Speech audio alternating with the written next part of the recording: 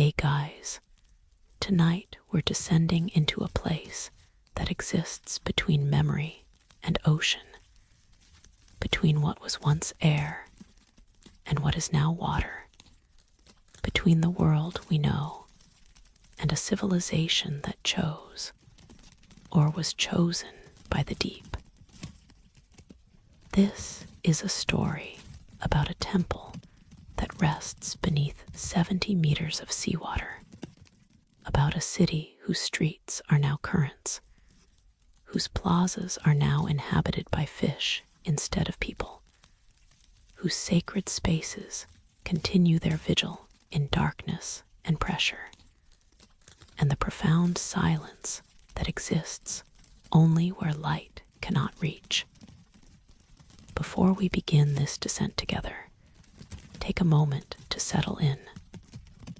Adjust your pillow. Let your shoulders drop. Feel the weight of the day beginning to dissolve, drifting away like sediment settling through water. Tonight's journey will take us deep not just into the ocean, but into questions that have no easy answers, into mysteries that grow more beautiful the less we understand them. If you'd like to support these long journeys into history's submerged corners, feel free to like this video or subscribe, but only if it feels right.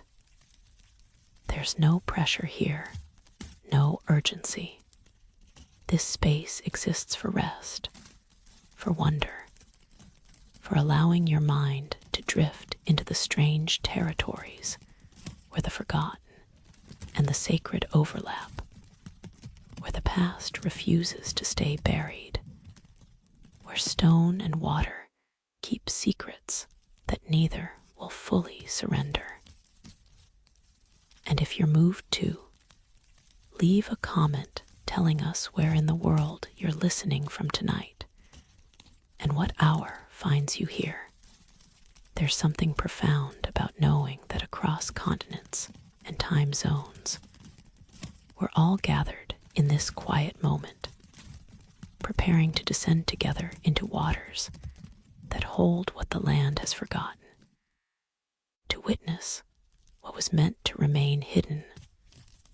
or what chose to hide itself in the one place humans cannot easily follow beneath the waves. Pause in 1968, off the coast of a country whose name has become synonymous with ancient mysteries. A fisherman's net caught on something. This was not unusual. The seafloor here was rough, scattered with rock formations and coral reefs that had claimed countless nets over the years. But when the net was hauled up, tangled and torn, something came with it. A stone, carved, impossible. The fisherman knew immediately that it did not belong to the ocean, knew that it had come from somewhere else, sometime else, some purpose that the sea had swallowed, and was now, for reasons known only to currents and tides, choosing to release. The stone was covered in symbols, not writing exactly, or not writing in any form that could be immediately recognized. Spirals and circles, lines that might be language, or might be mathematics, or might be both, might be some form of knowledge that our categories cannot contain. The stone was impossibly smooth beneath its coating of barnacles and marine growth, as if it had been polished by hands rather than worn by water, as if it had been loved before it was lost. When scholars examined it,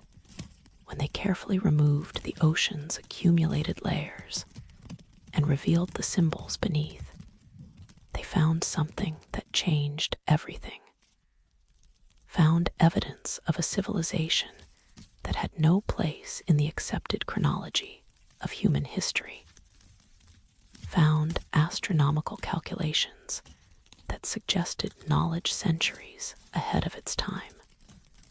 found beauty that had been waiting in darkness for 3,000 years to be seen again. And they understood this stone was not alone. It had come from somewhere, from structures that still existed, that still waited beneath the waves, from a city that had not been destroyed but transformed,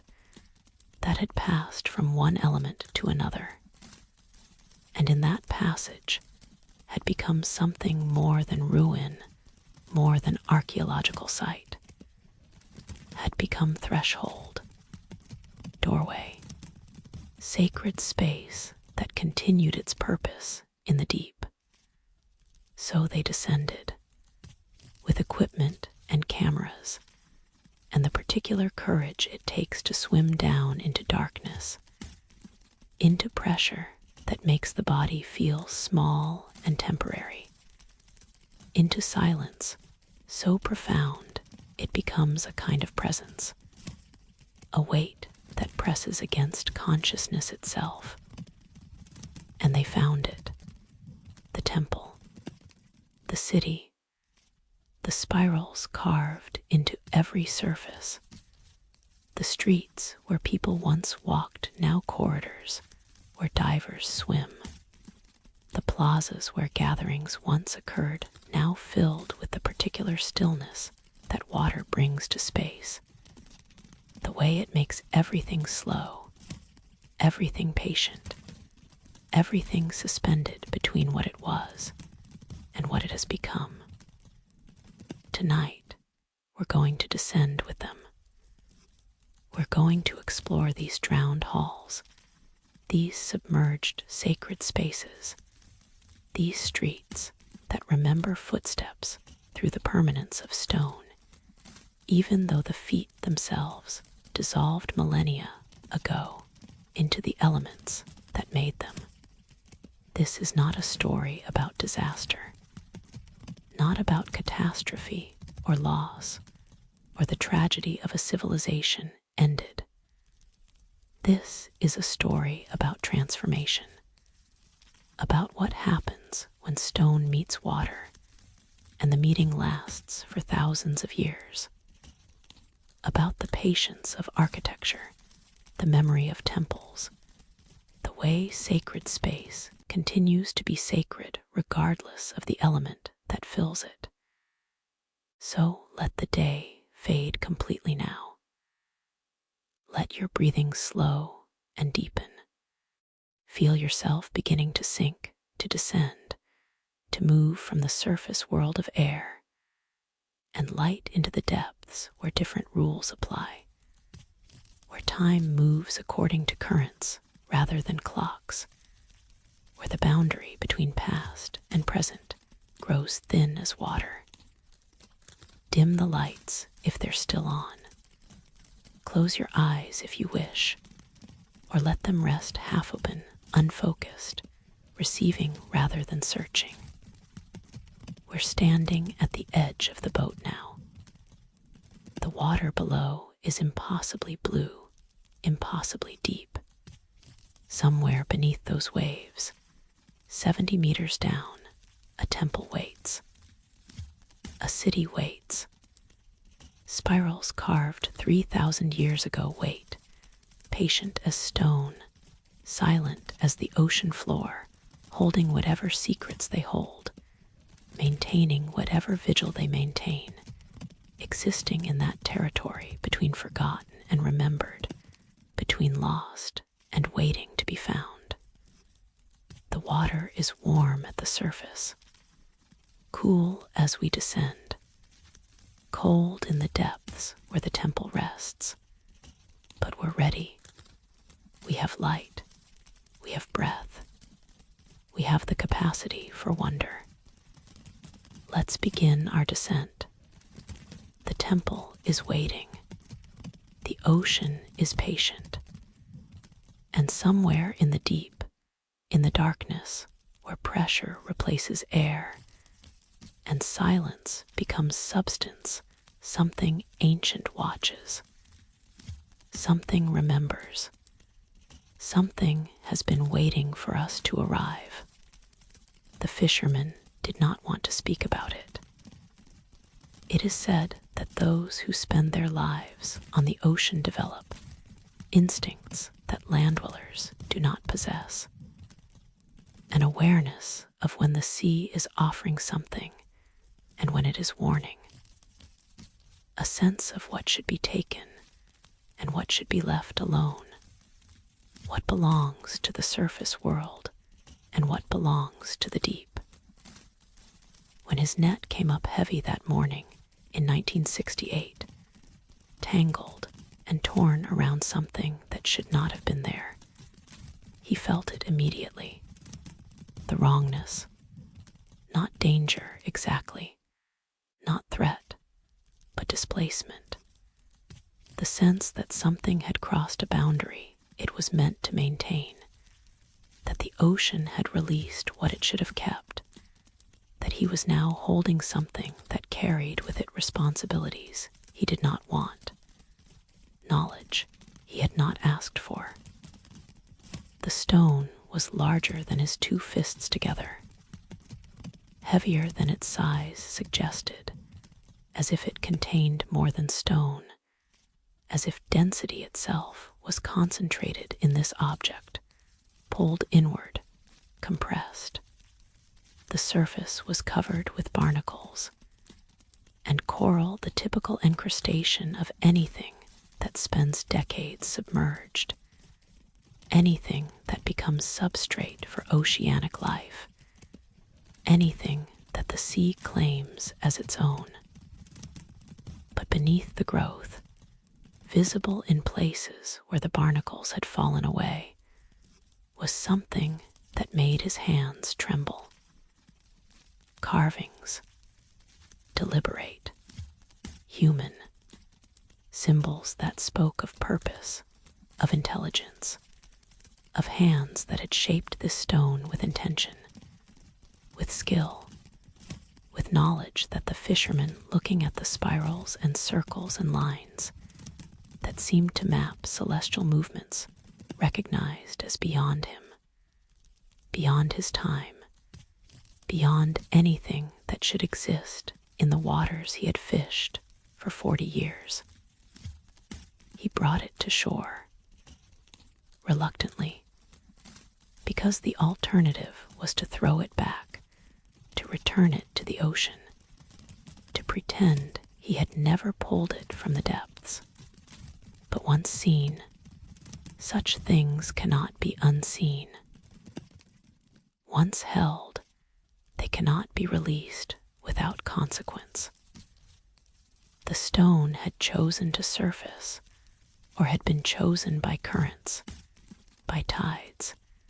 by the ocean's own decision-making that operates according to rhythms humans do not comprehend. So he brought it to the village, showed it to the elder who kept the stories, who remembered the legends that grandmothers told, who maintained the knowledge that existed before books, before writing, in the form of memory passed from voice to voice across generations that stretched back beyond counting. The elder looked at the stone and said nothing for a long time, touched the symbols with fingers that had touched many things, wood and rope, and the scales of fish, and the hands of children, and the foreheads of the dying, but had never touched anything quite like this. The spiral pattern, the 7 rotations, the small circle at the center that was not quite center, that was offset by a degree so slight you had to look carefully to notice, but once noticed could not be ignored. From the temple, the elder said finally, not a question, a recognition, as if he had been expecting this, as if the stories he kept had included this moment, had prepared him for the day when the ocean would decide to release its secrets, when stone would rise from depths that were meant to keep it, when the threshold between what was known and what was hidden was thin enough to allow crossing. Word spread, as word does in villages, in communities small enough that everyone knows everyone, where news travels through conversation rather than broadcast, where significance is recognized not through headlines, but through the way people's faces change when they hear, through the silence that settles over gatherings when certain subjects are raised. Within days, scholars arrived, archaeologists from the university, historians who specialized in the ancient world, experts in epigraphy who studied writing systems, symbols, the ways humans have encoded knowledge into permanent form across millennia of civilization. They examined the stone with instruments and careful hands,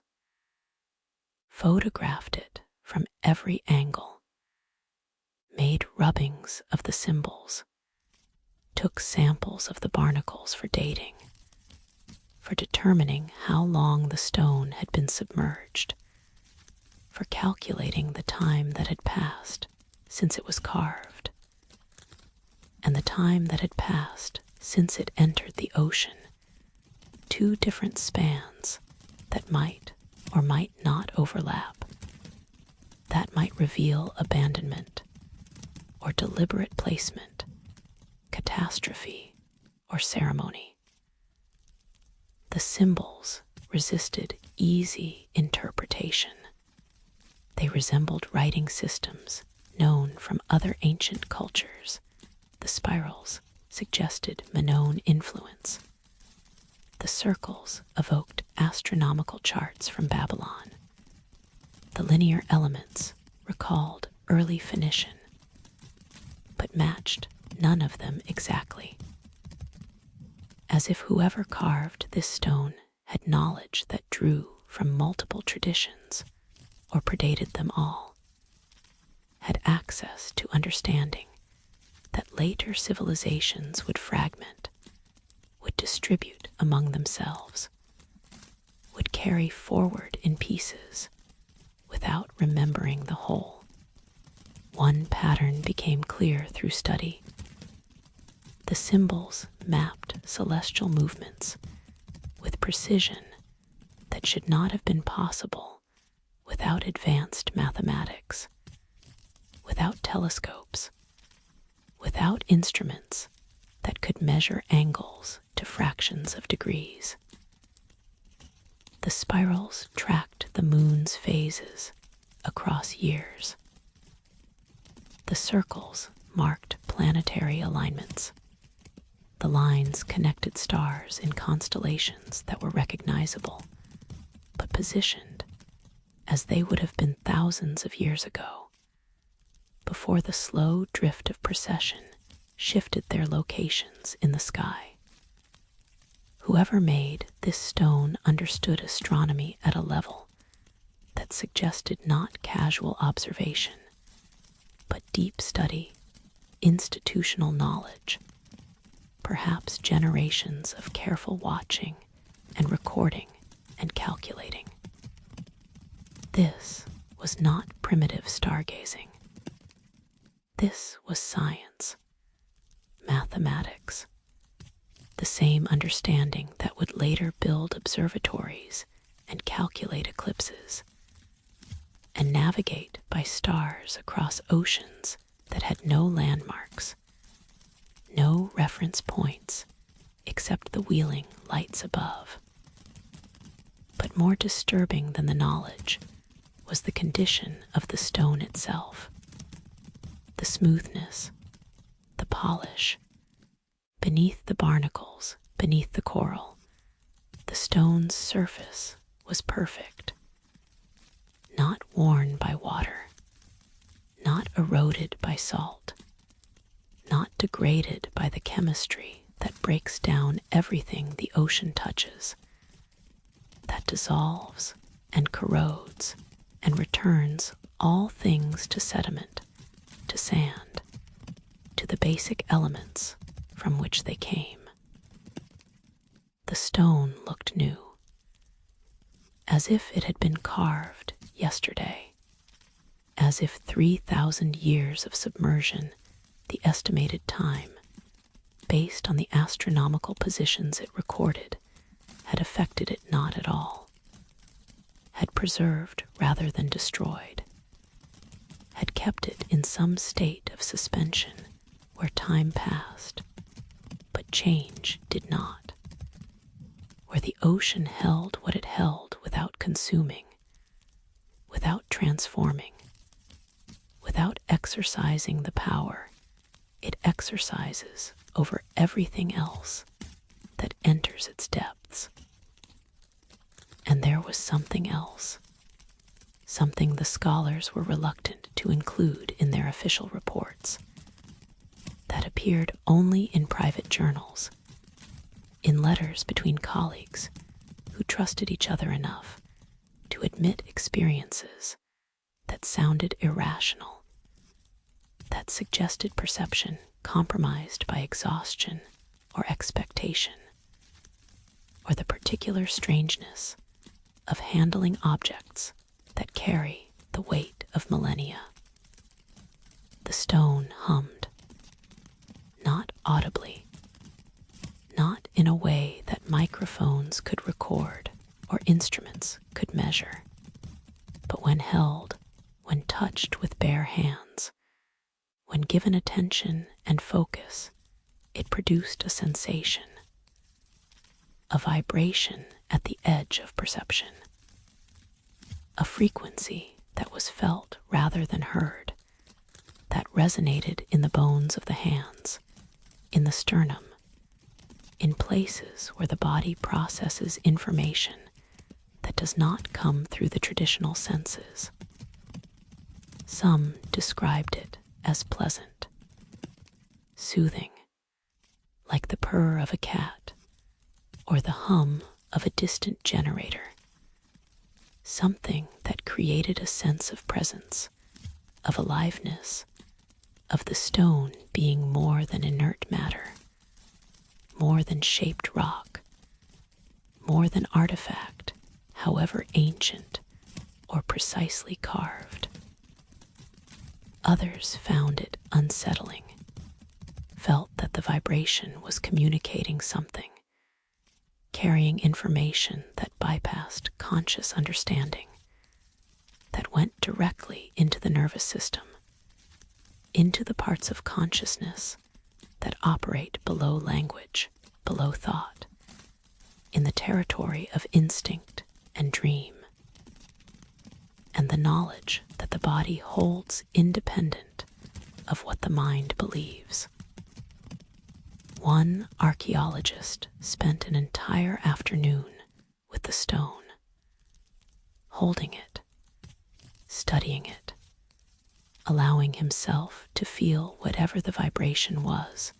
to be open to it, to treat it not as subject of study, but as object of meditation, as threshold into some understanding that required a different kind of attention than academic analysis typically employed. Later, he reported dreams of walking through columned halls, of breathing water as easily as air, of understanding symbols not through translation, but through direct apprehension, as if the meaning existed in the shapes themselves, as if comprehension did not require language, but only the willingness to receive, to allow the symbols to do what symbols do when given consciousness to work with. He dreamed of the temple, saw it clearly. The columns, the courtyard, the vessel at the center holding water that spiraled in patterns that matched the carved stone. Saw it as it had been before submersion, and saw the moment of submersion itself. Not catastrophe, not flood destroying civilization, but ceremony, procession,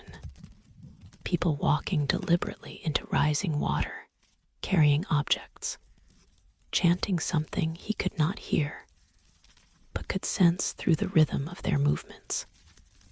through the way they held themselves with solemnity, with purpose, with the bearing of those who are crossing a threshold they have prepared for, whose crossing is not death, but transformation, not ending, but passage into a state they had spent lifetimes learning to enter. When he woke, he knew where the temple was, could point to it on a map, could describe the depth, the position relative to the coastline, the way the ocean floor would rise and fall around it, could see it so clearly in his mind that it no longer felt like dream, but like memory, like he had been there, had walked those halls, had participated in whatever the ceremony was that the vision showed him. He organized an expedition, quietly, with a small team of divers who trusted him, who would not dismiss what he was saying even though it sounded impossible, even though dreams were not usually the basis for archaeological investigation, even though locating submerged ruins based on vision rather than survey data violated every protocol of responsible research.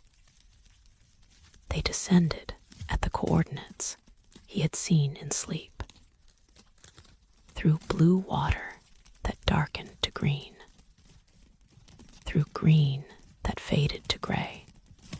through gray that became the twilight where their lamps created more shadow than illumination,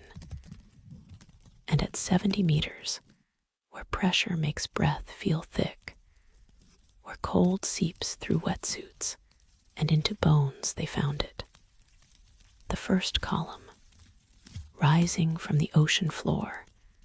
covered with the same symbols, the same 7-spiral pattern,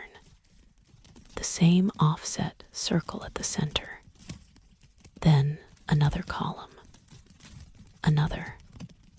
a colonnade stretching into darkness, architecture that proved the stone had not been alone, that it had come from exactly where the dream suggested, that somewhere in the territory between sleep and waking, between holding an ancient object and being held by it, between studying symbols and allowing symbols to teach, a connection had formed. Knowledge had passed, and the ocean, patient as always, had been waiting for exactly this, for someone to hold the stone long enough, to listen carefully enough, to be willing to descend. The temple waited below, the city waited, and the stone now in a museum, now behind glass, now separated from the ocean that had held it for 3,000 years. The stone continued its patient vibration, its quiet hum, its invitation to anyone willing to hold it, to feel it, to allow it to speak in the language it speaks,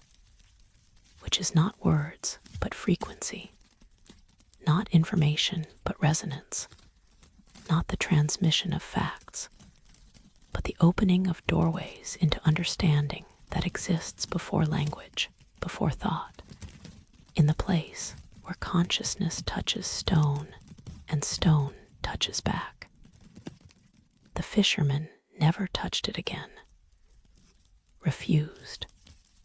said he had brought it to shore because that's what the ocean wanted, but his duty was complete. What happened next was for others, for those who had chosen to study the past, to excavate memory, to stand at thresholds between what is known and what waits to be discovered. He returned to his boat, to his nets, to the ocean that had fed him and his family for generations. But he no longer fished directly over the temple, avoided those coordinates,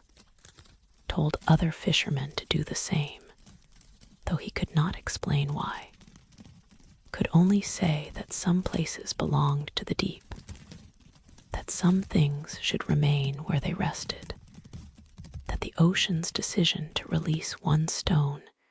did not constitute permission to disturb everything else, to bring the entire temple to the surface,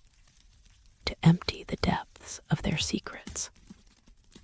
The ocean keeps what the ocean keeps. And the stone risen now, surfaced now, held in human hands, and studied by human eyes, the stone had served its purpose, had been the invitation, the announcement, the first word of a story the ocean had been holding in its dark throat for millennia, and was now, for reasons known only to currents and tides, and the slow turning of ages, ready to tell. The temple waited, the expedition prepared, and somewhere in the depths, in the darkness, where the columns stood patient, and the spirals held their 7 rotations, and the vessel continued its circulation, something watched, something remembered, something had been waiting for exactly this moment, for the stone to rise, for dreams to descend, for the boundary between above and below to thin enough that crossing became possible, that knowledge could flow like water from deep to surface, from past to present, from the civilization that chose the ocean to the civilization that was only now learning to follow. The descent took 17 minutes. It is said that depth changes consciousness, that as pressure increases, as light fades, as the familiar world of air and surface recedes into the blue distance, above something shifts in the mind. Perception narrows and expands simultaneously. The body becomes more present, more aware of breath and heartbeat and the mechanisms of survival. The mind becomes more open, more receptive, more willing to accept what it sees even when what it sees should not exist, even when rational explanation fails, even when the only response is wonder. At 20 meters, the water was still blue. Rich, deep blue, the color of lapis lazuli, of sacred pigments, of the virgin's robes in medieval paintings. Light penetrated here. Fish moved through beams of sunlight that descended from the surface like pillars, like architecture made of illumination, like the ocean showing its structure, revealing the geometry that exists in all things when light moves through them. At 40 meters, the blue darkened, became indigo, became the color of twilight, of the hour between day and night, when the world exists in transition, when boundaries blur, when things that hide in light or dark become briefly visible in the in-between. The divers turned on their lamps. Circles of artificial illumination that pushed back the dimness but could not dispel it, could only create small pockets of visibility in the growing darkness. At 60 meters, gray replaced blue entirely. The lamps showed green-gray water, particles suspended, sediment drifting, the ocean's substance made visible. The proof that water is not emptiness, but presence, not absence, but fullness, filled with things too small to see individually, but which accumulate into visibility, into the texture that makes deep water feel like moving through something thicker than liquid, something that has weight and resistance, and the capacity to hold, to contain, to preserve. And at 70 meters, where the ocean floor rose to meet them, where the gray water pressed close, and the lamps created more shadow than light, they saw it. The first column, rising from sediment that had drifted and settled and accumulated across 3,000 years. Tall, perhaps 20 feet from base to broken top,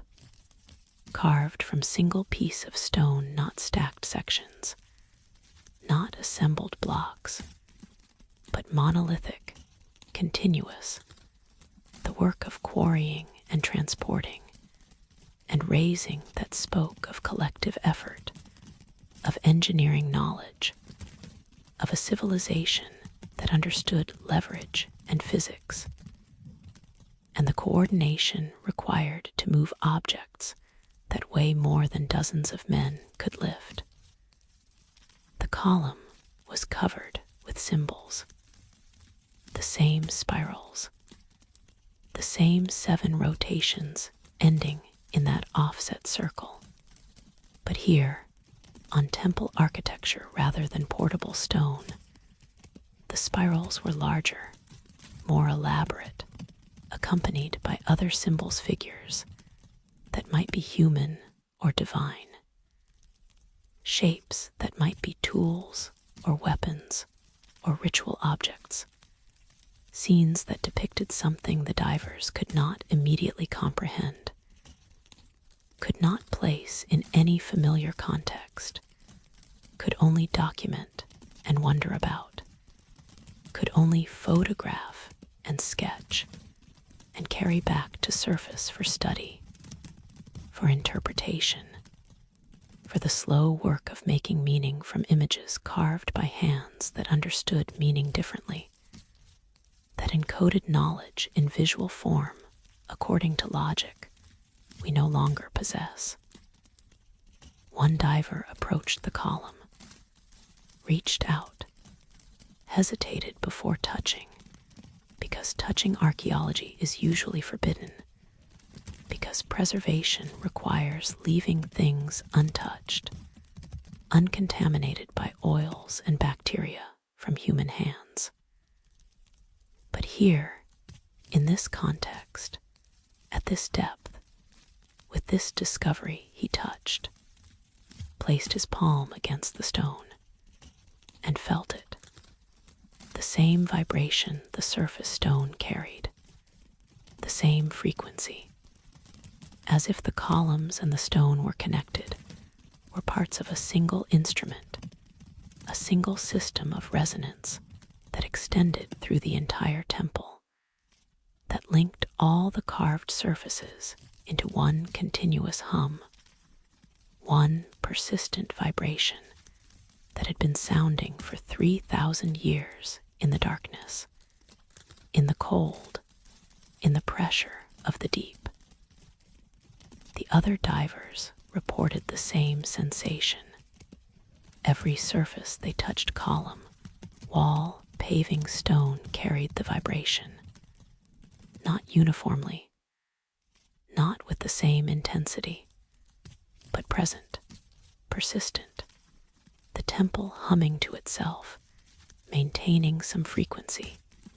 some pattern of sound that existed below hearing, but above silence,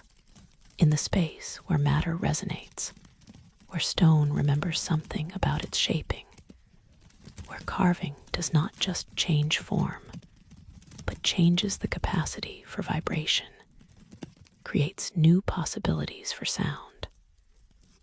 They moved through the columns,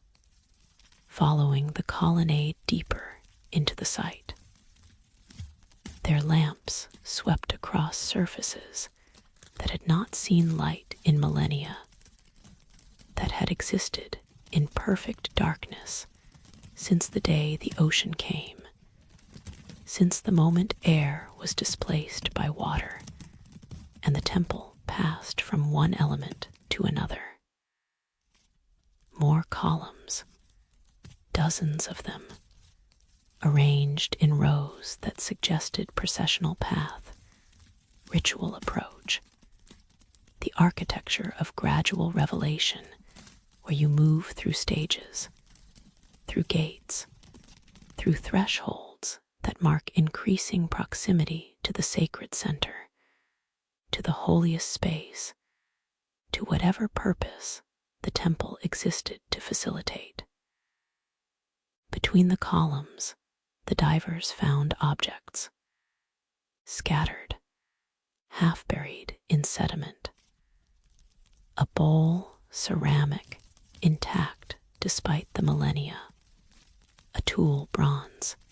still bearing the patina of oxidation that turned it green-black, that made it look less like metal and more like organic growth, like something that had learned to live in the ocean, that had adapted, that had become part of the ecosystem rather than remaining foreign object, intrusion, artifact from the surface world. A statue, small, perhaps a foot tall, carved in the same style as the surface stone, smooth, perfect, showing no erosion despite the time underwater. It depicted a figure, neither clearly male nor female, neither young nor old. Features that suggested human but were simplified, abstracted, rendered in a way that emphasized pattern over personality, symbol over individual identity. The figure held something in both hands, presented forward as if offering. The object it held was spiral-shaped, 7 turns, ending in a circle. The divers photographed everything, measured, made notes on waterproof slates, worked with the efficiency of professionals who understood that time at this depth was limited, that nitrogen built up in the blood, that staying too long meant risking decompression sickness, meant violating the safety protocols that kept them alive, that allowed them to return to surface with their discoveries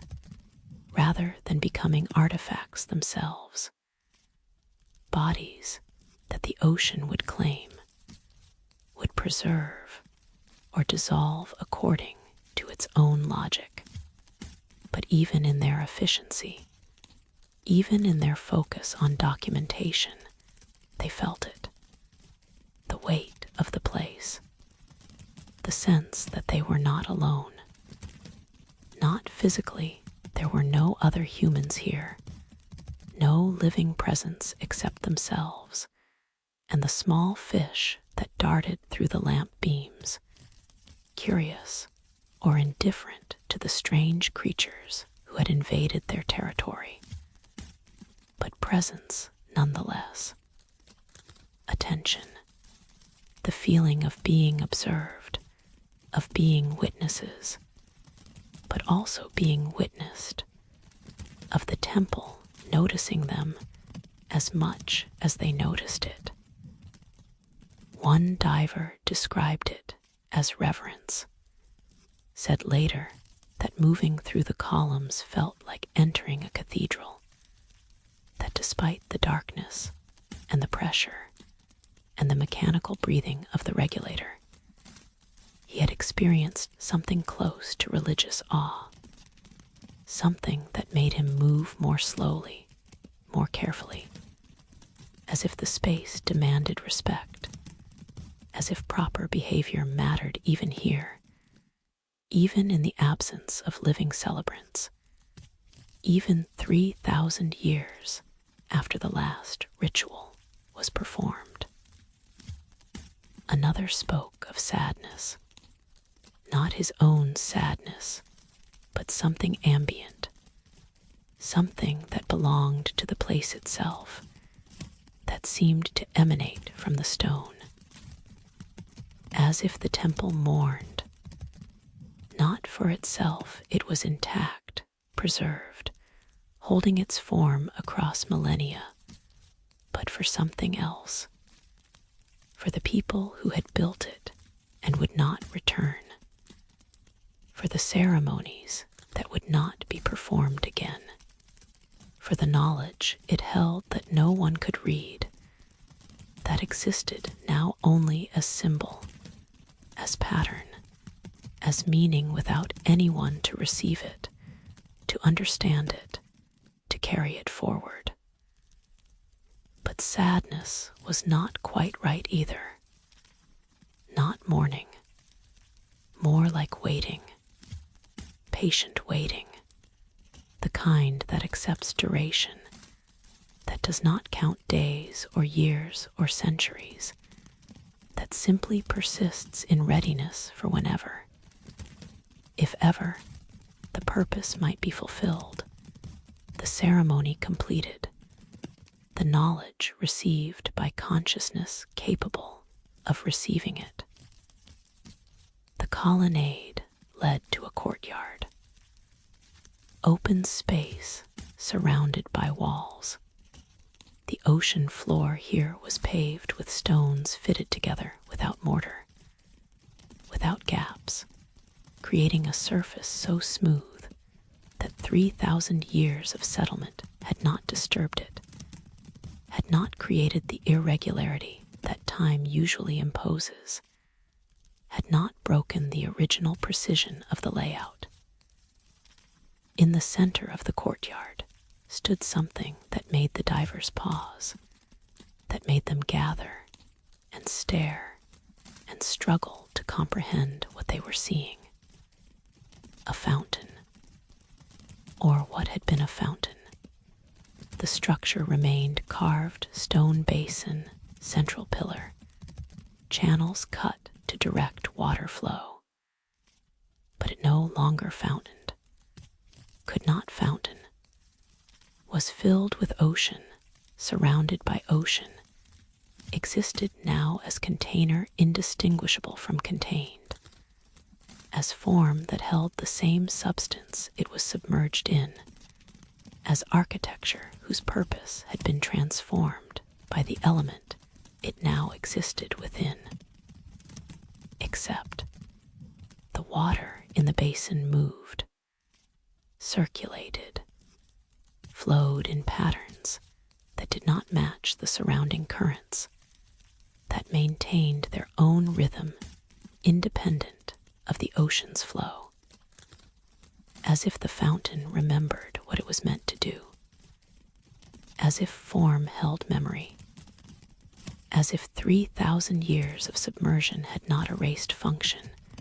but only changed context, had not destroyed purpose, but only relocated it from air to water, from surface to depth, from the world of breath to the world of pressure and cold. The divers watched the circulation, tried to determine its source, found none. No pump, obviously, no mechanism that could explain the movement,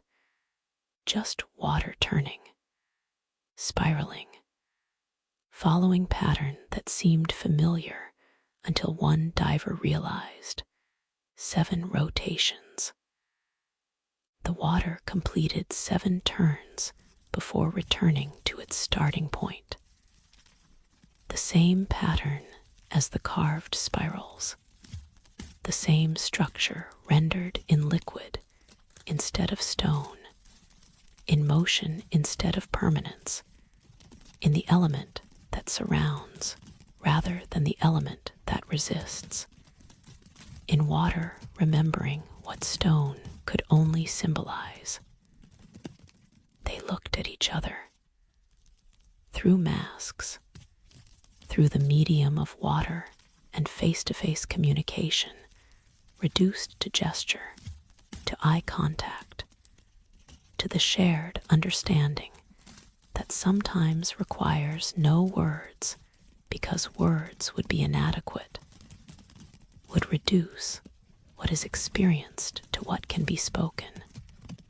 would make ordinary what should remain extraordinary.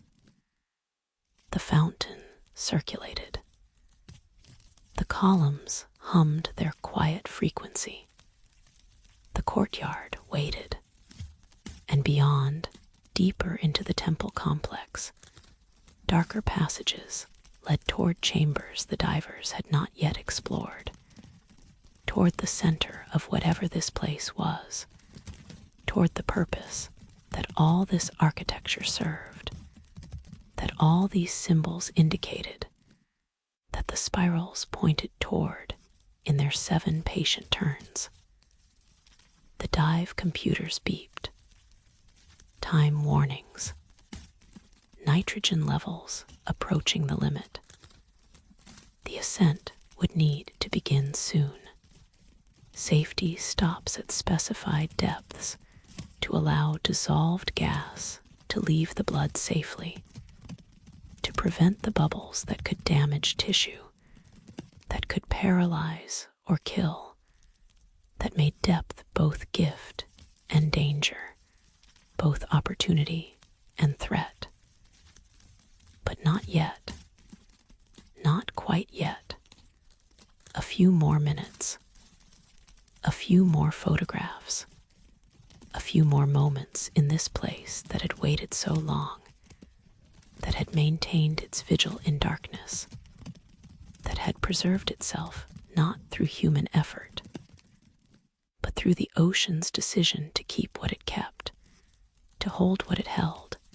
to maintain in cold and pressure,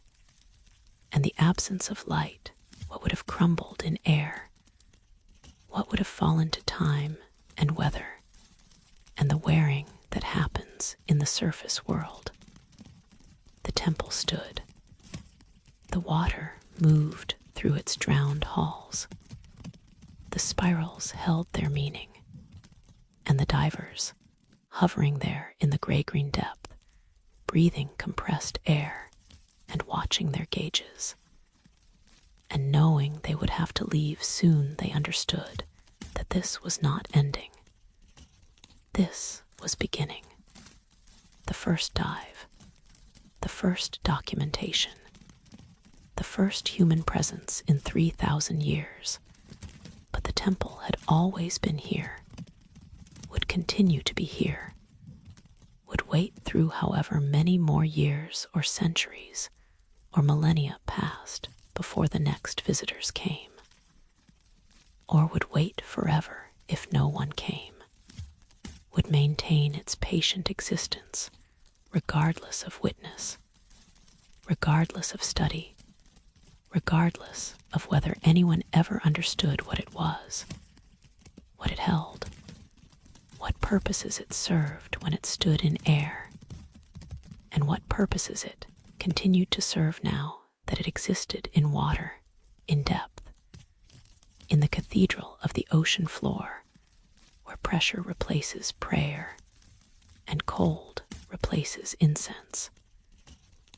And the only light comes from visiting divers who descend and marvel and ascend again,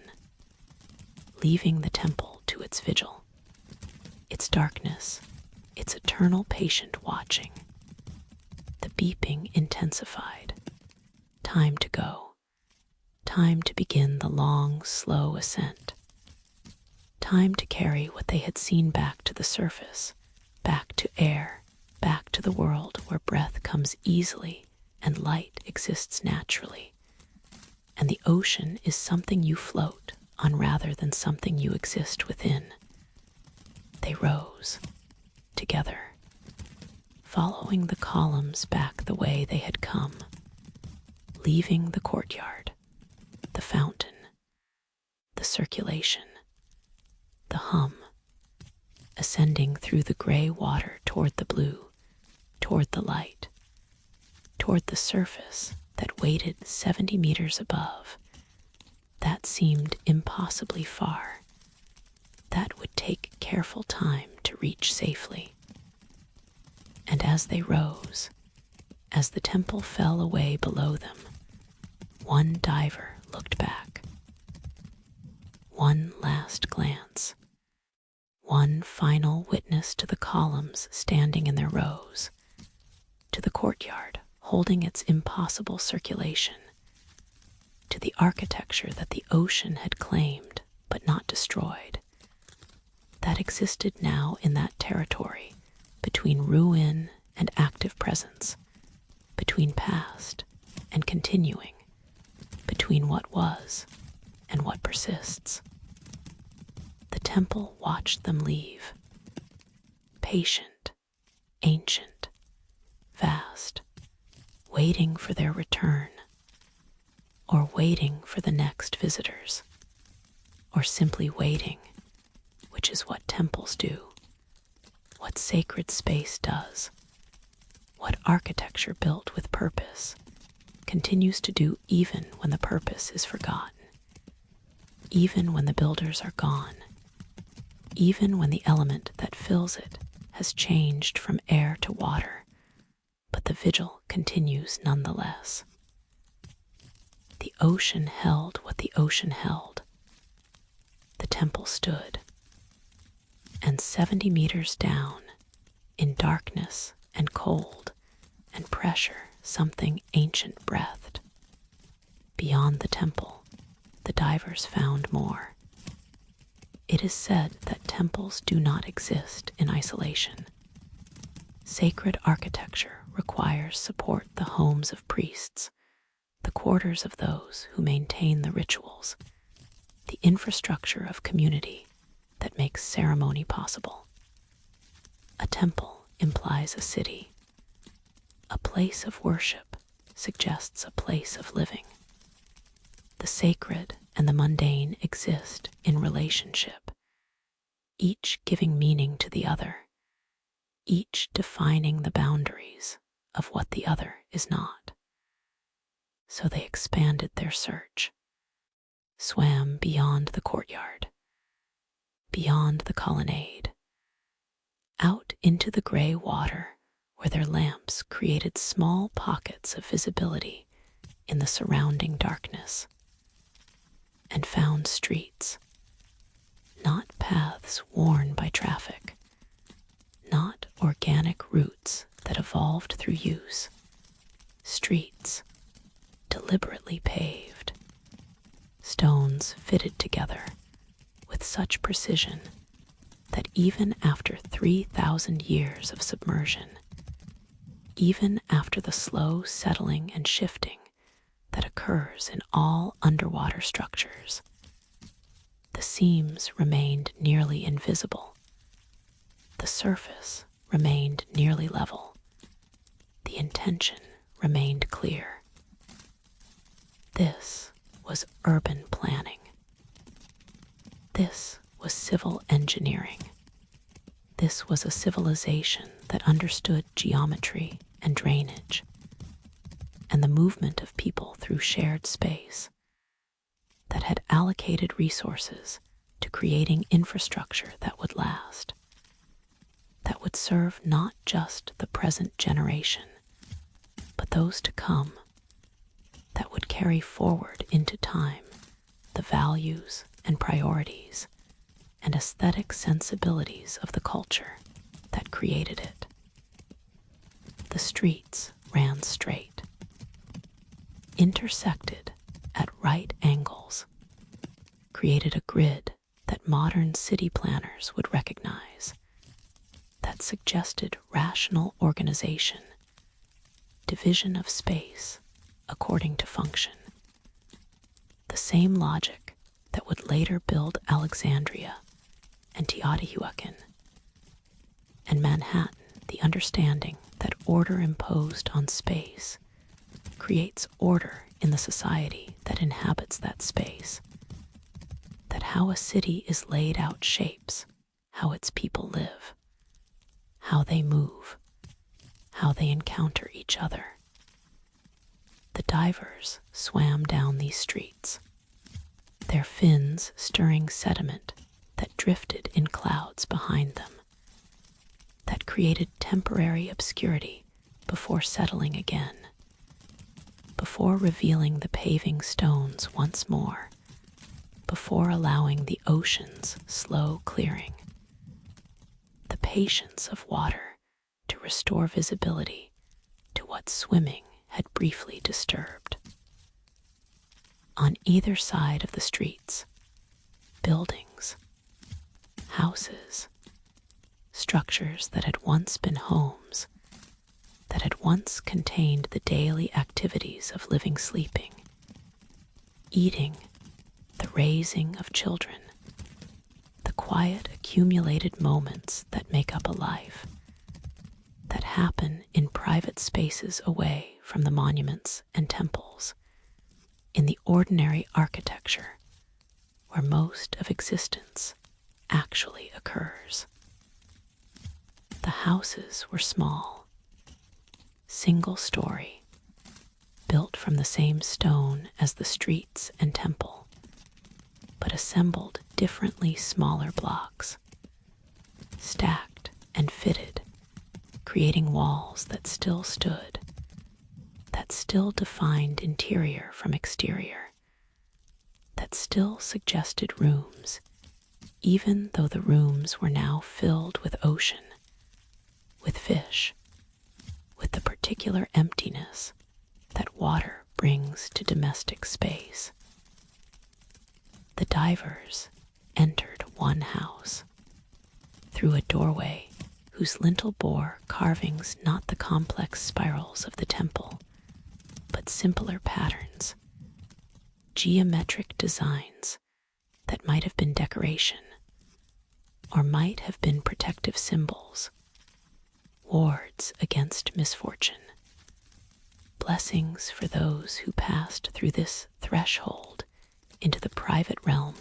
of home and family. Inside, 3 rooms,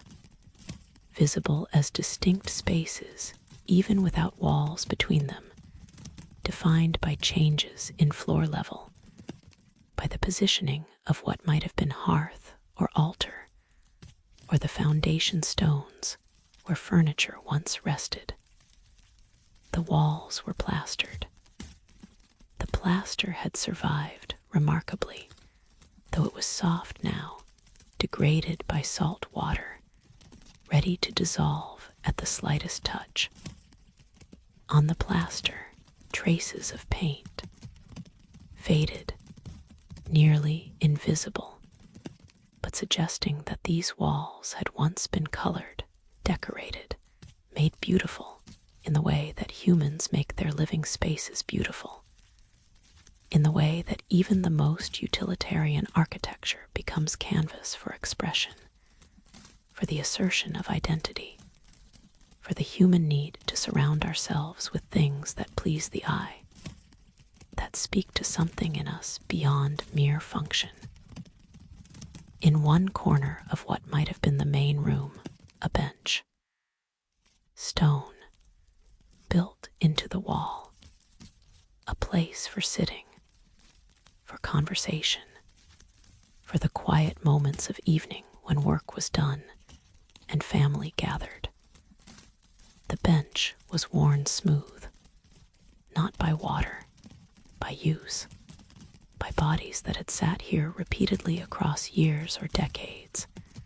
that had gradually polished the stone through the simple friction of daily sitting, through the accumulated weight of lives lived in this space.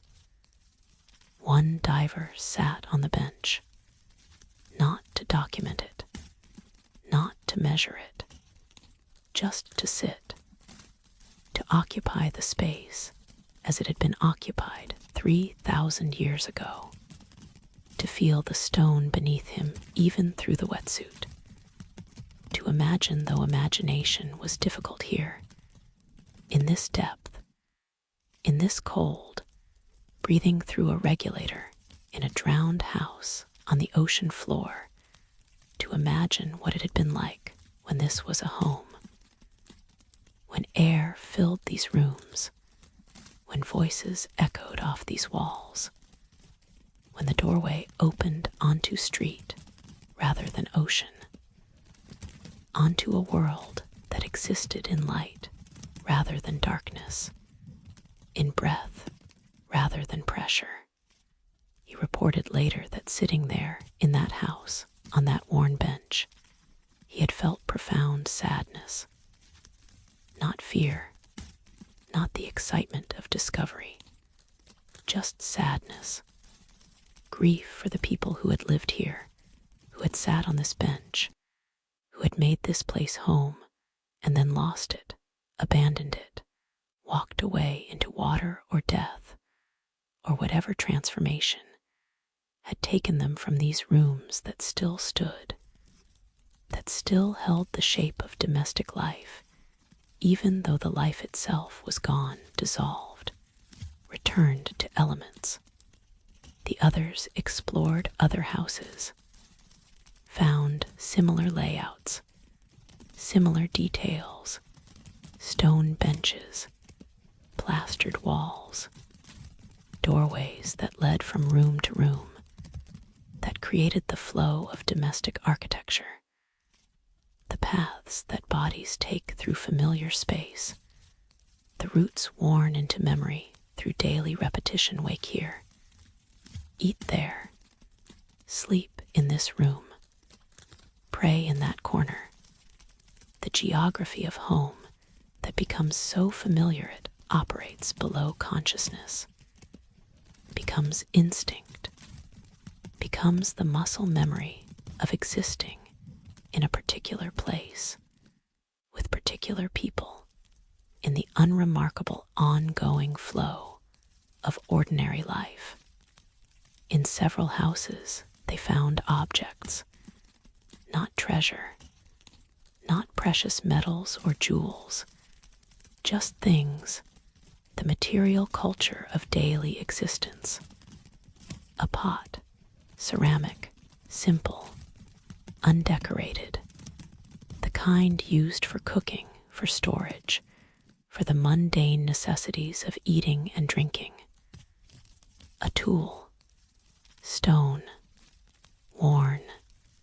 used so much that its original edges were rounded, smoothed, transformed by use from sharp implement into something more comfortable to hold, more efficient for whatever task it performed repeatedly across however many years. Someone used it before it was finally set down and never picked up again. A spindle, wooden shaft, stone whorl, the tool for spinning fiber into thread, for creating the material that becomes cloth, that becomes clothing, that makes possible the transformation from raw material to useful object through the patient repetitive work that occupied so many hours of ancient life, that was done by hand, by skill, by knowledge passed from one generation to the next about how to twist and pull and maintain tension, how to create something strong and fine from something weak and rough. These objects spoke more eloquently than the grand architecture. The temple was impressive. The streets showed planning. But these things, these ordinary tools and pots,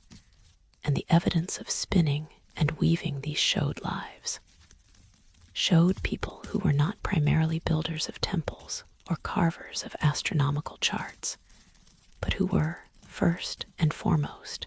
humans living human lives, cooking, making cloth, sitting on benches, raising children, growing old, dying. The same fundamental activities that every culture engages in, that every civilization is built upon, that continue regardless of what monuments are built or what knowledge is encoded in stone. The divers swam through more streets, more houses, plaza where several streets intersected, where open space suggested gathering market, the place where private lives became public, where the isolated inhabitants of individual homes came together to trade and talk and participate in the collective life of the city. In the center of the plaza, a fountain, larger than the temple fountain, but built on the same principle, carved basin, central pillar, channels for water flow. And like the temple fountain, this one still moved, still circulated, water in the basin turning in patterns that defied the surrounding currents, that maintained their own rhythm, that completed what looked like though counting was difficult, though certainty was impossible, 7 rotations before returning to start. The same pattern, in temple and plaza, in sacred space and civic space, the spiral appearing not just as symbol carved in stone, but as structure enacted in water, as form given to flow, as mathematics made liquid. What did it mean? Why this obsession with 7? Why this particular pattern repeated everywhere in carvings, in fountains, in the circulation of water that should not circulate, that should have long ago stopped whatever ancient mechanism once drove it, that should have become indistinguishable from ocean, yet somehow remained distinct, remained apart, remained recognizably itself despite being submerged in vastness. The divers had no answers, only more questions, more documentation, more photographs of paving stones and doorways, and the worn benches where people once sat. More evidence that this had been a place of living, that it had contained not just monuments, but homes, not just sacred architecture, but the mundane infrastructure of daily existence, not just knowledge encoded in symbols, but knowledge embodied in tools, in the gradual wearing of stone through use, in the accumulated traces of hands and bodies, and the patient work of living. They swam down a street that seemed to lead toward the edge of the city. The buildings became sparser, the paving less regular, signs that they were approaching a boundary, that the urban gave way here to something else, farmland perhaps, or wilderness, or simply the gradual fading of human organization back into natural chaos. But before the city ended, they found one more building, larger than the houses, more formal in its architecture, a columned entrance, steps leading up to a doorway that was taller, wider, more deliberately framed than the domestic entrances they had been swimming through. A public building, a civic structure. Not temple, the temple was behind them, at the center of the discovered complex. But something important nonetheless. Something that required impressive architecture, that demanded presence, that served some function important enough to justify the expense and effort of construction that exceeded mere utility. They entered, through the doorway, into a large room, empty. The floor was clean, no sediment here, as if currents swept through regularly, as if something about the room's design created flow that prevented accumulation, that kept the space clear. The walls bore writing, not symbols, not spiral patterns, writing, lines of text, carved into stone with the same precision as the temple carvings, but arranged differently, organized as text rather than symbol, meaning to be read rather than contemplated. The divers photographed every surface, knowing that translation would take months, years perhaps, knowing that without knowing the language, the writing was merely pattern, merely aesthetic arrangement of form, but hoping, believing that somewhere in these lines was information, history perhaps, laws, records of the city's governance or commerce, or the simple accounting of who lived where and who owed what to whom.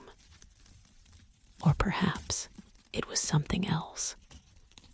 Perhaps these walls told a different story. Perhaps they explained why the city was here, beneath the ocean. Perhaps they contained the knowledge of what happened, why it happened, whether the water came as catastrophe or invitation, whether the people fled or chose to stay, whether this submersion was ending or transformation, death or passage into some state that existed beyond the categories the divers used to organize reality. The beeping of dive computers echoed through the room. Time warnings, nitrogen accumulation, the need to ascend. The dive had already extended longer than planned. The city had drawn them deeper, farther, into territory that required careful navigation to exit safely, that would require backtracking through streets they had already swum, retracing their path to the temple, to the columns, to the point where ascent could begin. They left the building, reluctantly, swimming backward through the doorway, keeping the carved text in view as long as possible, as if memorizing it could substitute for understanding, as if seeing could become knowing simply through the intensity of attention, through the refusal to look away, even when looking away was necessary, even when time demanded departure. The city remained. The streets held their precision.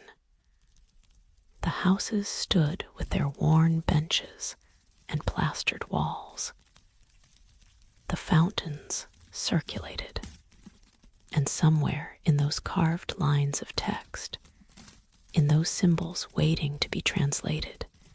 in those words that had been carved 3,000 years ago by hands that understood language differently,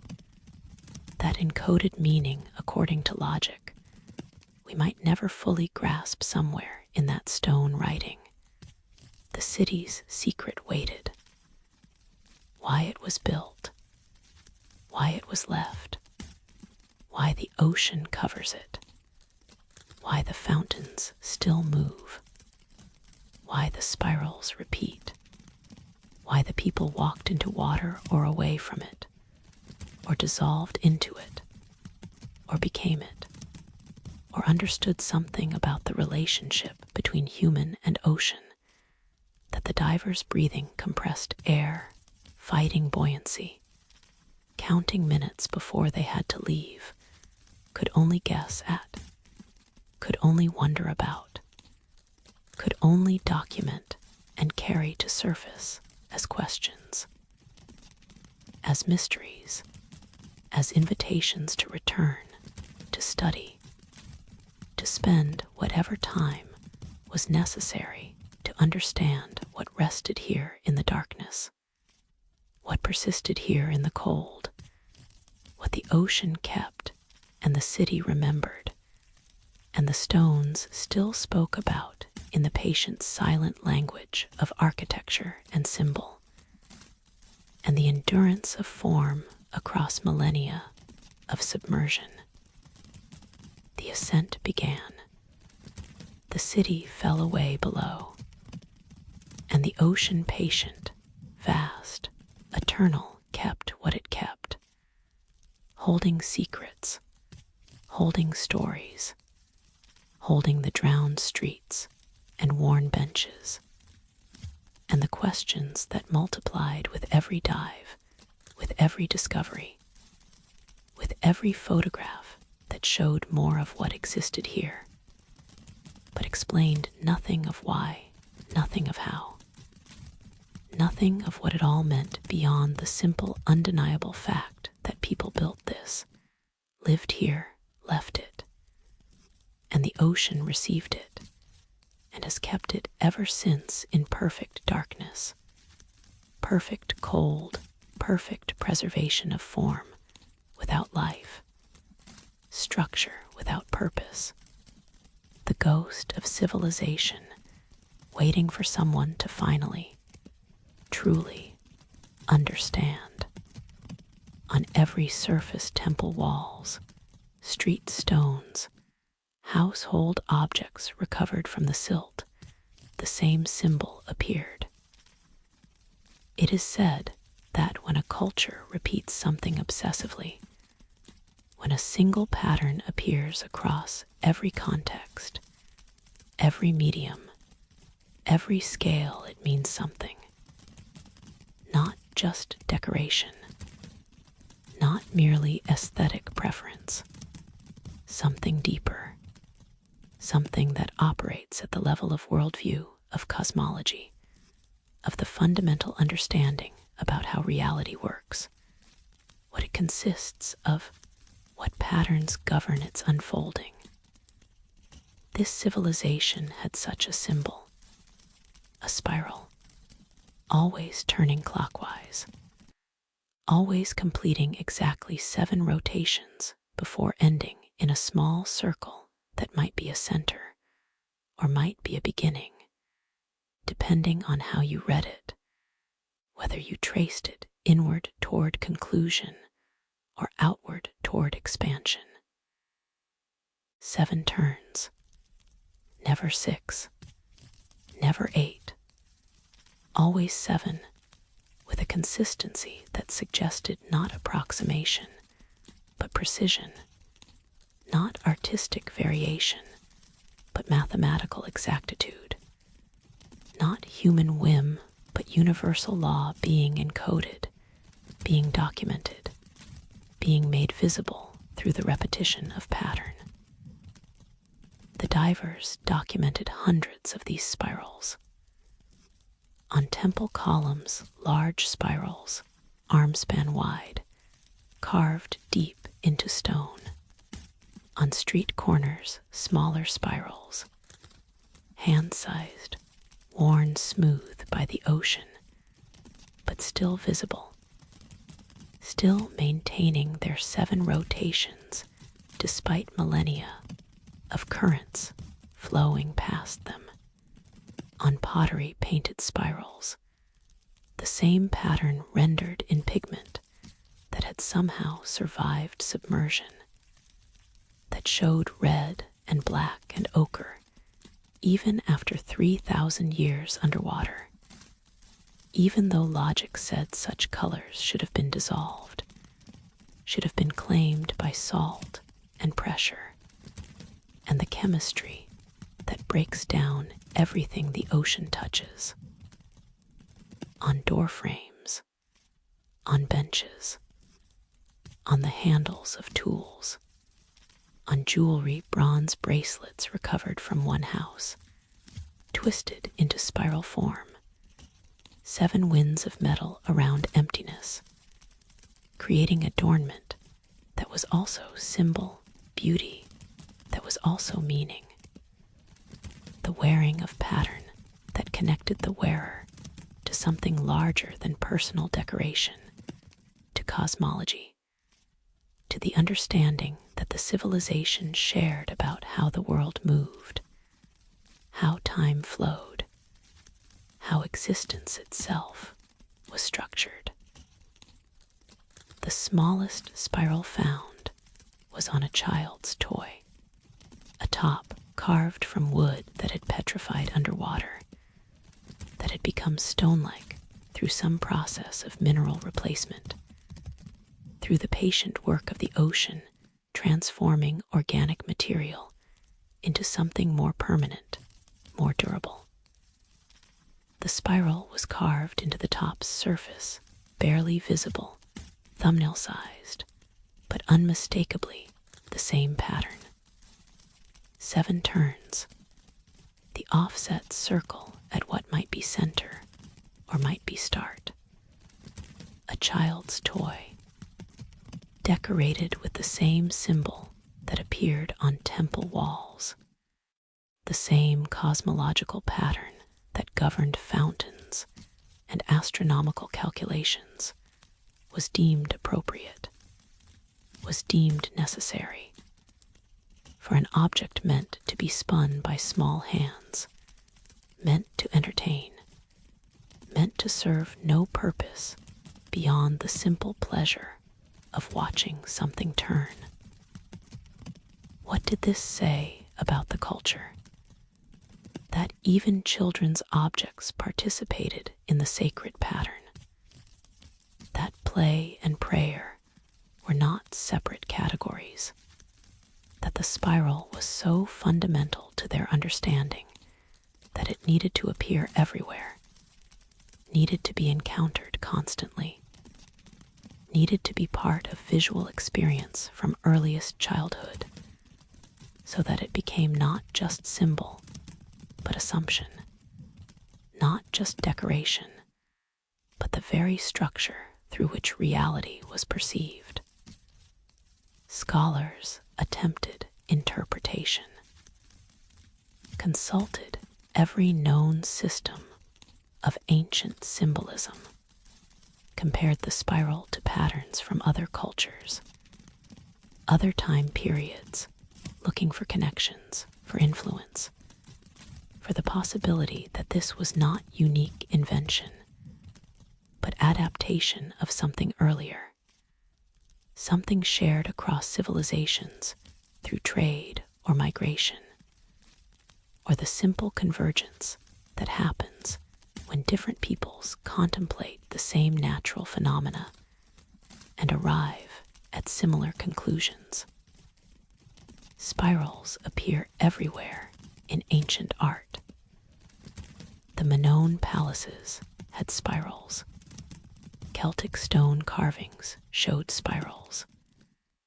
The Nazca lines included spirals. Spiral symbolism is nearly universal, appearing across continents, across millennia,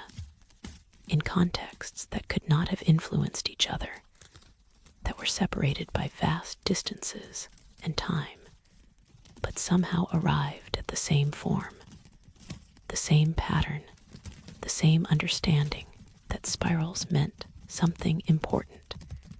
represented something fundamental. But the 7 rotations were unusual. Most spiral patterns were more open-ended, continued as long as space allowed, or stopped arbitrarily based on aesthetic balance. The precision of exactly 7 this was distinctive. This suggested not just symbolic importance, but numerical specificity, mathematics encoded in form, measurement embedded in art. 7 days in a week, 7 planets visible to ancient astronomers, 7 directions north, south, east, west, up, down, center, 7 chakras in some spiritual systems, 7 levels of consciousness, 7 stages of initiation, 7 as the number of completion, of wholeness, of the journey from beginning to culmination. But these were interpretations from other cultures, from different times, from systems of meaning that might or might not have any relationship to what this sunken civilization understood, to why they chose 7, to what the rotations represented in their cosmology. The astronomical connection seemed strongest. The spirals appeared on objects that clearly related to skywatching, to the tracking of celestial movements. The original stone pulled from the ocean, it mapped planetary positions with precision that required generations of careful observation. The temple's orientation aligned with specific stellar configurations. This was a culture that studied the heavens, that found meaning in the movements of lights across the night sky. 7 visible planets in the ancient sky: Sun, Moon, Mercury, Venus, Mars, Jupiter, Saturn. The 7 wanderers that moved against the background of fixed stars, that followed paths that could be calculated, predicted, used to mark time, to organize ritual, to connect earthly events with cosmic patterns. Perhaps the spiral represented planetary motion, the apparent spiraling of planets as they moved through their orbits, sometimes direct, sometimes retrograde, creating loops and arcs that would appear spiral-like if charted across time. 7 rotations for 7 planets. The pattern encoding astronomical knowledge, making visible the invisible dance of celestial bodies. Or perhaps the 7 rotations represented time itself. 7 generations, 7 ages, 7 cycles of some cultural pattern: birth, growth, maturity, decline, death, dissolution, rebirth, the wheel of existence that every culture recognizes, that every cosmology accounts for in some form, that this civilization chose to represent as spiral rather than circle, as pattern that moved inward or outward rather than simply returning to start, as journey that had directionality even within its repetition. The water's circulation in the fountains supported this temporal interpretation. The spiraling completed 7 rotations and then began again. Not circle returns to exact start. Spiral returns to similar position, but offset, shifted on a different level even while repeating the pattern. Time as spiral rather than circle. History repeating, but never exactly,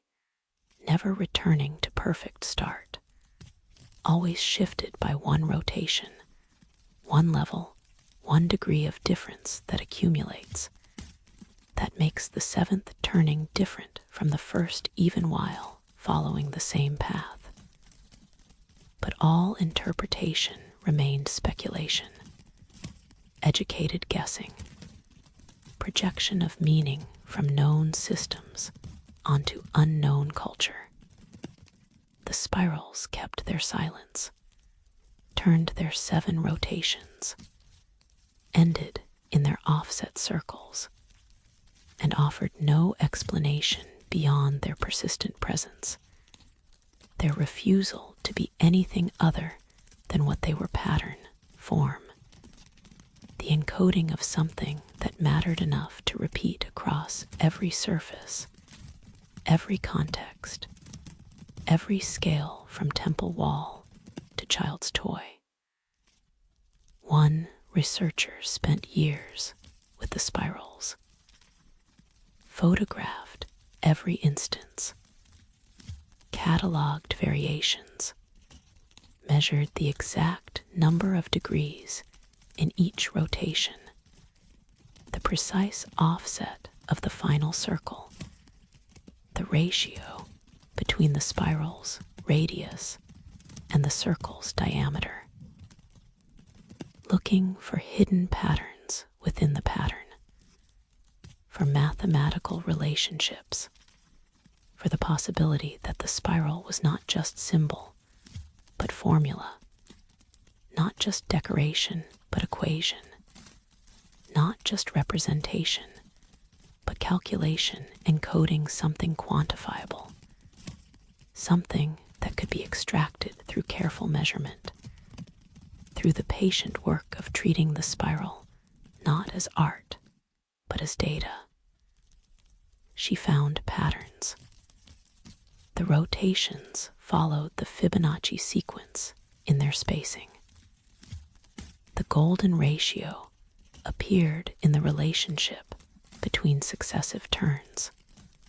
The offset circle's position corresponded to angles that appeared in crystal structures, in the arrangement of seeds in sunflower heads, in the proportions of nautilus shells, the geometry of natural growth, of organic unfolding, of the way matter organizes itself when allowed to follow the most efficient paths, the least resistance configurations that nature arrives at through evolution, through physics, through the mathematical laws that govern form. But finding these patterns raised more questions than it answered. Did the ancient carvers know about the golden ratio, about Fibonacci numbers? These mathematical relationships would not be formally described for millennia after the city sank. Yet here they were, embedded in spirals carved 3,000 years ago, present in proportions too precise to be accidental, too consistent to be merely aesthetic. How did they know? What tools did they use to achieve such precision? Or did they not know in the formal mathematical sense, but understood intuitively through observation of nature, through the patient study of shells and plants, and the way water moves when it drains, the way storms rotate, the way growth follows curved rather than straight paths, the way reality itself prefers spiral to line, curve to angle, the organic to the rigid. The researcher published her findings. Other scholars disputed them, argued that finding golden ratios in ancient spirals was like finding faces in clouds, the human tendency to see pattern where none exists, to project order onto randomness, to make meaning from measurement that might be coincidence, might be the result of how the spiral was drawn freehand, by eye, guided by aesthetic sense rather than mathematical calculation. But the precision remained. The consistency remained. 7 rotations, every time, across every medium, with variations so minor they seemed more likely to be the imperfection of human carving than the randomness of artistic whim. The spirals said something, meant something, encoded something, but what they said existed in a language we no longer speak. In a system of meaning, we no longer share. In the gap between our mathematics and their understanding, between our symbols and their symbols, between the way we organize knowledge and the way they organized knowledge. Perhaps that was the point. Perhaps the spiral resisted interpretation deliberately. Perhaps it was meant to be experienced rather than decoded, contemplated rather than solved, held in consciousness as pattern, as form, as the thing itself rather than what it represents.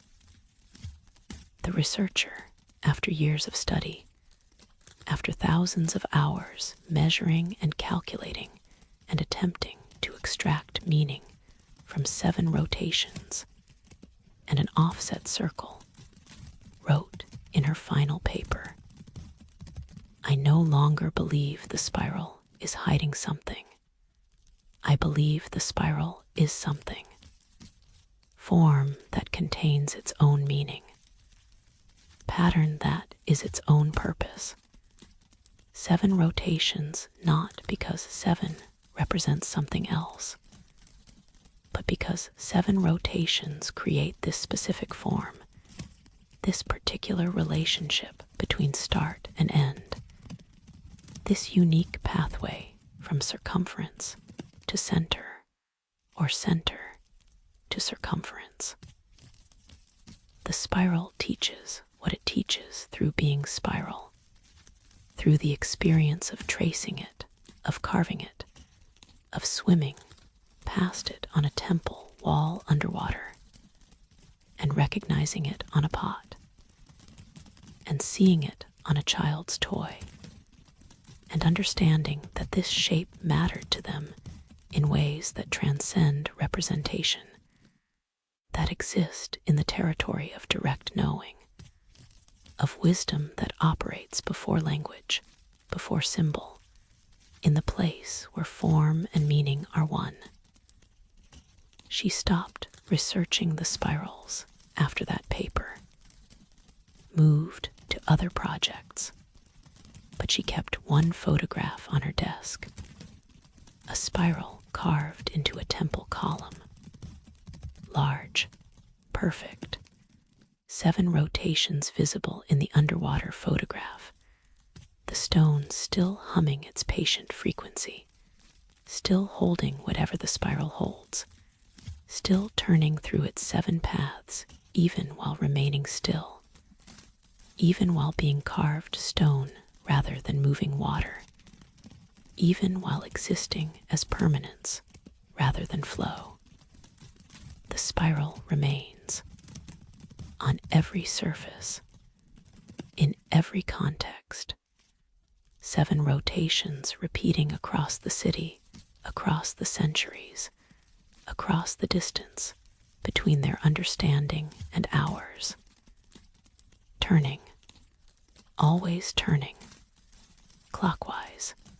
inward or outward depending on how you trace it,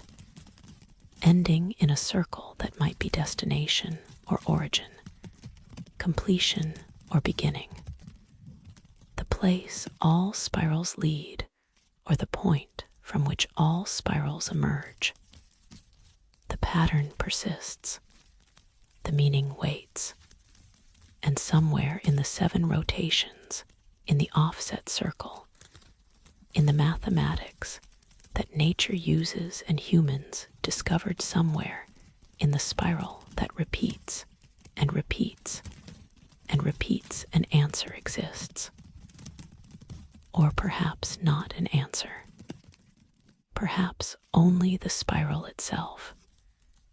7 turns, 1 circle,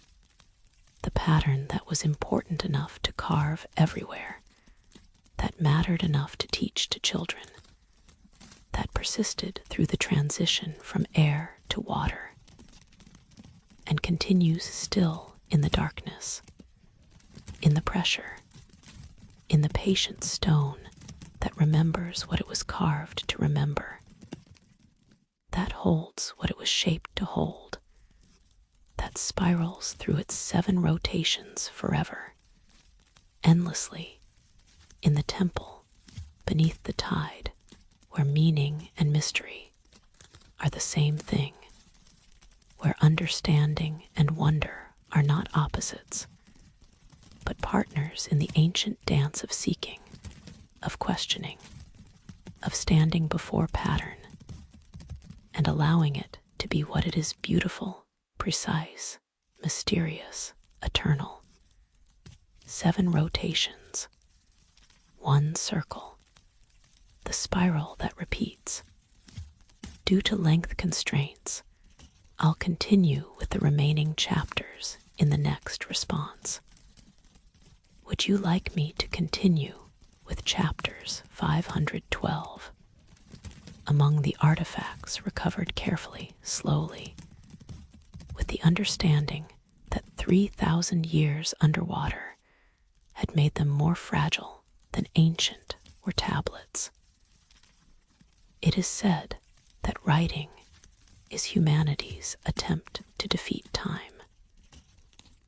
to preserve knowledge beyond the lifespan of the knower,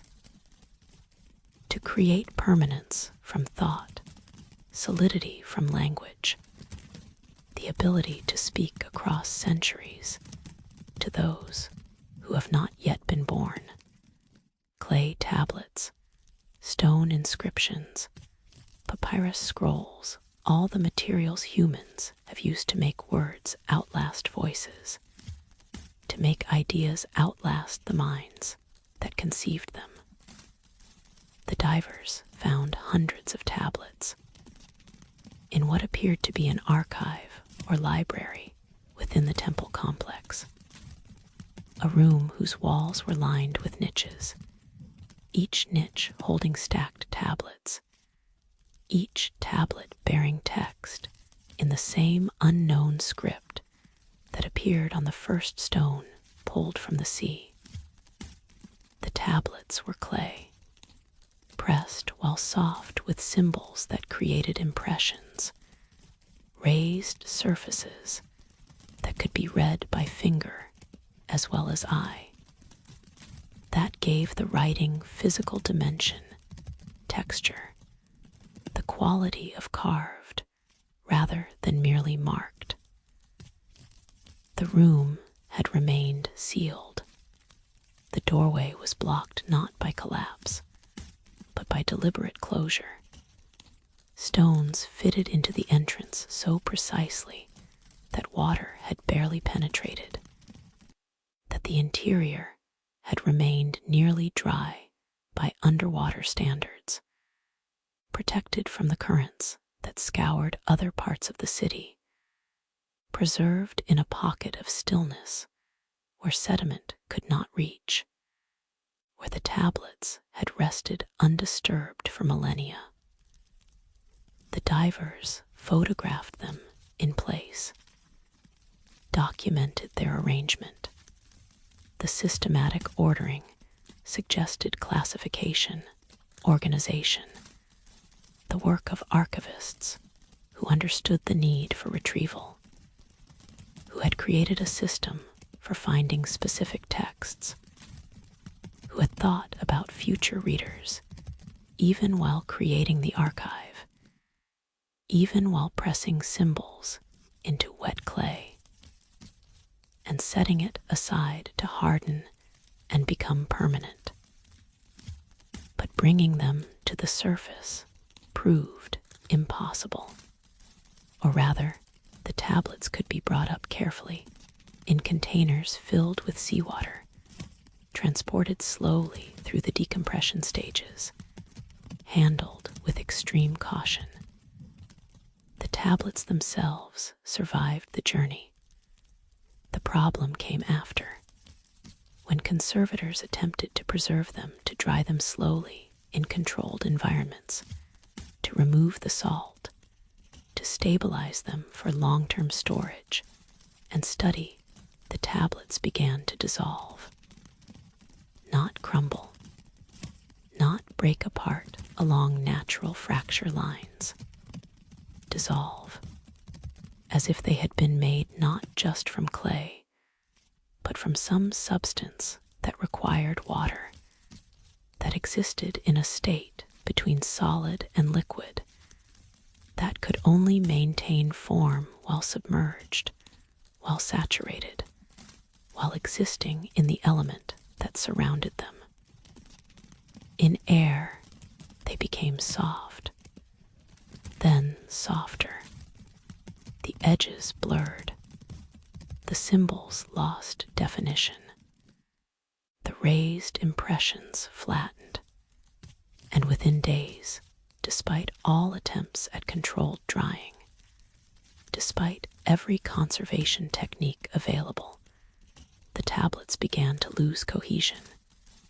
to return to something approaching their prefired state, to become clay again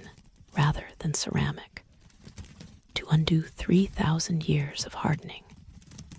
and become once more the raw material from which they had been formed. It was impossible. Clay fired in kilns does not reverse. Ceramic does not become clay again simply from being wet and then dried. The transformation is permanent, is the entire basis of pottery, of the technology that allowed humans to create containers, to store food and water, to build with brick, to make from earth something that would endure. Yet these tablets defied this basic principle, suggested that they had been made differently, treated differently, prepared with some additive or process that made them dependent on water for structural integrity,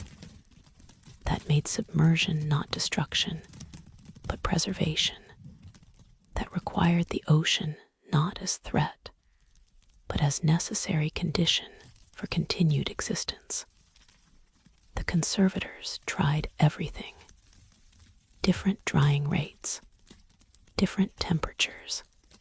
chemical treatments to stabilize the clay. Nothing worked. The tablets that were removed from water and dried simply dissolved, became formless, became material without structure, became memory of what they had been rather than what they continued to be. Only a handful survived. Tablets that were removed from water and photographed immediately, documented while still wet, their symbols traced and recorded before the dissolution began. These created a permanent record, digital, photographic. The symbols captured in images, even though the tablets themselves could not be saved, could not be brought into the air world without losing form, without becoming nothing. The photographs showed writing, dense text, lines of symbols arranged in careful rows, in columns, in patterns that suggested grammar, syntax, the structure of language. But the language itself remained opaque, unknown, unrelated to any script in the archaeological record. Some symbols resembled hieroglyphs, pictographic representations that suggested meaning through visual similarity to objects: bird, fish, wave, star. But most were abstract geometric forms, arrangements of lines and curves that had no obvious referent, that could be letters or numbers or musical notation or something else entirely, some category of written communication that we have no framework for, that exists in this script, but not in our understanding of what writing can be. Linguists attempted decipherment, applied every technique developed for translating unknown languages, looked for repeated patterns words that appeared frequently, that might be articles or prepositions or common verbs.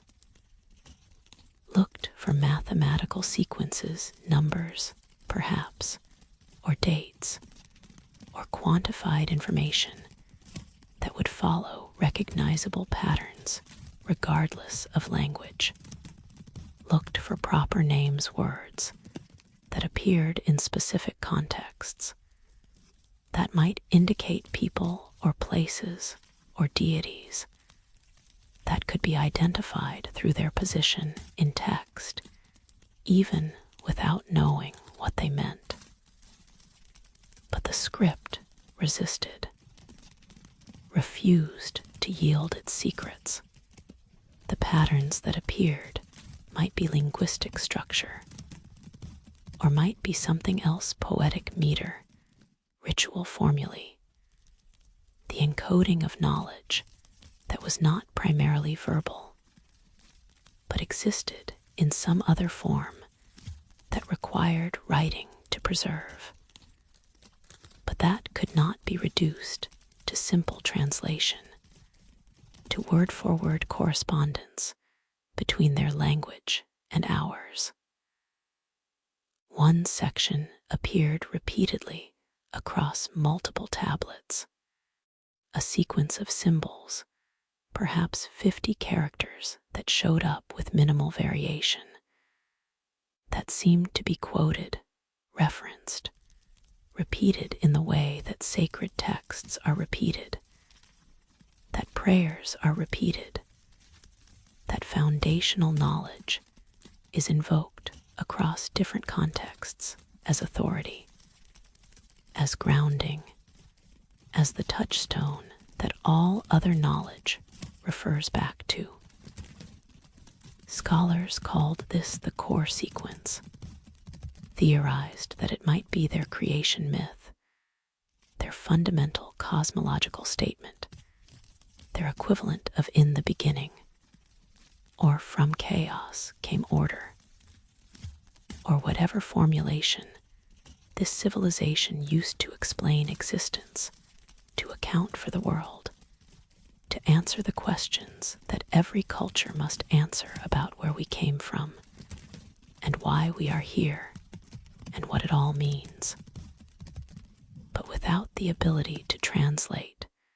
the core sequence remained simply pattern. Symbols in arrangement, form without accessible content. The knowledge was there preserved in clay, documented in photographs, present in the archive, even though the archive itself could not leave the ocean without dissolving. But the knowledge was sealed, locked, requiring a key that might not exist, that might have dissolved with the people who spoke this language, who could read these symbols as easily as we read letters, who understood immediately what the core sequence said, because it was foundational to their culture, to their worldview, to the framework through which they perceived reality. The divers made a decision, controversial, opposed by some scholars who argued that archaeology requires extraction, requires bringing artifacts to institutions where they can be studied properly, where they can be made available to researchers worldwide, where they can contribute to the accumulated knowledge of humanity, rather than remaining isolated, inaccessible, locked in their original context. But the decision stood. The tablets would remain in the ocean. The archive would be documented thoroughly, photographed, every tablet recorded from every angle. But the tablets themselves would stay where they were, in the sealed room, in the niches, in the element that preserved them. because extraction meant destruction, because bringing them to air meant dissolving them, because the choice was between tablets that existed underwater and tablets that existed nowhere. And existence in the deep seemed preferable to non-existence, seemed more respectful to the knowledge they held, seemed more aligned with what the archive appeared to be not collection, meant for widespread access, but repository meant for specific protection, for the keeping of knowledge in place, for the preservation of texts in the element that could preserve them, even if that element prevented easy study, prevented translation, prevented the full understanding that scholars desired, but could not achieve without destroying what they sought to understand. So the tablets remain in their niches, in their careful arrangement, in the room that was sealed 3,000 years ago and has been opened but not emptied, witnessed but not harvested, documented but not removed. Divers visit occasionally, photograph tablets that were missed in earlier documentation, study the arrangement, look for clues that might aid translation, but mostly they simply witness, bear testimony to the existence of this archive, this library,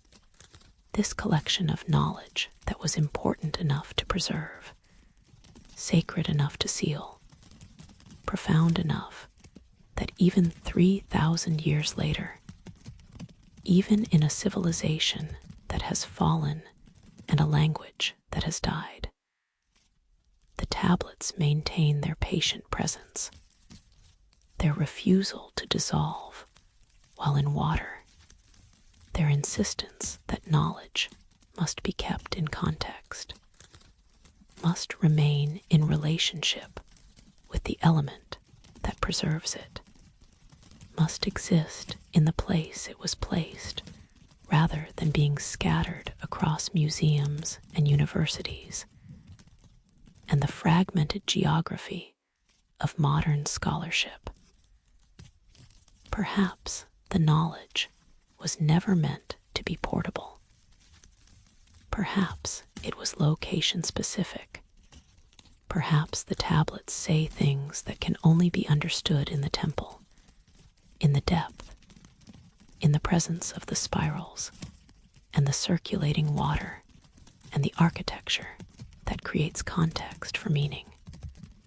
that makes certain truths accessible only to those who descend,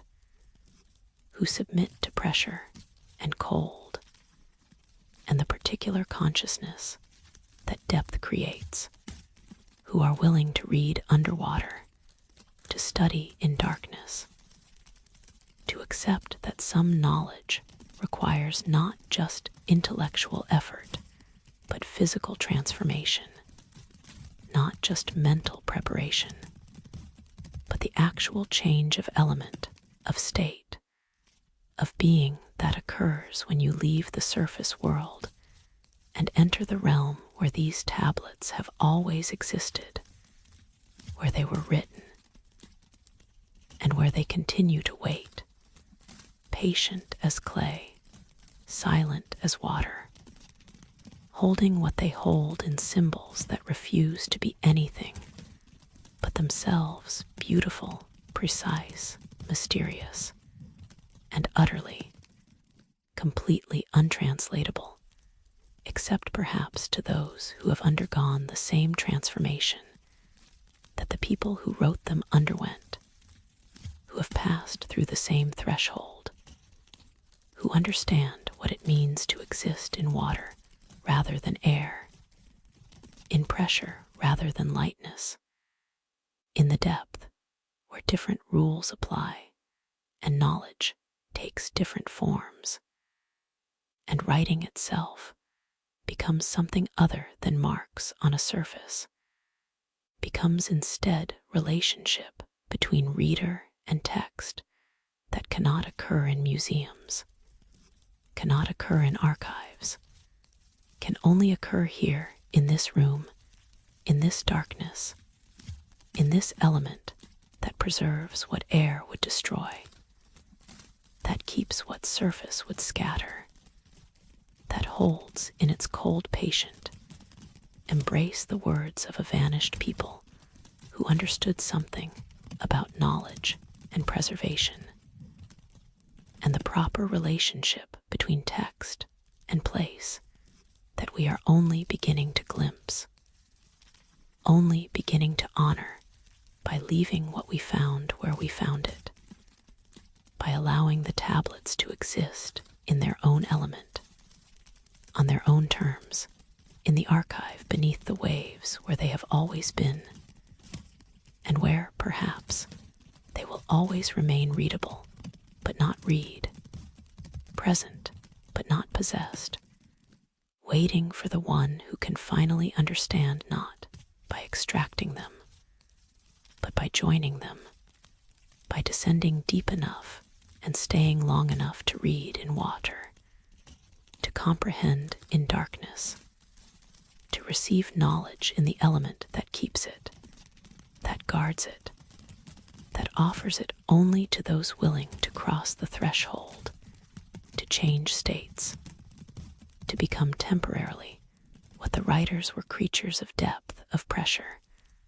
of the ocean that is not obstacle, but home, not separation, but connection, not barrier, but the very medium through which meaning flows, through which knowledge persists, through which the voice of the vanished continues to speak in symbols that will not leave the deep, in words that require water to exist, in tablets that dissolve in air, but endure in ocean, patient and eternal, holding what they hold in the archive that cannot be emptied, in the library that cannot be borrowed from, in the collection that exists only here, only now, only in the element that chose to preserve it, and will continue to preserve it for however long the ocean lasts, for however long the temple stands, for however long anyone continues to descend and bear witness and acknowledge that some knowledge is not meant to be taken, only visited, only honored, only recognized as existing in relationship with place and element, and the deep, mysterious patience of water that keeps what it keeps and releases only what it chooses, when it chooses, to whom it chooses, and the tablets, clearly, it has chosen to keep. In a courtyard behind the temple, divers found something that should not have been possible. It is said that plants require light, that photosynthesis, the fundamental process by which green things live, depends on sunlight, on the capture of photons, on the transformation of light energy into chemical bonds that create sugar, that create life, that make possible the existence of everything that grows from soil or floats in water or reaches toward the sun with leaves and petals, and the patient upward striving of stems. Without light, plants die. This is basic biology. This is the foundation of ecology, of the energy pyramid, of the understanding that all life on Earth ultimately derives from the sun's radiation, from the light that falls on green surfaces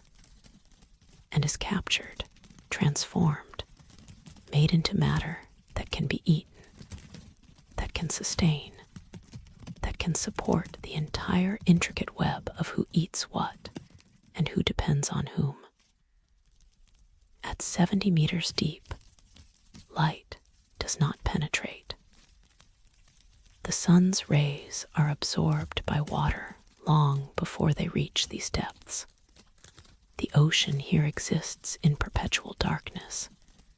in the twilight zone where photosynthesis cannot occur, where plants cannot survive, where any green thing that somehow arrived here would wither and die within days, starved of the light that makes green things possible. And yet, in the courtyard, walled, rectangular, clearly designed as outdoor space, though it had been indoor space, ocean space, for 3,000 years, the divers found plants. Not kelp, not seaweed, not algae, or any expected marine vegetation that could survive in darkness through chemosynthesis, through the processing of minerals from volcanic vents, through the alternative pathways that deep-sea life has evolved to exist without sun. These plants resembled terrestrial species, had structures that suggested flowers, petals, though the petals were wrong, somehow too thick, too fleshy, colored in shades that had no names, that existed somewhere between purple and blue, and a darkness that was not quite black, but was certainly not any color that belonged in the palette of surface vegetation. Had leaves, broad leaves, arranged in patterns that suggested intentional design, that showed the geometry of plant growth spirals. Naturally, the same 7-rotation pattern appearing in how leaves emerged from stems, in how petals arranged themselves around centers, in how the entire organism organized its growth according to the mathematics that appears everywhere in nature, but which here seemed more deliberate, more conscious, as if the plants were not just following natural law, but enacting it, performing it, making visible what is usually invisible in the patient unfolding of organic form. Had stems, strong stems, anchored in what had once been garden beds, soil brought here, contained in stone-bordered rectangles, arranged in the formal patterns of intentional cultivation. The soil remained, enriched by 3,000 years of oceanic settling, by the gradual accumulation of nutrients, by the slow transformation that water works on Earth, making it different, richer, stranger. And the plants were alive, growing, not static remnants, not fossilized remains, living organisms that moved in the current, that swayed with the water's flow, that showed all the signs of active biological process, new growth at tips, flowers in various stages of blooming, the ongoing cycle of plant life continuing in conditions where plant life should be impossible. The divers documented them carefully, photographed from every angle, collected samples, small cuttings, taken with the understanding that this might be destructive, that removing pieces might harm what had survived for millennia. But that understanding required study, required bringing specimens to surface, to laboratories, to the instruments that could analyze cellular structure, chemical composition, the biological mechanisms that allowed these organisms to exist where nothing should exist. the samples were brought up carefully in containers that maintained pressure, that kept them submerged, that attempted to preserve the conditions of depth, even as the specimens rose through the water column toward light and air, and the surface world where analysis could occur. In the laboratory, under microscopes, the plant cells revealed their strangeness. They had structures unlike any known plant. Chloroplasts were present, the organelles that perform photosynthesis in normal vegetation. But these chloroplasts were different, modified, containing pigments that should not exist, that absorbed wavelengths outside the visible spectrum, that suggested the ability to capture and process energy that was not light, or at least not light as we understand it. The cells also contained structures that resembled mitochondria, the powerhouses of cells, the organelles that process energy, but again modified, enlarged, filled with crystals, actual mineral crystals, growing inside living cells, creating geometric lattices that might serve some function related to energy storage or transformation, or the processing of something that existed in the depth, in the pressure, in the specific conditions of 70 meters down that did not exist elsewhere, that made this garden possible, that allowed these plants to thrive where thriving should be impossible. Chemists analyzed the tissues, found compounds that should not be there, proteins that resembled those from deep-sea bacteria that live near thermal vents, enzymes that suggested the ability to process sulfur, to extract energy from minerals rather than light, but also the full complement of photosynthetic machinery, still intact, still functional, still capable theoretically of processing light if light were available, as if the plants were hedging their bets, maintaining multiple pathways for energy acquisition, able to photosynthesize if light appeared, but also able to extract energy from chemical processes, from the minerals in the water, from some hybrid metabolism that combined plant and bacteria, surface and depth, the normal and the impossible into organisms that were truly unique, that existed in categories biologists did not have names for, that were neither one thing nor another, but something new, something that evolution might produce given enough time in isolated conditions, given the pressure of survival in an environment that should not support life, but which these plants had found a way to inhabit. The question became, were these plants always aquatic, always adapted to depth, the product of evolution that occurred in the ocean rather than on land? Or were they terrestrial plants that had been modified, cultivated deliberately by people who understood biology in ways that should not have been possible 3,000 years ago, who had knowledge of genetics, or at least of selective breeding, sophisticated enough to create organisms that could survive transition from air to water, that could adapt to depths where light does not reach, that could maintain themselves through whatever combination of photosynthesis and chemosynthesis kept them alive. The garden's layout suggested the latter. The stone-bordered beds, the formal arrangement, the careful positioning of different species in patterns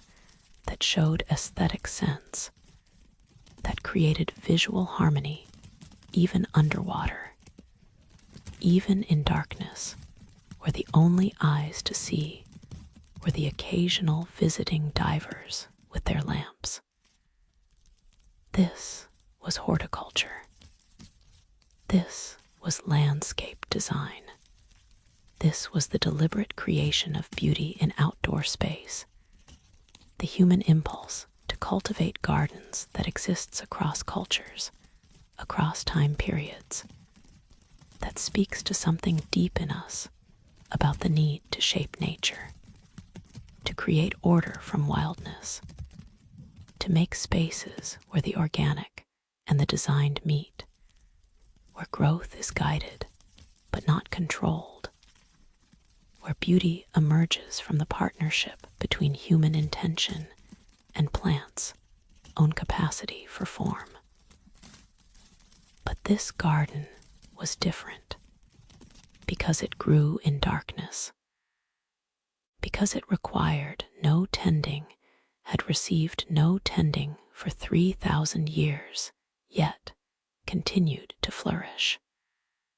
because it served no obvious purpose. The plants bore no fruit, no edible parts, no medicines could be extracted from their tissues. They were simply beautiful, simply there, simply growing in their impossible way in the courtyard,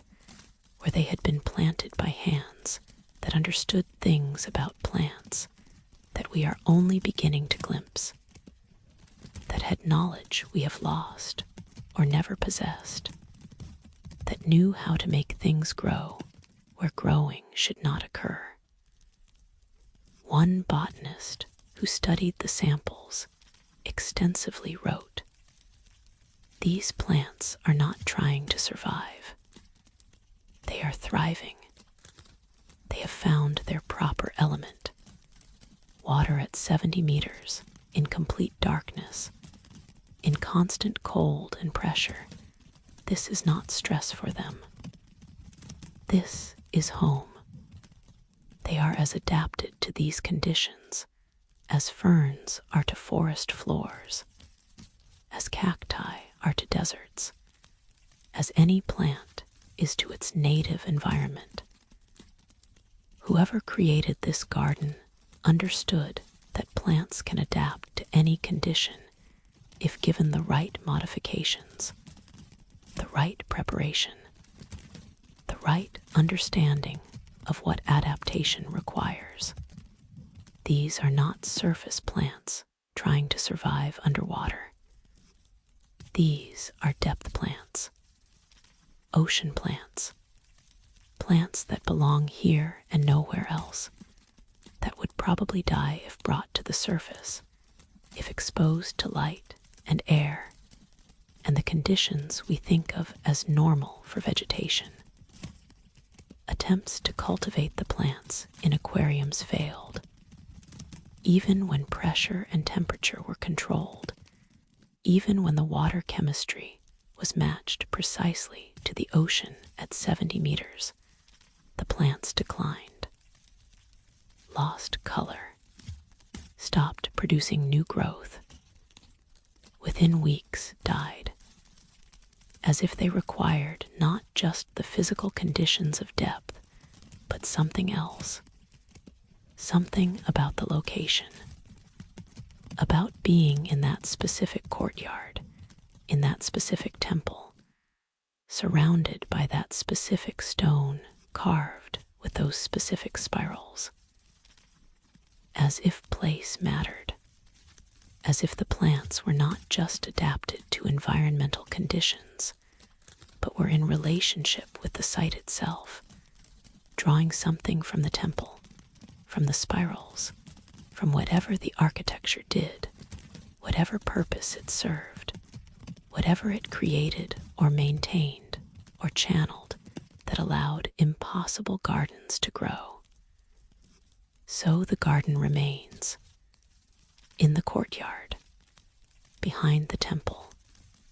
tended by no one, requiring no tending, simply growing, simply being beautiful in darkness where beauty should not exist, where the only witnesses are divers who descend and marvel and take photographs that can never fully capture what it feels like to swim through a garden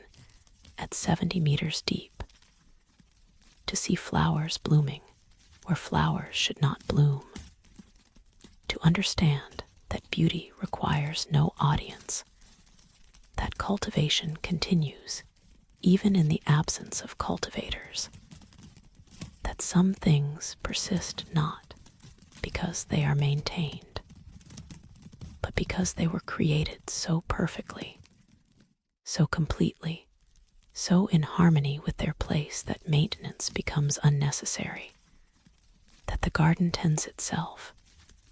that life continues because life was given the right foundation, the right understanding, the right modification to make the impossible possible, to make darkness fertile, to make depth beautiful,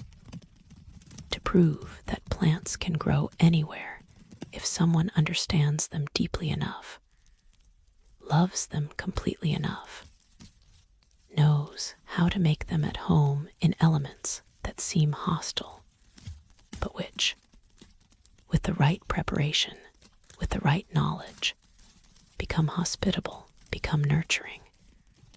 become the proper place for gardens that will grow for 3,000 years without withering, without failing, without losing their beauty or their capacity to astonish anyone who descends and sees, and understands that this impossible garden in the impossible depth is not miracle, but knowledge, not magic, but science, not supernatural, but simply what is possible when understanding is deep enough, when cultivation is skilled enough, when the relationship between planter and planted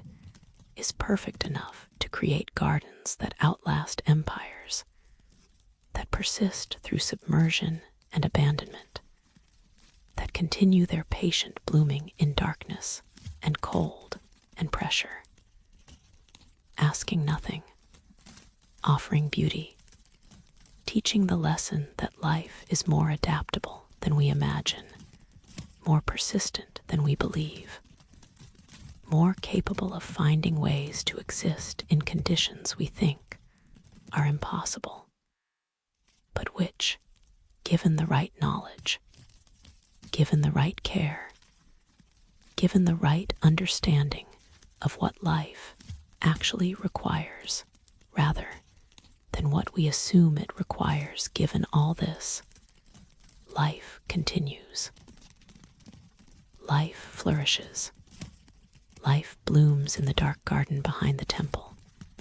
in the courtyard where soil and stone and water meet, where surface and depth exchange places,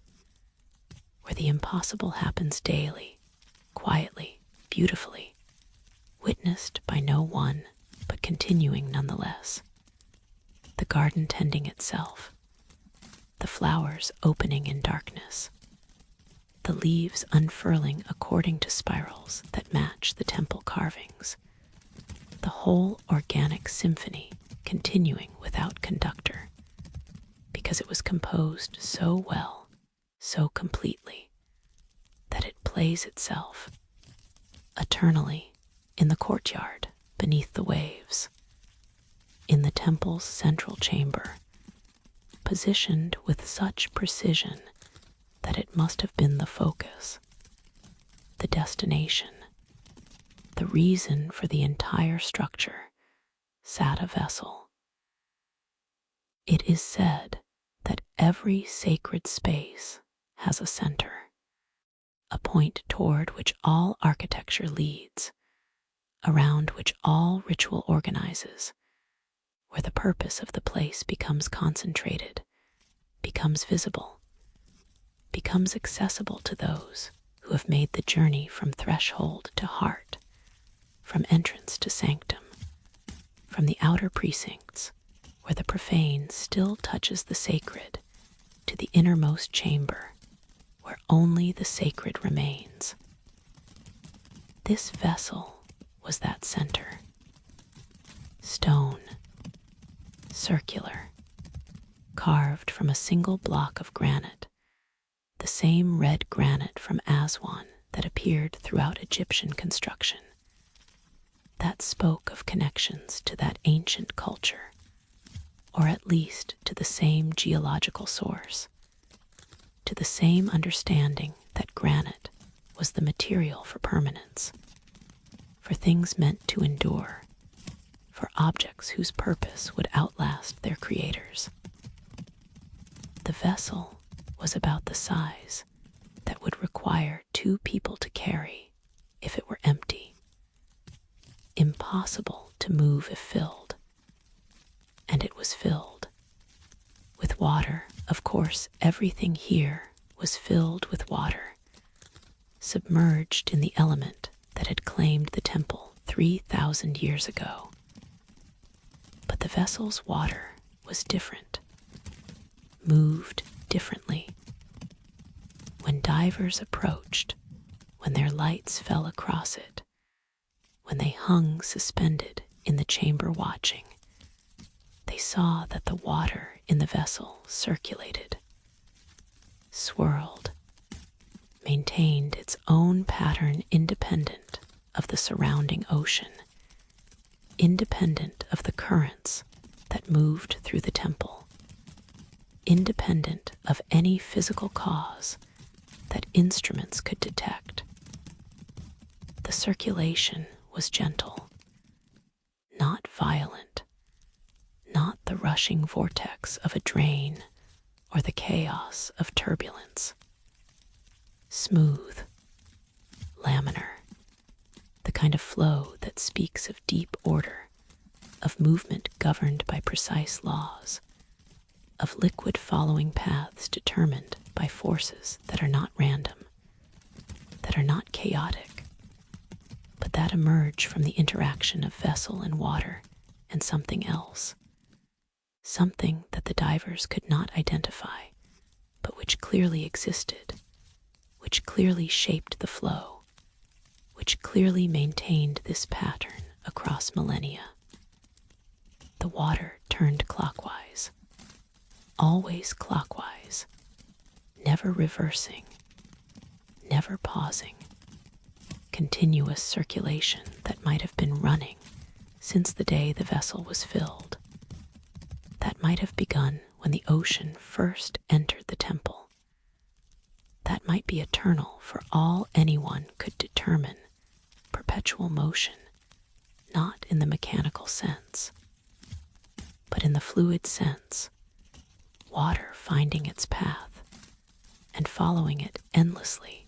because the path is there, is maintained by the shape of the vessel and the depth of the ocean and the mysterious forces that make this water move when all water should be still, when circulation should have stopped centuries ago, when everything physical and measurable suggests that this movement should not exist, but which does exist, which persists, which continues its patient spiral independent of expectation,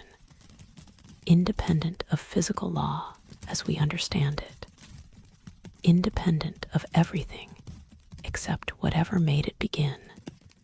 and whatever keeps it going,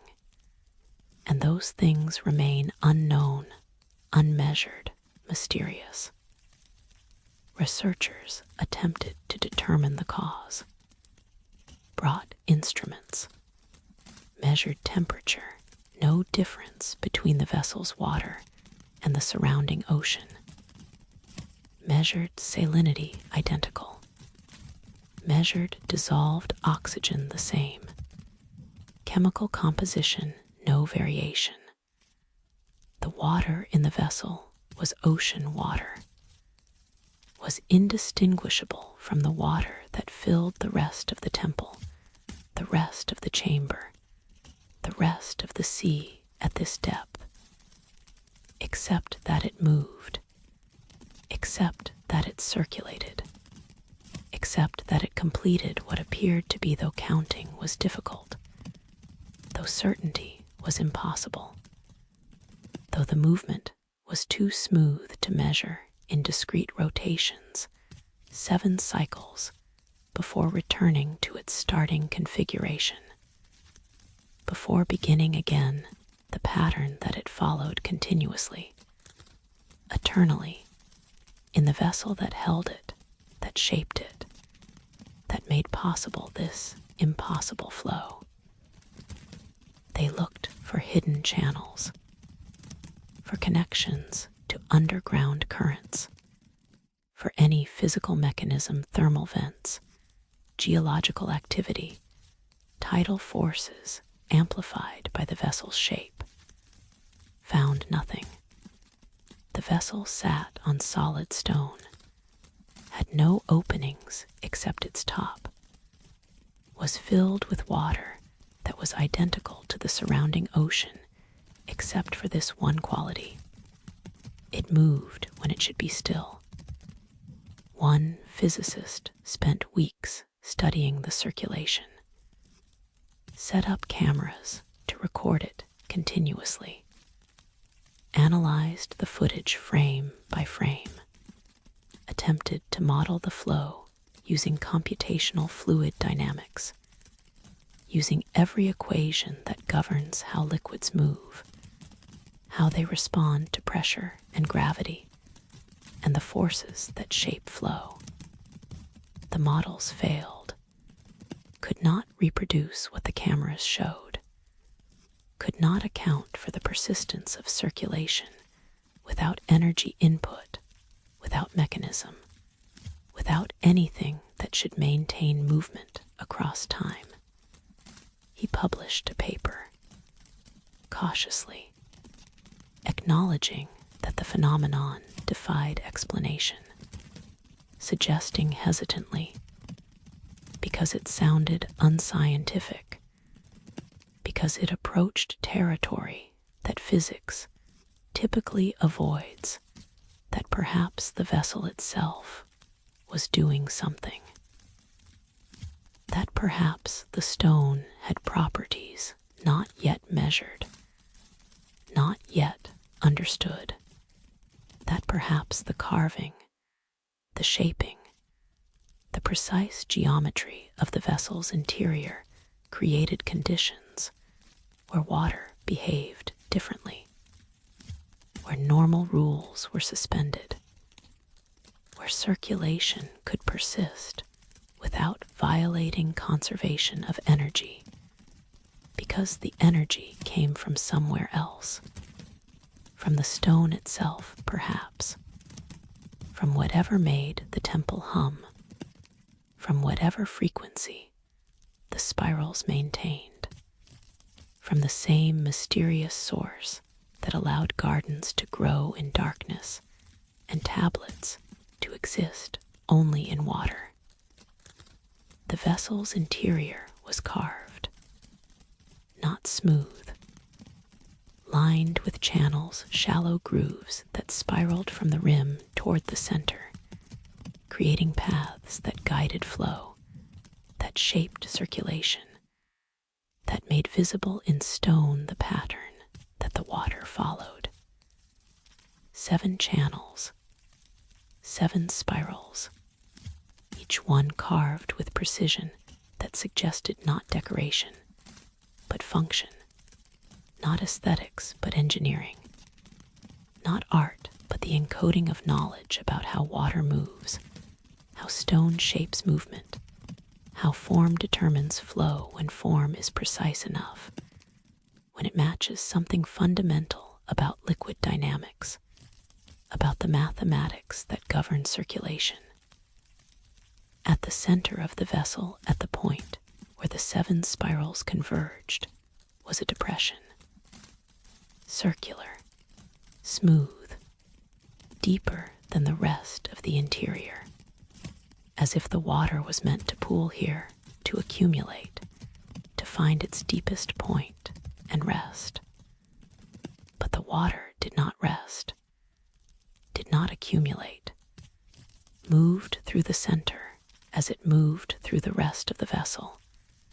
maintaining circulation even at the point where circulation should cease, where the spiral should end,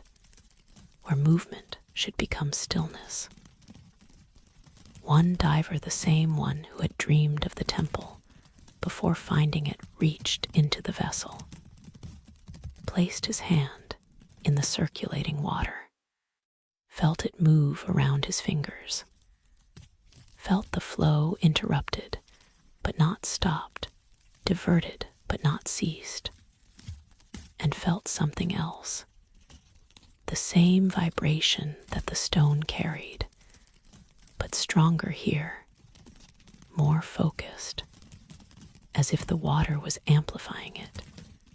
as if the circulation was not just movement, but resonance,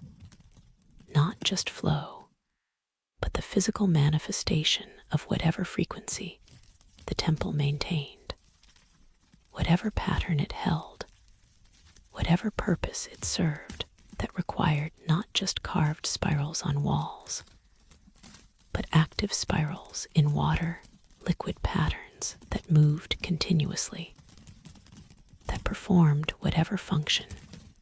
moving spirals perform that static spirals can only symbolize. He withdrew his hand, watched his fingers. They tingled, continued to tingle for hours afterward, a sensation like mild electricity, like the pins and needles of circulation returning to a limb that has fallen asleep, but different, more pleasant, more like energy than numbness, like his hand had been charged, had absorbed something from the vessel's water, had taken in whatever the circulation carried, whatever it maintained, whatever moved through it continuously, and which now, briefly, moved through him. That night he dreamed again, more clearly than before, saw the temple as it had been, saw the vessel filled not with ocean, but with fresh water, saw people approaching it, one by one, placing their hands in the water, withdrawing them, moving on, a procession, a ritual, the vessel as threshold, as baptismal font, as the place where transformation occurred through contact with water that had been prepared, that had been made sacred, that had been charged with whatever the spirals charged it with, whatever the stone gave to the liquid it contained, whatever blessing or power or simple acknowledgement passed from carved granite through moving water into human flesh. When he woke, he understood, or believed he understood, what the vessel was for. Not container, not decoration, not even primarily sacred object in the sense of artifact to be venerated, but tool, threshold, the mechanism through which the temple performed its function, through which it transformed those who came seeking transformation, through which water became more than water by virtue of moving in the right pattern, through the right stone, under the right conditions that included the spirals carved in the vessel's interior, the depth at which it rested, the pressure that surrounded it, the ocean that filled it, but which was not ocean anymore, was not simple seawater, but had become something else through circulation, through contact with stone that knew how to shape water's movement, that knew what movement to create and why, and what that movement would do to anyone who touched it, who placed their hand in the spiral, who allowed the water to flow around their fingers and carry into their flesh whatever it carried, whatever blessing or knowledge or simple recognition that they had come to the right place, had made the journey to the center, had found the vessel, and were now marked by it, changed by it, carrying in their bodies the memory of water that spirals, water that moves in 7 rotations, water that never stops, never stills, never fails to maintain the pattern that it was set into motion to maintain however long ago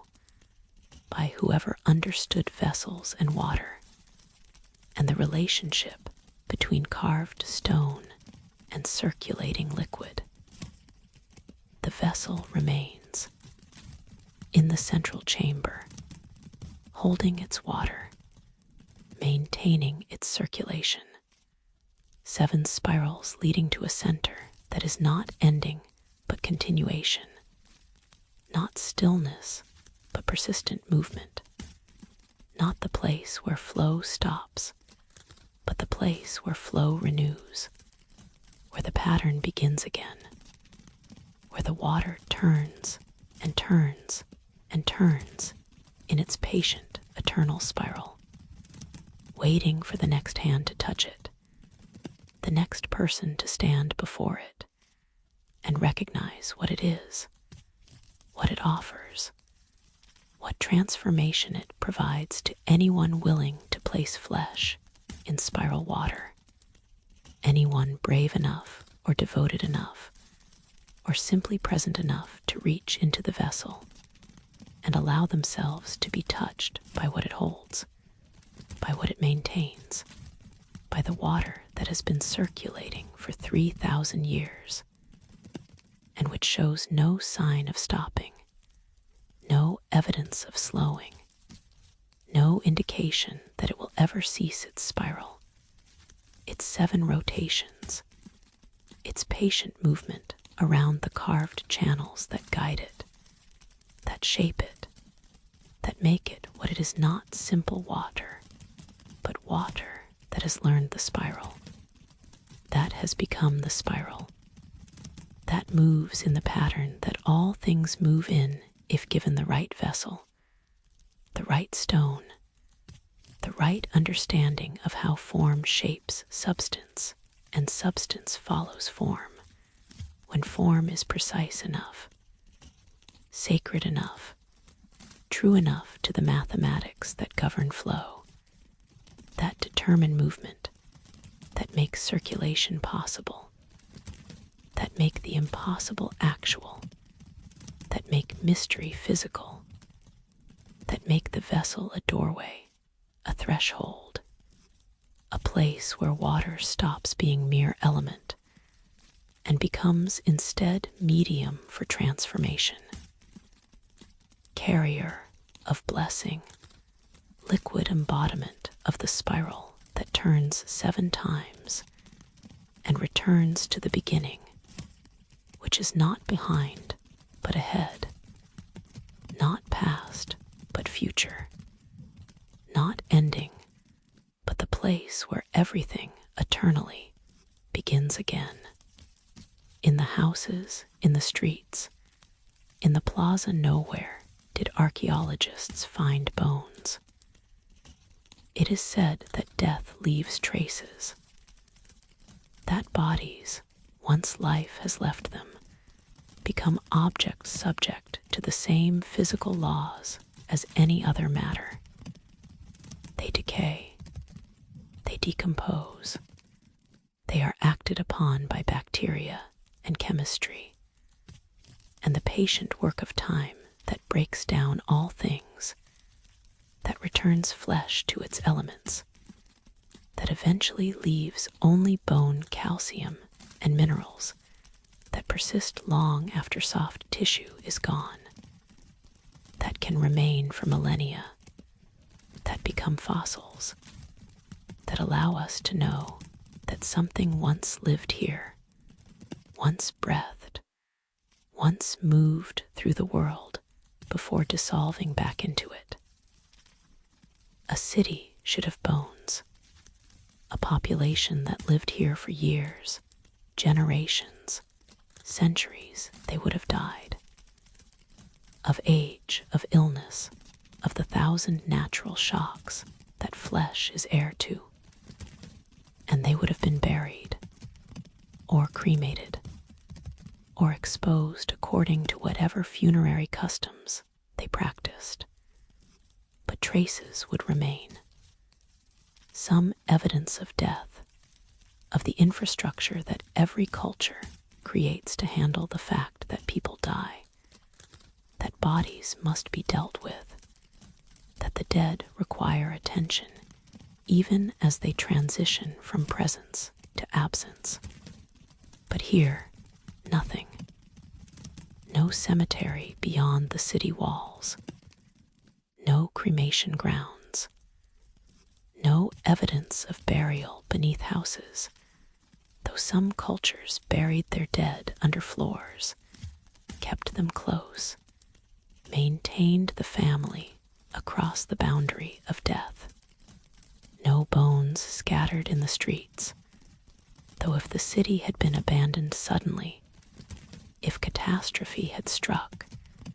if the population had died, en masse bones would remain, would have been scattered by currents perhaps,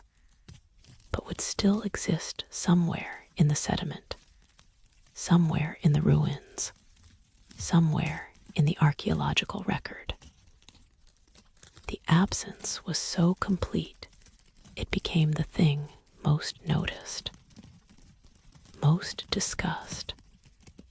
most impossible to explain. Every excavation unit produced artifacts, pottery, tools, the material culture of daily life. But not one fragment of bone, not one tooth, not one piece of evidence that human bodies had ever existed here, that the people who built the city, who carved the spirals, who planted the impossible garden, had possessed flesh and bone like all humans, had been subject to mortality like all living things. Theories multiplied. Perhaps the bodies had dissolved the ocean's chemistry, the bacteria. The millennia of submersion had been so thorough that no trace remained. But other organic material survived. Wood petrified,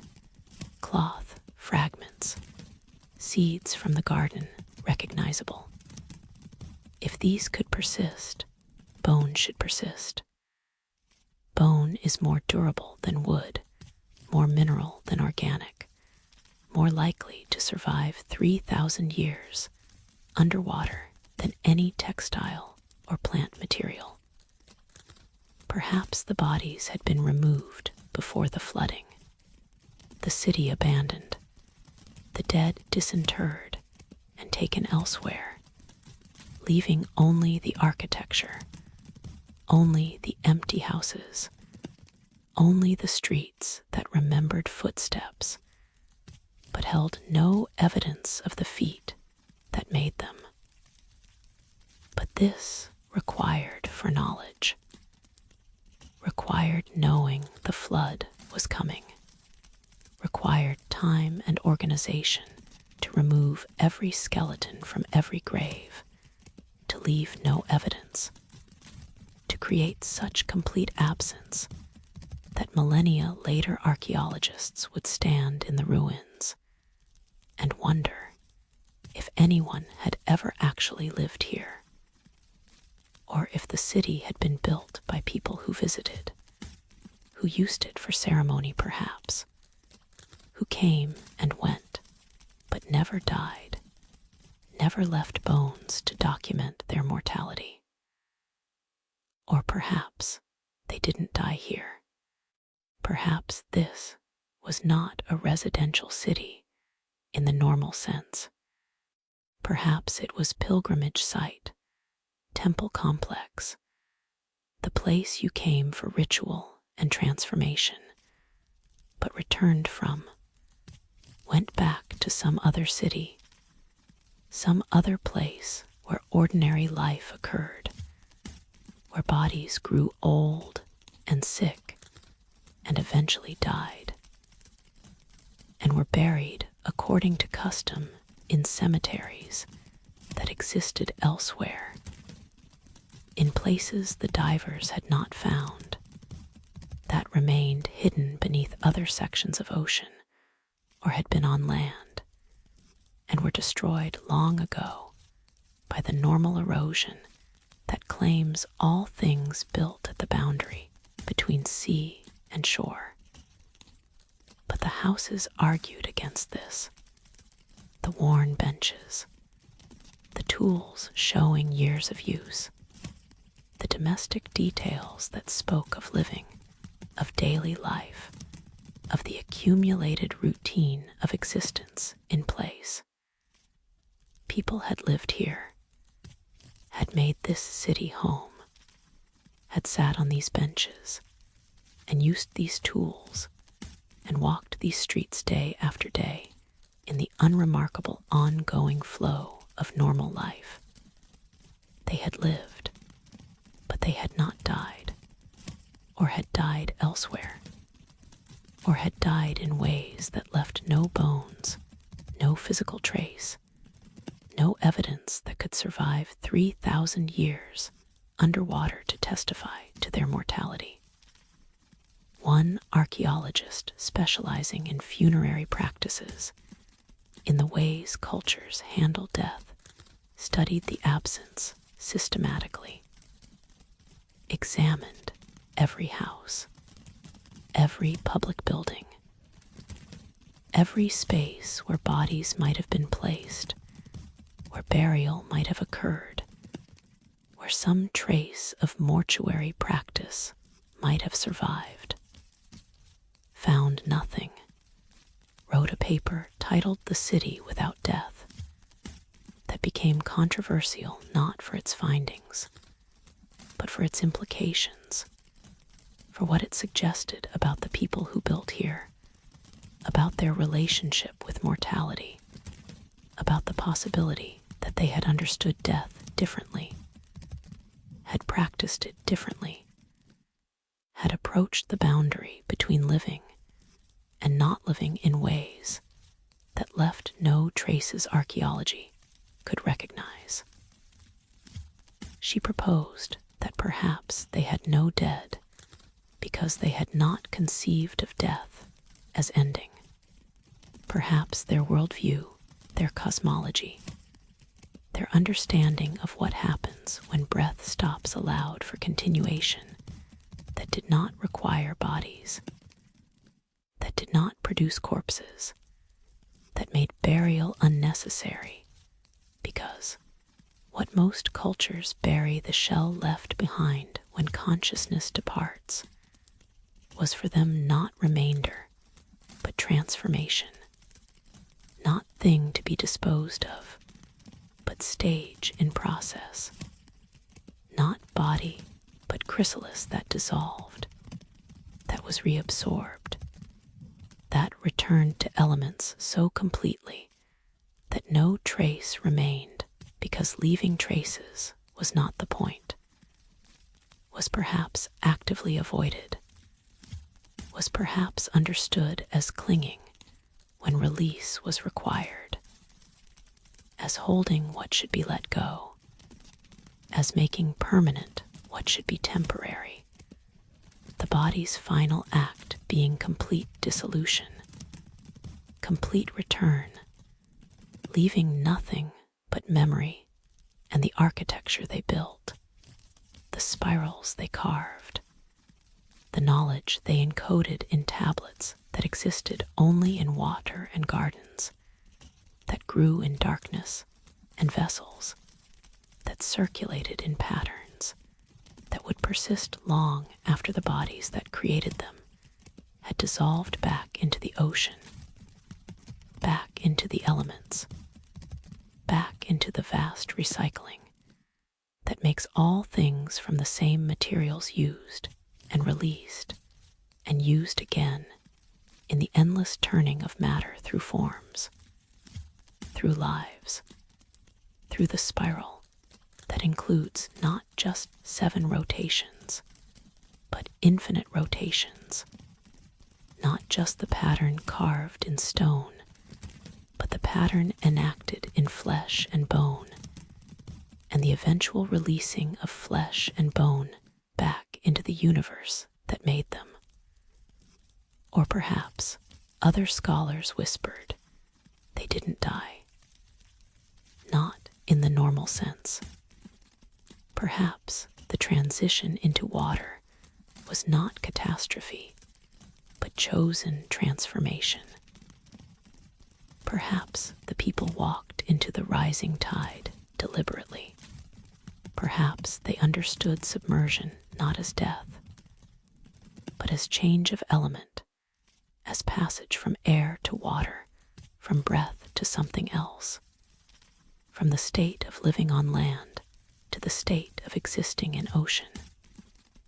And that existence continues, in forms we cannot recognize, in ways that leave no bones because bones are not required. Because whatever they became when the water came was not corpse, but transformation, not ending, but adaptation. The same adaptation their gardens showed, their tablets showed, their understanding of how to exist in water rather than despite water, how to make depth not obstacle, but home, how to pass from one element to another, and continue, persist, be present in ways that archaeology cannot detect, because archaeology looks for remains, for endings, for the material traces of cessation, whereas what happened here was not cessation, but continuation in another form, another state, another condition of being that is as different from land life as water is from air, but which is not death, is not ending, is simply change, simply the spiral turning to its next rotation, simply the movement from one phase to another in the cycle that includes many phases, many states, many conditions of existence that we living in air, breathing with lungs, occupying bodies that are solid and discrete, cannot imagine, cannot recognize, cannot detect except through the absence where we expect presence, through the lack of bones where bones should be, through the empty spaces that might not be empty, but filled with something we cannot see, something that exists in water differently than we exist in air, something that continues the watch, the vigil, the patient presence that the temple maintains, that the vessel circulates, that the garden grows, that the spirals encode the presence of the people who built this, who carved this, who understood enough about transformation to prepare for it, to walk into it, to become it when the ocean came, leaving behind their architecture and their knowledge and their beautiful, impossible gardens, but taking with them their bodies, their bones, their physical presence, dissolving it, releasing it, returning it to the elements so completely that 3,000 years later we find everything they made, but nothing of what they were. Find the products of their hands, but not the hands themselves. Find the traces of their lives, but not the bodies that lived them. Find the city complete and populated with ghosts we cannot see. cannot touch, cannot prove exist, but whose absence is so profound, so complete, so total that absence itself becomes a kind of presence, a reminder that not everything that exists leaves the kinds of traces we know how to look for, that not everything that matters can be excavated, that some presences are known only through absence, through the spaces where we expect to find things and find instead nothing, or find instead something we cannot recognize, cannot name, cannot classify according to our categories of living and dead, present and absent, here and gone, real and imagined, existing and dissolved into the element that holds everything, that keeps everything, that gives back only what it chooses in forms we can recognize, keeping the rest in forms we cannot, in states we have no names for, in the vast, patient mystery of the ocean that is not just water, but possibility, not just element, but transformation, not just where the dead are buried, but where the living continue in ways we cannot fathom, cannot prove, cannot do anything with except wonder, except question, except stand in the empty city and understand that empty does not mean abandoned, that absence does not mean gone, that the city without bones might be the city where death was defeated not through immortality, but through transformation so complete that bones became unnecessary, became obstacles, became things to be released rather than preserved, dissolved rather than buried, returned rather than kept, given back to the ocean that made them, that held them briefly in the form of flesh and bone and breath, and that received them back when transformation came, when the water rose, when the people walked into the tide and became something else, something that leaves no bones, no trace, no evidence except the architecture they built, and the absence where their bodies should be, and the persistent feeling reported by divers, by researchers, by anyone who spends time in the city, that the place is not empty, that presences move through the water, that something watches, something remains, something continues in the houses and streets, and the plaza where no bones lie buried, but where something nonetheless persists, patient and invisible, watching the living who visit, who search for the dead, who find instead only absence, only mystery, only the profound, unsettling possibility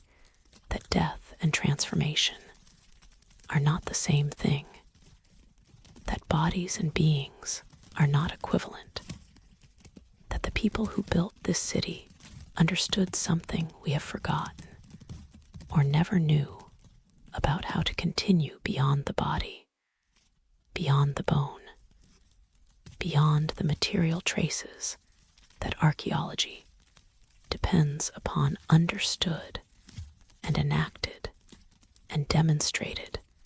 that understanding by leaving everything except themselves,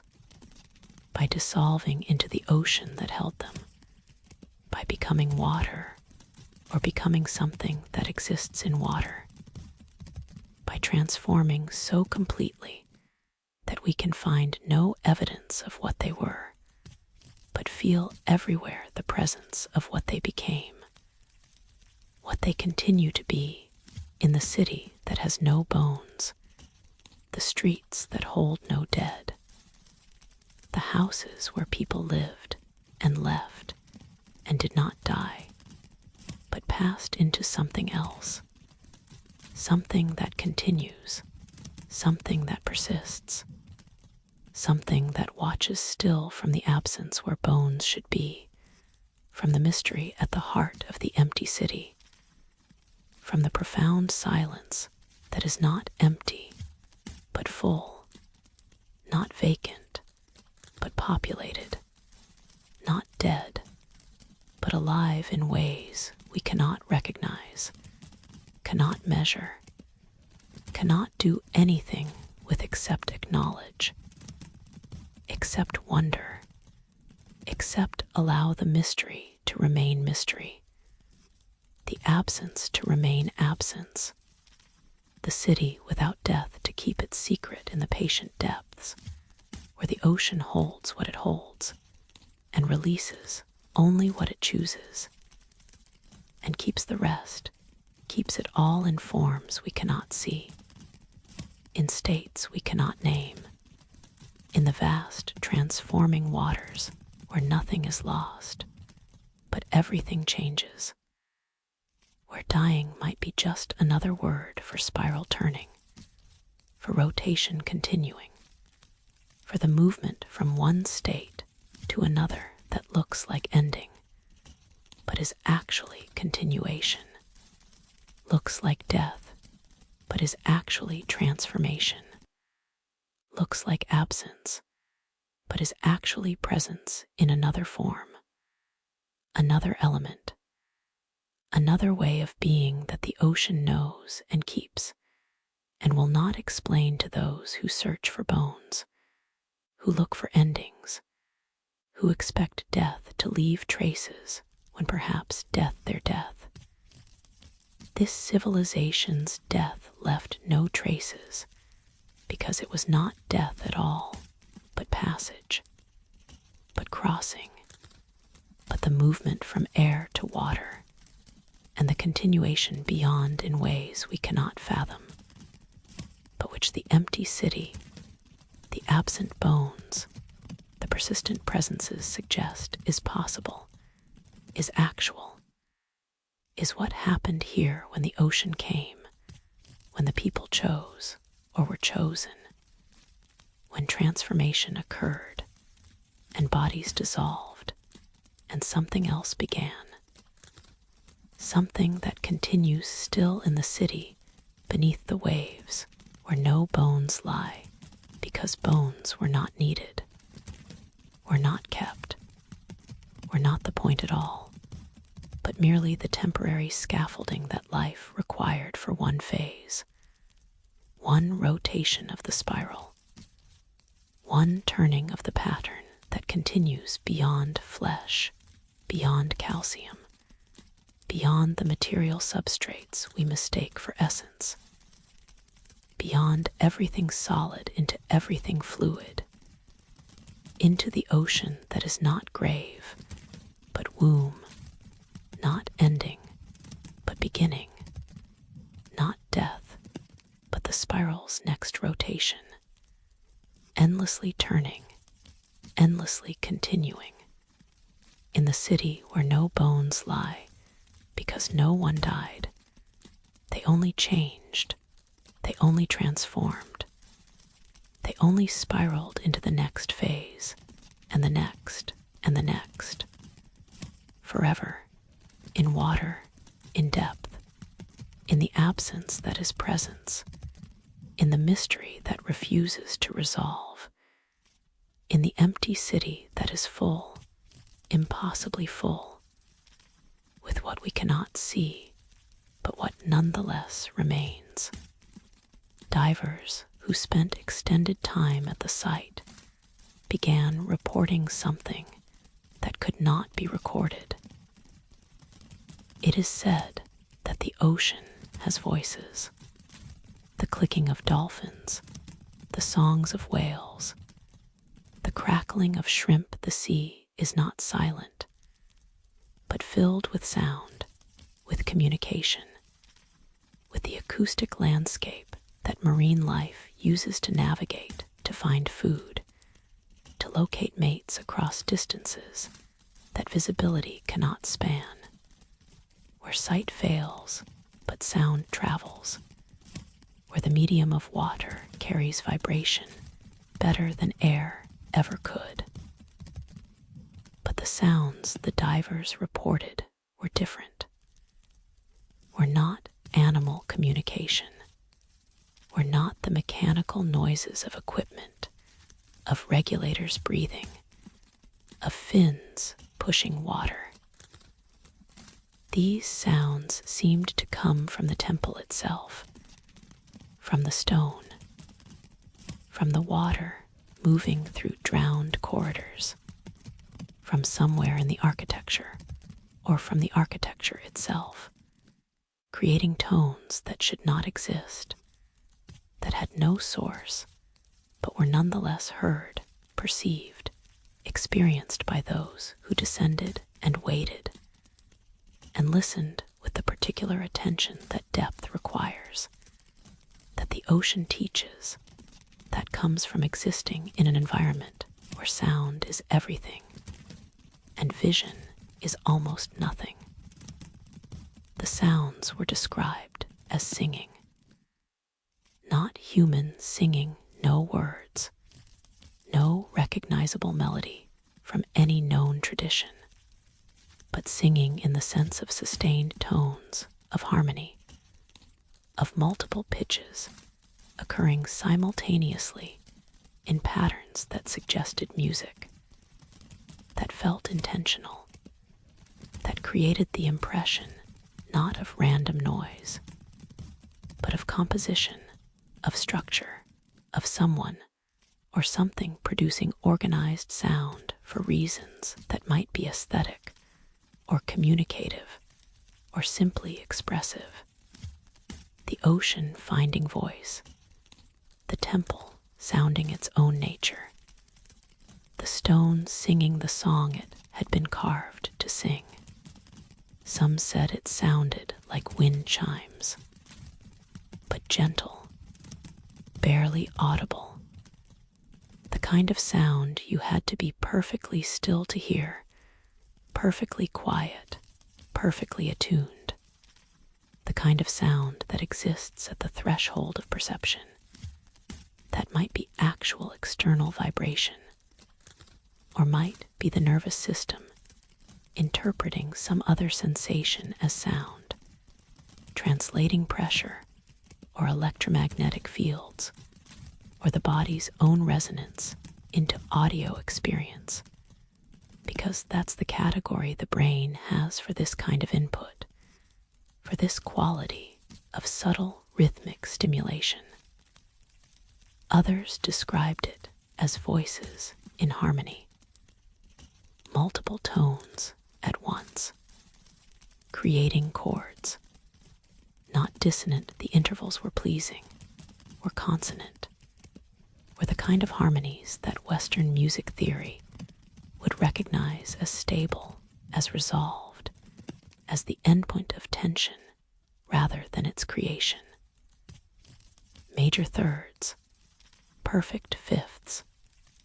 the mathematical ratios that sound good to human ears regardless of culture, regardless of musical training,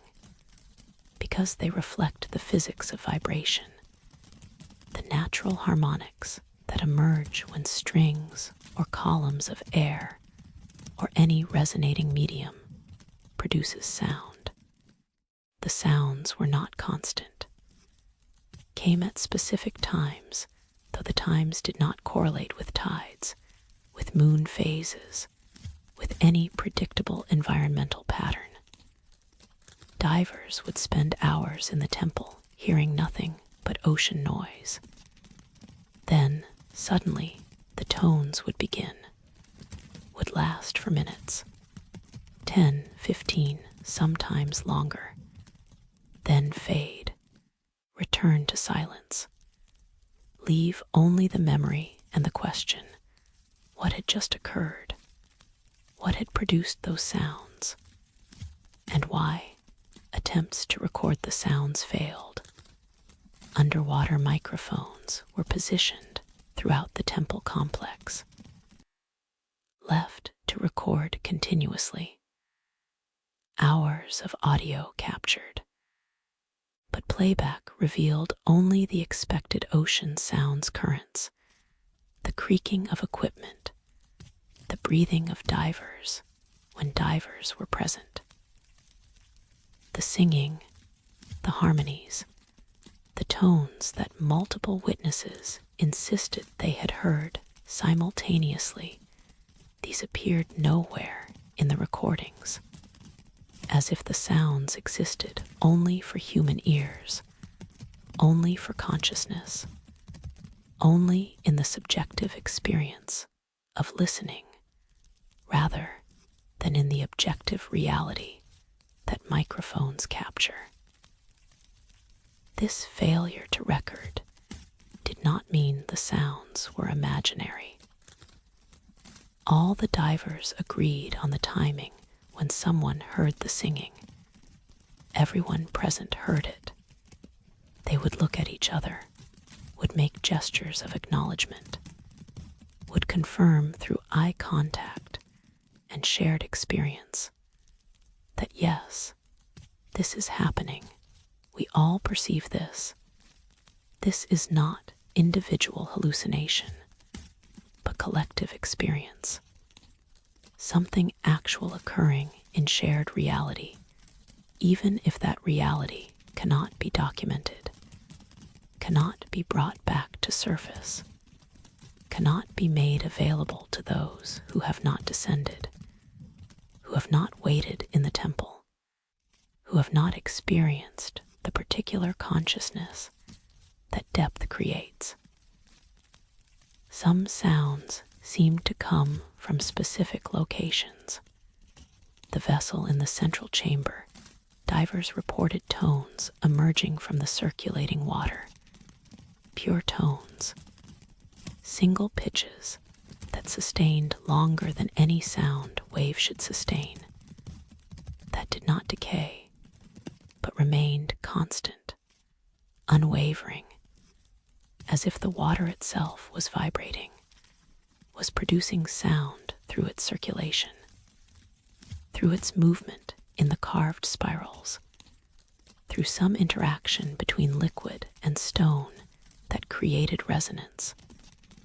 that made the vessel an instrument, the water its vibrating element, the stone its body, together producing tones that were not music in the conventional sense, but were organized sound, were intentional vibration, were the acoustic equivalent of the carved spirals. 7 tones, perhaps corresponding to 7 rotations. Though counting tones was difficult, though certainty was impossible, though the sound blended into harmony, too complex to analyze, too beautiful to reduce to components, too whole to separate into parts. Other sounds seemed to move, to travel through the temple corridors. Divers would hear tones approaching, would track them by sound as they passed through columns, through doorways, through the spaces of the temple like something moving, something progressing, something making journey through architecture, following paths that sound follows when it encounters surfaces, when it reflects and refracts and creates the acoustic environment that gives each space its characteristic sound, its signature, its voice. One diver a musician in surface life, someone trained to listen, to analyze, to understand sound, spent weeks attempting to document the temple's acoustics. Not the mysterious singing, which refused recording, but the measurable properties. How sound reflected off walls, how corridors created echoes, how the different chambers modified frequencies, which tones resonated and which were dampened, how the architecture shaped sound as deliberately as it shaped space, as precisely as it carved spirals. He discovered that the temple was designed as acoustic instrument. The columns were spaced to create specific interference patterns. The walls were carved at angles that focused sound toward the central chamber. The vessel itself, when struck, gently produced tones that harmonized with the resonant frequencies of the surrounding stone, that created sympathetic vibrations, that made the entire temple ring softly, briefly, with overtones that faded, but which, while they sounded, filled the space with organized vibration, with something approaching music, with the suggestion that this architecture was meant not just to enclose space, but to shape sound, to create acoustic environment where certain frequencies would be enhanced, where others would be suppressed, where the sonic landscape would be as deliberately designed as the visual, where hearing would be as important as seeing, where sound would teach what sight alone could not. His analysis suggested that if sound were introduced at specific frequencies that matched the temple's resonant modes, that aligned with the mathematics of the spiral, that corresponded to the ratios encoded in the vessel's 7 rotations, the temple would sing, would amplify those frequencies, would create standing waves, resonance, the kind of acoustic phenomenon that cathedrals create when the right note is sung, when vibration matches architecture, when sound and stone cooperate to produce something larger than either alone, something that fills space not just with volume, but with presence, with the sense that the building itself is participating, is adding its voice, is sounding its own nature in response to being sounded by others. But what frequencies? What tones? The original singing that divers heard was never recorded, never measured, never analyzed, could only be described, beautiful, harmonic, multiple tones in consonant intervals, seeming to come from everywhere and nowhere, lasting minutes before fading into silence. The musician tried to recreate it, brought instruments, waterproof speakers that could produce precise frequencies, played tones into the temple, tried to find the resonant modes, the frequencies that would make the stone sing back, found some responses, certain notes, did create echoes that lingered, did seem to excite vibrations in the walls, but nothing like the harmonies divers described, nothing sustained, nothing that approached music, just isolated tones responding to acoustic properties, physics playing out in stone and water, nothing mysterious, nothing that required explanation beyond normal acoustics. He concluded that either the divers were experiencing some kind of shared auditory illusion nitrogen narcosis, affecting perception, the brain interpreting sensory input incorrectly, the power of suggestion making people hear what they expected to hear, or that something else was occurring, something his equipment could not capture, some source of sound that existed, but which instruments could not detect, or which only operated under specific conditions that his testing had not recreated, that required some element he was not providing, some catalyst or trigger or simple presence of the right consciousness in the right place at the right time. The singing continued, intermittently, unpredictably. Divers still reported hearing it. Some found it comforting, felt that the temple was welcoming them, acknowledging their presence, participating in some kind of communion that required no understanding, only the willingness to listen, to receive, to allow themselves to be affected by sound whose source remained unknown, but whose beauty was undeniable, whose capacity to create feeling was profound, whose effect on consciousness was measurable, even if the sound itself was not. Others found it unsettling, felt that they were overhearing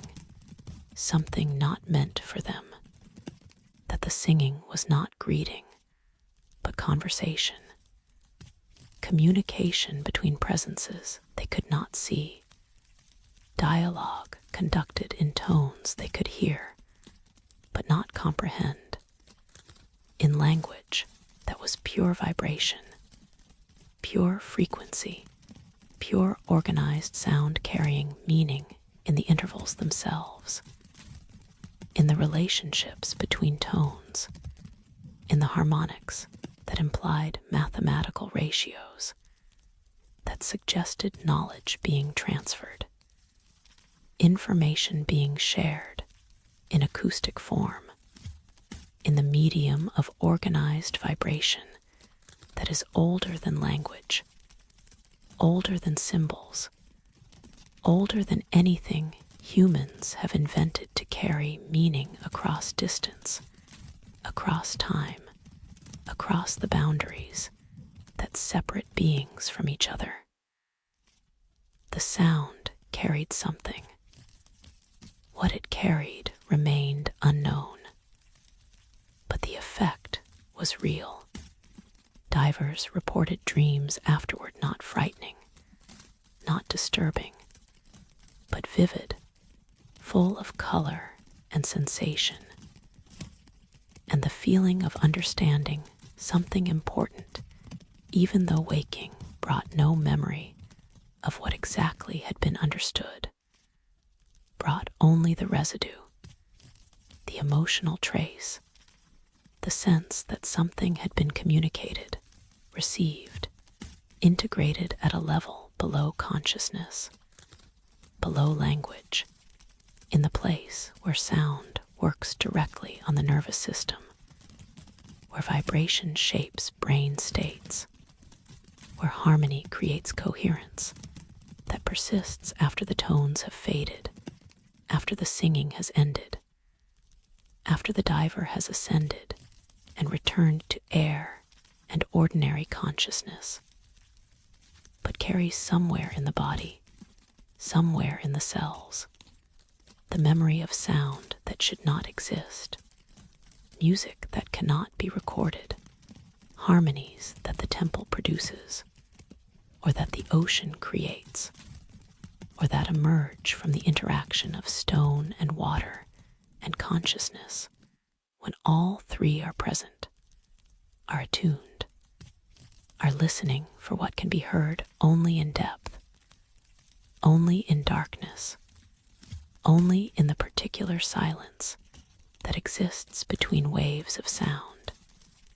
in the spaces where the singing pauses before beginning again, where the tones fade before new tones emerge, where the temple catches its breath before sounding once more its patient, mysterious song that teaches what it teaches not through words, but through vibration, not through meaning, but through feeling, not through explanation, but through the direct experience of organized sound in sacred space, underwater in the deep, where the ocean carries what the ocean carries, and the temple sings what the temple sings, and those who descend and listen receive what they receive, understand what they can understand, and carry back to surface the memory of music that could not be recorded, harmony that could not be captured, beauty that exists only in the moment of listening, only in the presence of the one who hears, only in the space between stone and water and consciousness, where sound becomes something more than physics, becomes communication, becomes the voice of the temple speaking in tones that require no translation because they work directly on the soul, directly on the part of us that responds to harmony regardless of understanding, that recognizes beauty regardless of explanation, that knows when something significant is occurring even when consciousness cannot say what that significance is, cannot name it, cannot do anything with it except receive, except honor, except carry forward the memory that the temple sings,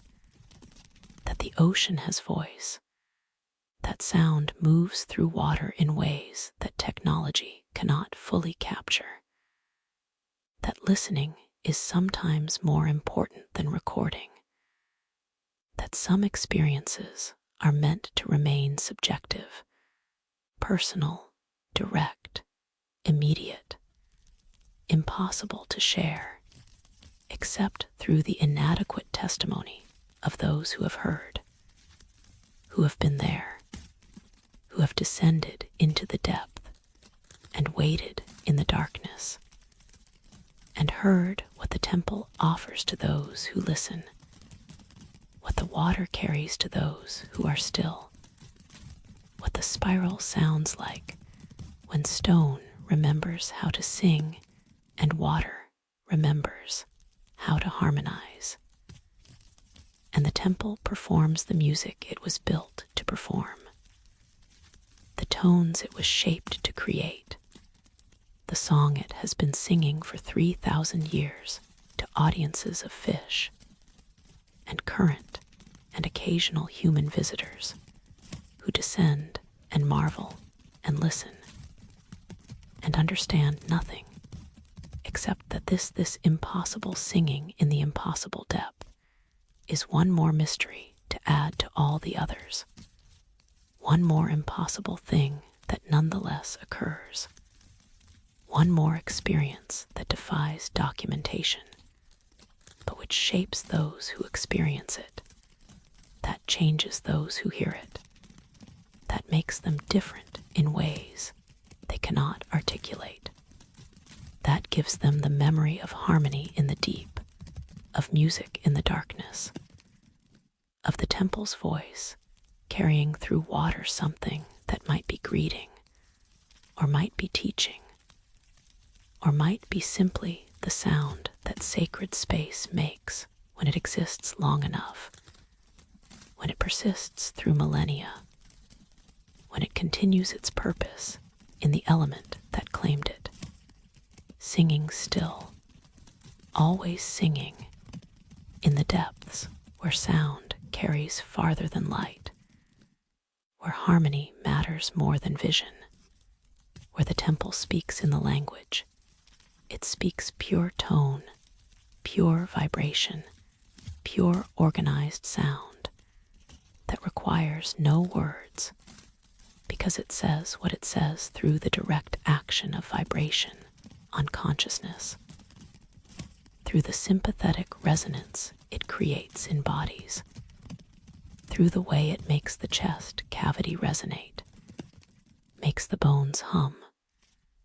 makes the entire body become instrument receiving the temple's transmission, becoming for the duration of the singing a resonating chamber, a receiver, a participant in the acoustic environment that the temple creates, that the ocean supports, that the divers witness and carry forward into air, into ordinary life, into the surface world where no one can hear what they heard, but where they nonetheless carry the memory, carry the vibration, carry in their bodies the echo of the temple's song, fading but present, persisting beyond recording, beyond proof, in the place where experience lives regardless of evidence, where memory exists regardless of documentation, where the singing continues in those who have heard it forever. A permanent, subtle resonance, the temple's gift to those who descend, who listen, who open themselves to sound that should not exist, but which does exist, which does sing, which does carry through water the voice of stone and spiral, and the deep, mysterious patience of the ocean that holds everything, including music, including harmony, including the song that the temple sings in the darkness, where only those who descend can hear it, where only those willing to listen receive it,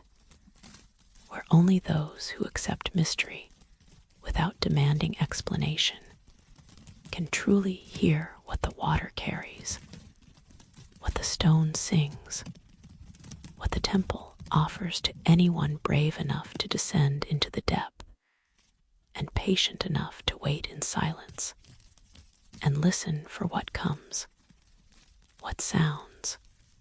what sings in the temple beneath the waves. Near the temple's foundation, where stone met the ocean floor, researchers discovered a current that defied the expected flow of water. It is said that water follows laws.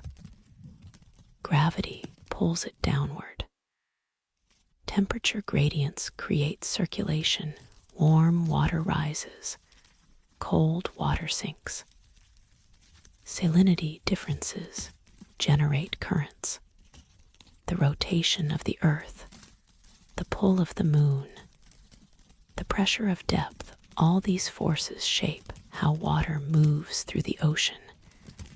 creating patterns that are predictable, measurable, governed by physics that we understand,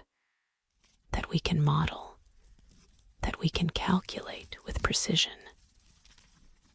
In every ocean, at every depth, water moves according to these rules, follows these laws, creates the circulation that oceanographers map, that submariners navigate by, that explains why certain regions are cold while others are warm, why nutrients accumulate in some places and are scarce in others, why the ocean is not static, but a vast three-dimensional river, constantly moving, constantly exchanging, constantly following the patterns that physics demands. But here, at the temple's foundation, water did something different, rose from the sediment with gentle but persistent force, moved upward against gravity's pull, against the tendency of cold, deep water to stay deep, against every expectation of how currents should behave at 70 meters down, where pressure and cold should dominate, where everything should sink or remain still, where upward movement should not occur without some external force, some mechanism, some reason that instruments could detect. The current was visible, not through the water itself. Water is transparent, invisible except when it carries particles, or when it moves with enough force to create visual disturbance. But this current carried particles, tiny specks that sparkled in dive lights that caught illumination and reflected it, creating a column of ascending brightness against the surrounding darkness. A pillar made visible not by the water, but by what the water carried, by the particles that rose with it, that made the current perceptible, that turned invisible flow into visible phenomenon, that created architecture from movement, structure from fluid dynamics, the appearance of solid column from what was actually liquid in motion. The column was narrow, perhaps a meter in diameter, rising from a point at the temple's foundation, not from a crack, not from any visible opening in the stone, but from the junction where carved granite met natural rock, where the temple's deliberate architecture transitioned into the geology it was built upon, where human construction and Earth's own formation came together, creating a boundary, a threshold, a place where different orders met, and perhaps, in meeting, created conditions for something unusual, something that did not occur elsewhere in the surveyed area, only here, only at this specific location. Divers swam into the current, felt it push them upward, gently, not violently, not the rush of a thermal vent or the force of water under pressure escaping from depths, just persistent upward flow, enough to make hovering easier, to reduce the effort of maintaining position, to provide lift that worked against the natural tendency to sink, that made the water feel different here, feel lighter, feel as if gravity had been reduced, or the water's density had changed, or some force was acting that countered the normal physics of submersion. One diver released a handful of sediment into the current, watched it rise. The particles separated, spread, caught in the ascending flow, and carried upward, up past the temple's foundation, past the columns, past the point where she floated watching, continuing to rise until they disappeared into the gray-green dimness above, continuing toward surface thousands of meters distant, toward light they would never reach, toward air they would never touch, but rising nonetheless, following the current that pulled them, that lifted them, that carried them in defiance of the settling that should occur, the sinking that all sediment does, the gradual descent that makes the ocean floor accumulate layers, that creates the geological record, that buries what falls and preserves it in darkness. But these particles rose, kept rising, made visible a flow that should not exist. Instruments were brought, current meters that could measure velocity, direction, the precise characteristics of water movement. They confirmed what observation showed. Water was flowing upward at approximately 5 centimeters per second. Slow, gentle, but consistent, maintaining this velocity day after day, measured over weeks, showing no variation with tides, with moon phases, with any environmental factor that normally affects currents. Temperature measurements found no anomaly. The water in the current was the same temperature as surrounding ocean. Same cold, same 4 degrees Celsius that exists at these depths worldwide, temperature where water achieves maximum density, where it sinks and stays, where thermal circulation stops, because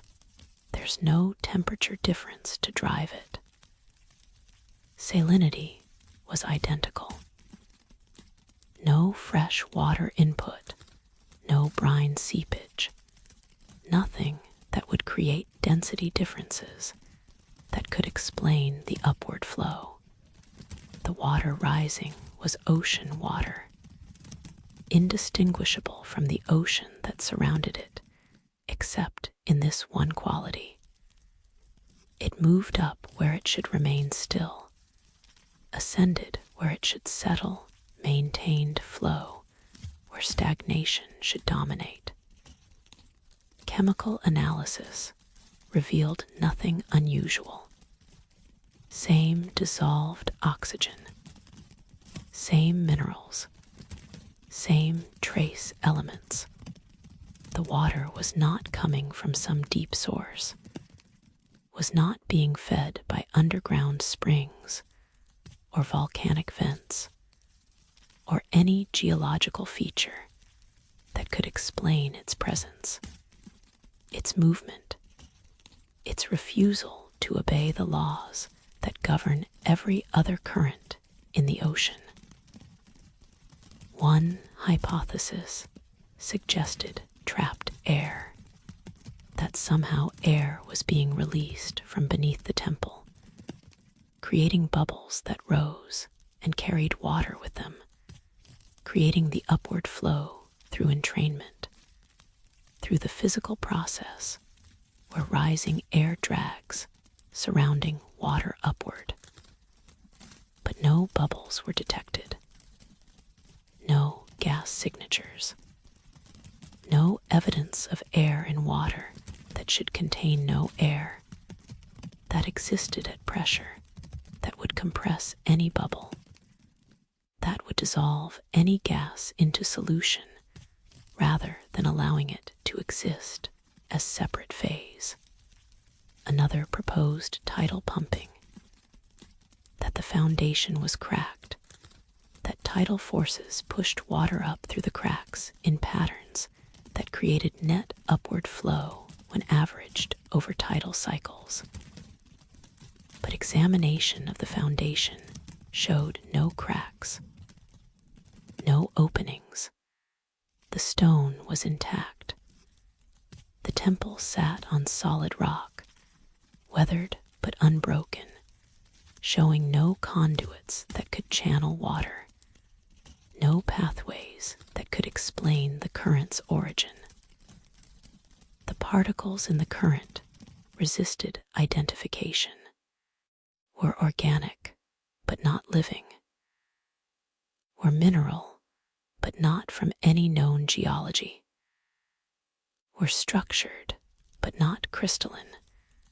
not following the geometric patterns that minerals typically form. Under electron microscopy, they showed layers concentric rings like tree growth or sedimentary deposition, suggesting slow accumulation, gradual building, the patient addition of material over time according to processes that occurred in the current itself, in the ascending water, in the environment that this upward flow created. Some researchers theorized that the particles were being created by the current, that whatever made the water rise also made these structures, built them molecule by molecule through forces that were electromagnetic rather than chemical, that were quantum rather than classical, that operated at scales where normal rules became guidelines, where possibilities multiplied, where water could do things we don't expect, because we observe water at scales where quantum effects average out, where the weird becomes mundane, where magic becomes physics, and physics becomes limitation, but at small enough scales, in specific enough conditions, perhaps water remembered what it could do. Perhaps it showed capacities that bulk observation misses. Perhaps in this current, at this temple, where stone carved with spirals met ocean that had covered it for millennia, where architecture and geology and time had created conditions unique in the surveyed ocean, perhaps here, water could flow upward not through violation of physics, but through physics we don't yet understand, through principles that exist but which we haven't discovered, through the action of fields or forces, or simple geometric configuration of stone and sea floor that created, by accident or design, the conditions where upward flow became possible, became actual, became the phenomenon that divers witnessed and instruments measured, but which no theory could fully explain. The current's implications were profound. If water could flow upward here, could it flow upward elsewhere? Were there other temples, other structures, other configurations of stone and ocean that created similar phenomena? Or was this unique, singular, the one place in the entire ocean where this specific arrangement existed, where this specific current rose? And what did it mean symbolically? A civilization that carved spirals everywhere, that built vessels where water circulated in patterns, that created gardens in darkness and wrote tablets that existed only in water. This civilization also built their temple at a location where water defied gravity, where the ocean itself seemed to acknowledge something special about this place, where currents rose as if in tribute, as if in recognition, as if the water was paying attention to the temple, was responding to it, was participating in whatever purpose the architecture served. Rising water in a submerged place, ascension in depth, upward movement where everything should sink. The symbolism was inescapable. This was a temple of transformation, of passage from one state to another, of the possibility of rising even when surrounded by weight, of moving toward light even from darkness, of refusing the downward pull that claims all things and instead choosing, or being chosen to rise, to ascend, to move counter to expectation in the same way that gardens grew counter to possibility, in the same way that tablets existed counter to logic, in the same way that the entire temple complex seemed to operate according to rules that were not violations of physics, but were physics operating at a level we hadn't yet learned to understand. Physics that included consciousness, perhaps. Physics that allowed intention to shape matter. Physics where sacred architecture could create not just aesthetic experience, but actual alteration of how elements behaved, how water moved, how the ocean itself responded to form carved with precision and purpose. The current continued its patient ascent, carrying its mysterious particles upward from the temple's foundation toward surface thousands of meters above. The journey would take hours, days perhaps, particles rising slowly through the water column, through the gray-green depths where light fades, through the blue regions where fish swim, through the surface layers where waves disturb and mix, finally reaching the boundary between ocean and air where they might settle again, might be scattered by currents, might accumulate somewhere in patterns that mirrored their origin, that carried to surface the message the temple was sending. The particles themselves being information, being communication, being the temple's way of touching the surface world without leaving the depths, of extending upward while remaining anchored, of reaching toward light while existing in darkness. Some particles never reached the surface, were caught by horizontal currents, carried away from the vertical column, distributed across the ocean in patterns that might be random or might follow the spiral, might disperse chaotically, or might maintain some relationship to the 7 rotations, the pattern repeating not just in carved stone, but in the distribution of particles through water, through the 3-dimensional space that the current occupied, through the ocean that received what the temple offered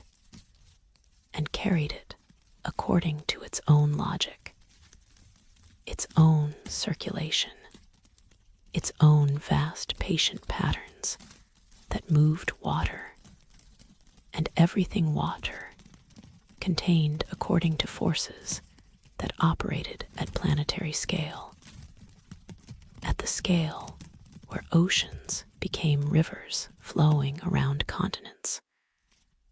where currents became climate, where everything connected to everything else in networks so vast that understanding required not just local measurement, but global perspective, planetary awareness, the recognition that this current at this temple was not isolated, but was part of the ocean's entirety, was contributing its small upward flow to the vast circulation that included all the seas, that moved warmth and cold, and nutrients and particles in patterns that sustained all marine life, that made the ocean not static, but dynamic, not separate from land, but connected through evaporation and rain, and the water cycle that includes everything, that makes all water everywhere part of the same vast flowing system. The current rose, would continue rising, had been rising perhaps since the temple was submerged, had been carrying particles upward for 3,000 years,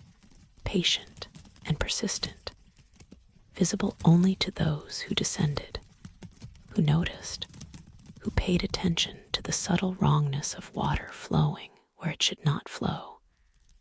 moving as it should not move, ascending in the depth where all things sink. The mystery endured, the current flowed, and the particles sparkled in dive lights as they rose, carrying whatever they carried, information, or blessing, or simple matter, organized or random, meaningful or merely strange, carrying it upward through the water that carried everything,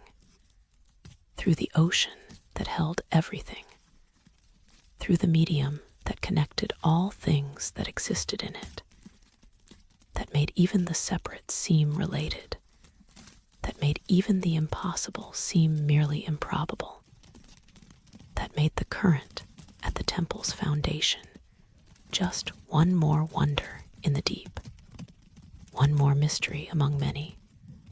one more invitation invitation to question what we think we know about how water moves, how physics operates, how the ocean responds to stone carved with intention,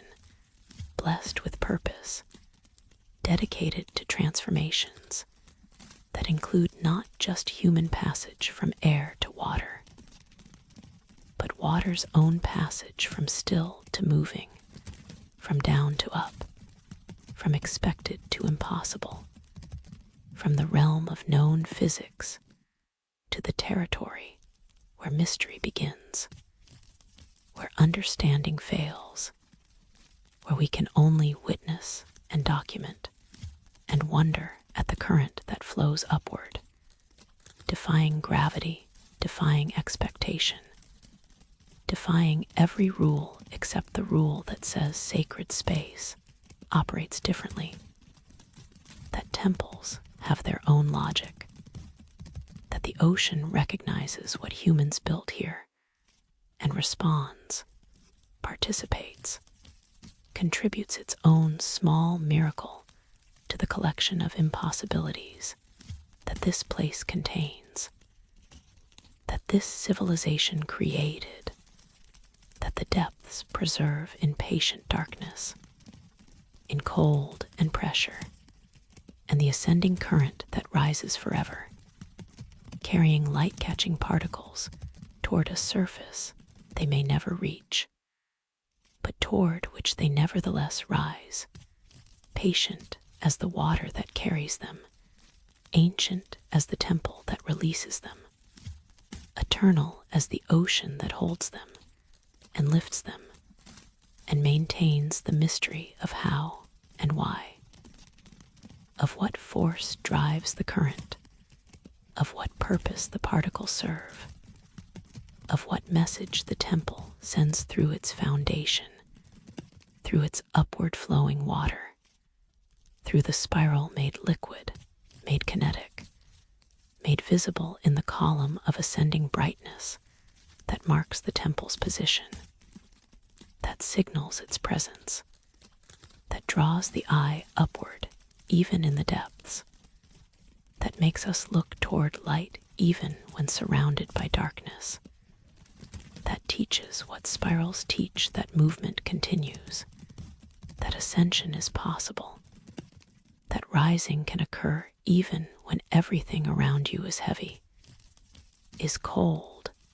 is designed to make you sink, if only you find the right current, the right flow, the right place where water remembers that it can climb, can ascend, can move toward heaven even from the ocean floor, can carry what needs carrying from depth to surface, from hidden to revealed, from the temple that remains below to the world that waits above, connected by water that flows upward forever,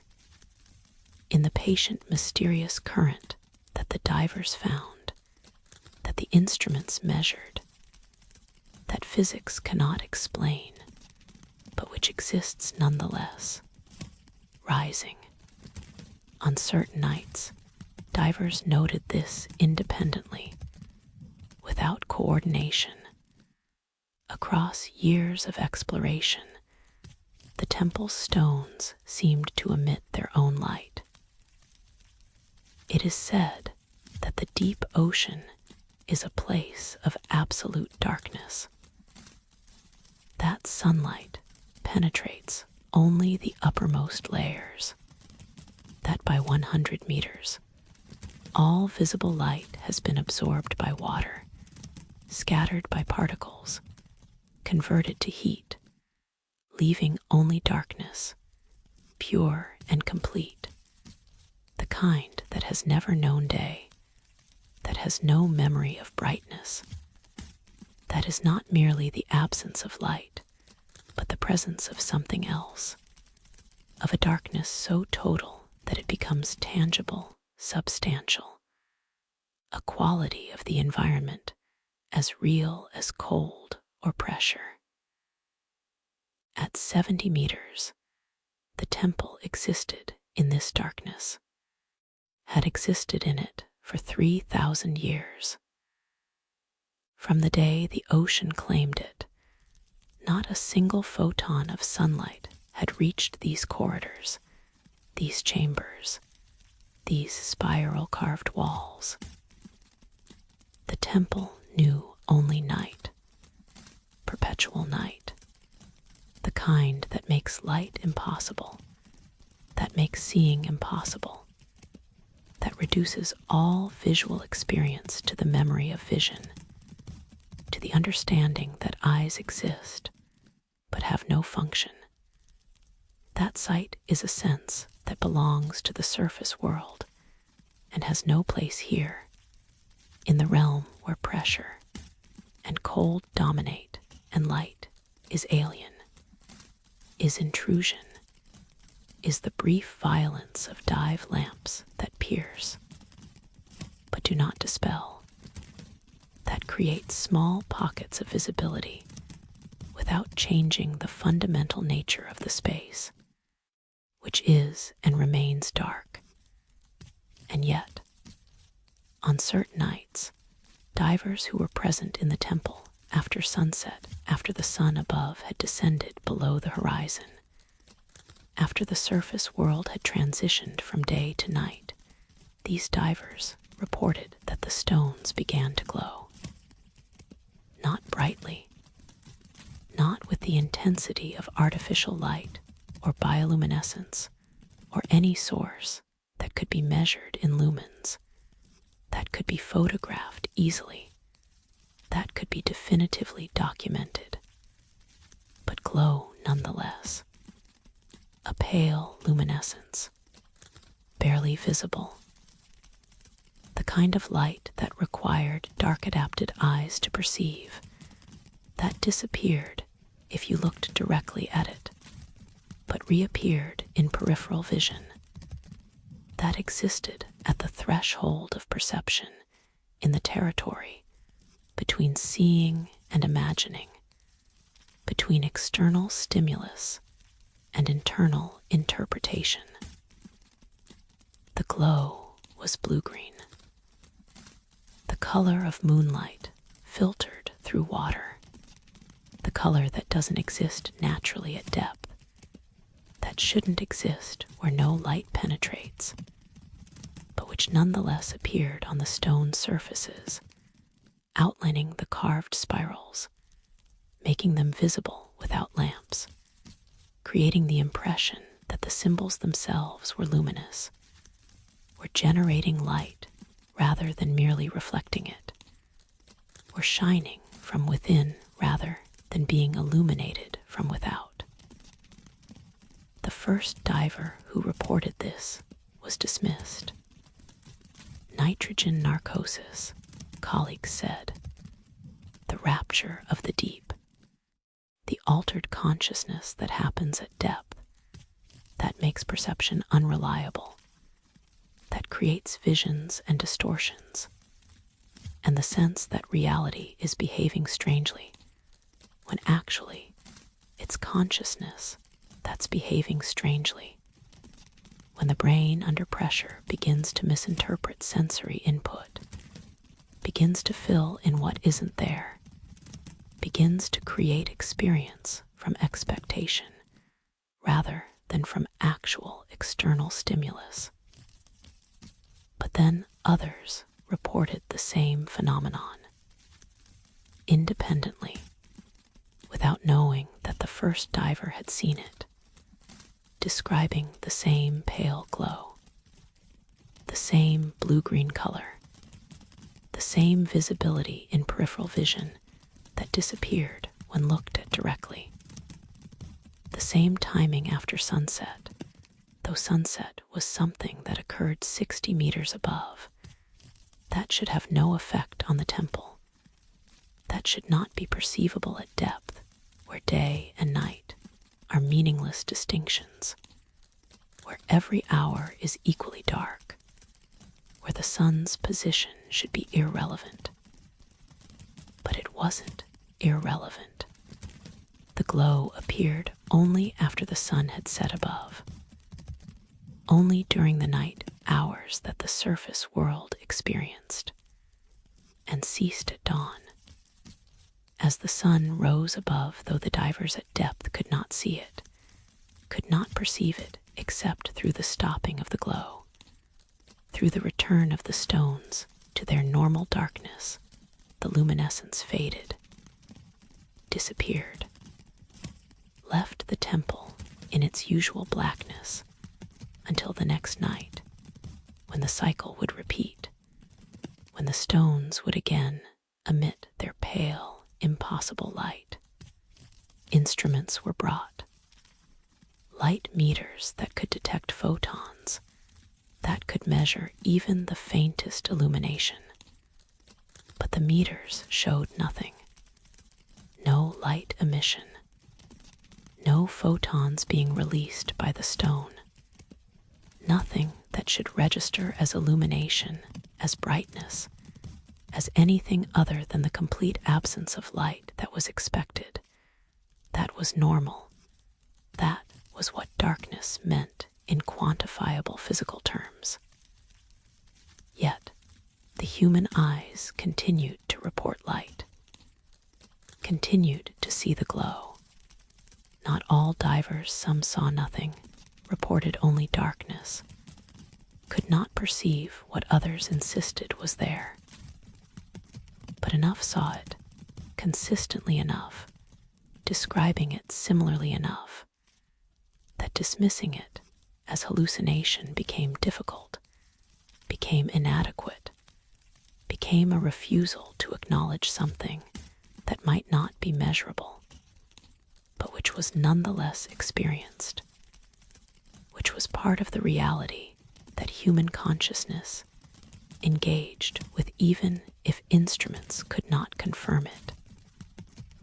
Theories multiplied. Perhaps the stone contained phosphorescent minerals, materials that absorbed energy from what source at this depth was unclear, and released it slowly as light too faint for instruments, but just strong enough for dark-adapted human eyes, evolved to detect even the faintest illumination. Eyes that could perceive single photons under the right conditions, that were more sensitive than electronic meters when given time to adapt, to adjust, to become attuned to darkness, and therefore capable of seeing what existed at darkness's edge, at the boundary where photon emission was so rare that it became quantum event, probabilistic rather than continuous, something that happened occasionally rather than constantly, but which, over time, over patient watching, accumulated into the perception of glow.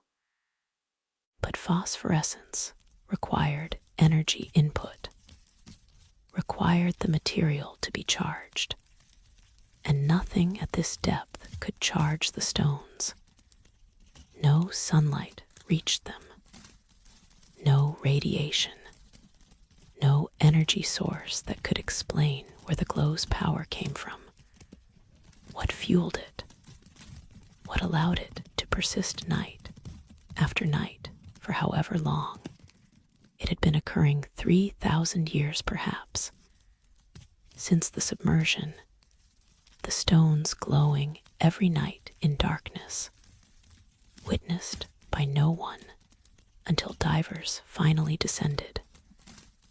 finally were present during the right hours, finally saw what had been invisible, not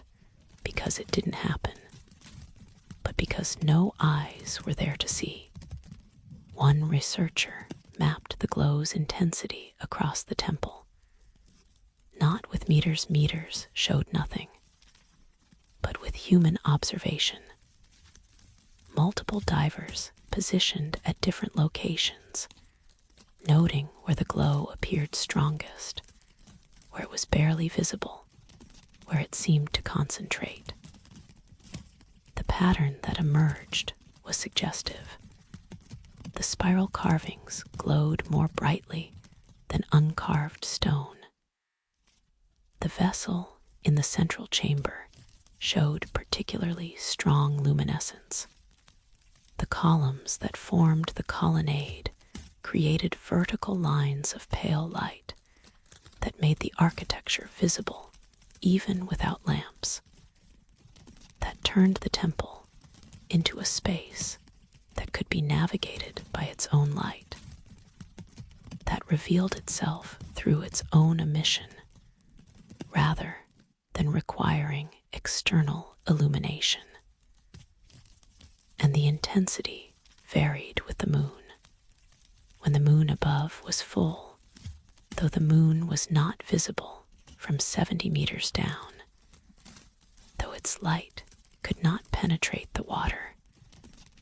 though its phase should be irrelevant to anything occurring at depth when the moon was full, the glow was strongest. When the moon was new, the glow was barely perceptible, existed only for the most sensitive observers, only for those who had spent hours in the dark, letting their eyes adapt, letting their consciousness adjust, letting themselves become receptive to light so faint that it approached the theoretical minimum, the quantum limit of what perception could achieve. This lunar correlation was impossible, was inexplicable, required some mechanism by which the temple could sense the moon's phase, could respond to it, could adjust its light emission, if light emission it was according to a celestial body that was not visible, that could not be seen, that existed in the sky above, but which the temple somehow tracked, somehow knew about, somehow incorporated into whatever process created the glow. Unless the correlation was not the moon affecting the temple, but consciousness affecting perception, perhaps on full moon nights, divers were more expectant, more likely to see what they hoped to see,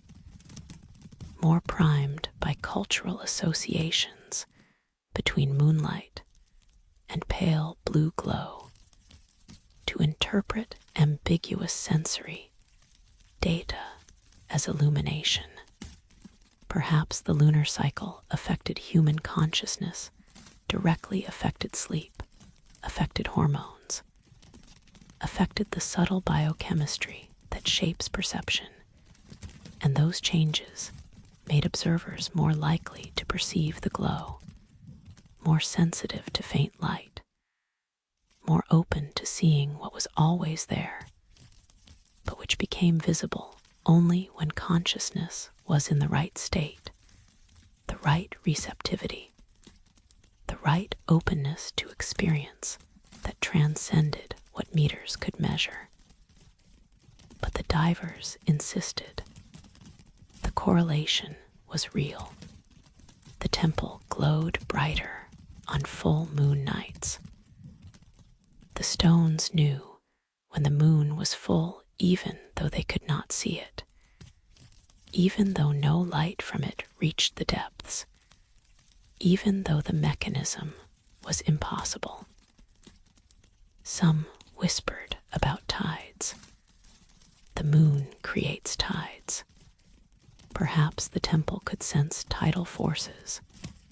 could feel the gravitational pull that made water rise and fall at the surface, that created pressure changes even at depth, subtle changes but measurable. And perhaps the temple responded to these changes, not consciously, but mechanically. The stone somehow converting tidal stress into light emission, into the piezoelectric effect, where pressure creates electricity and electricity creates light. The temple acting as transducer, converting the moon's gravitational influence into the pale glow that made spirals visible, that outlined architecture in moonlight colors, even though no moon shone, even though the source was not lunar reflection, but stone's own emission driven by forces that originated in the moon,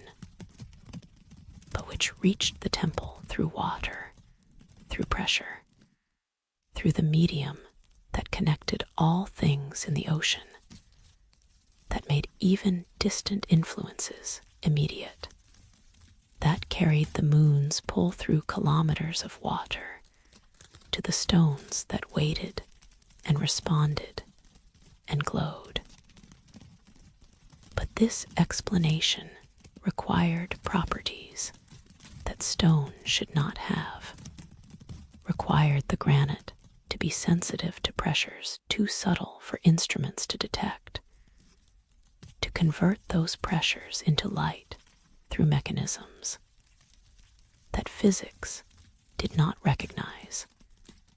to maintain this conversion across thousands of years without degradation, without loss of sensitivity. The temple responding to the moon as reliably in the present as it had when first submerged, as it presumably would continue to do for millennia to come. On nights when the glow was strongest, full moon nights, when the temple's luminescence made the carved spirals clearly visible, divers would turn off their lamps, would hang suspended in the central chamber, surrounded by darkness that was not quite complete, that was interrupted by the pale blue-green light emanating from stone, creating an environment that was neither fully dark nor truly illuminated, but something in between, something that felt sacred, that felt like being inside a different kind of space, a different quality of reality, where the usual rules were suspended, where stone could remember moonlight and reproduce it independent of the moon, where architecture could be alive, not with biological life, but with some other quality, some other form of animation that made the temple seem aware, seem responsive, seem to be performing some function that required glowing, that made the light not decorative, but necessary, not aesthetic, but functional, not beautiful accident, but intentional design.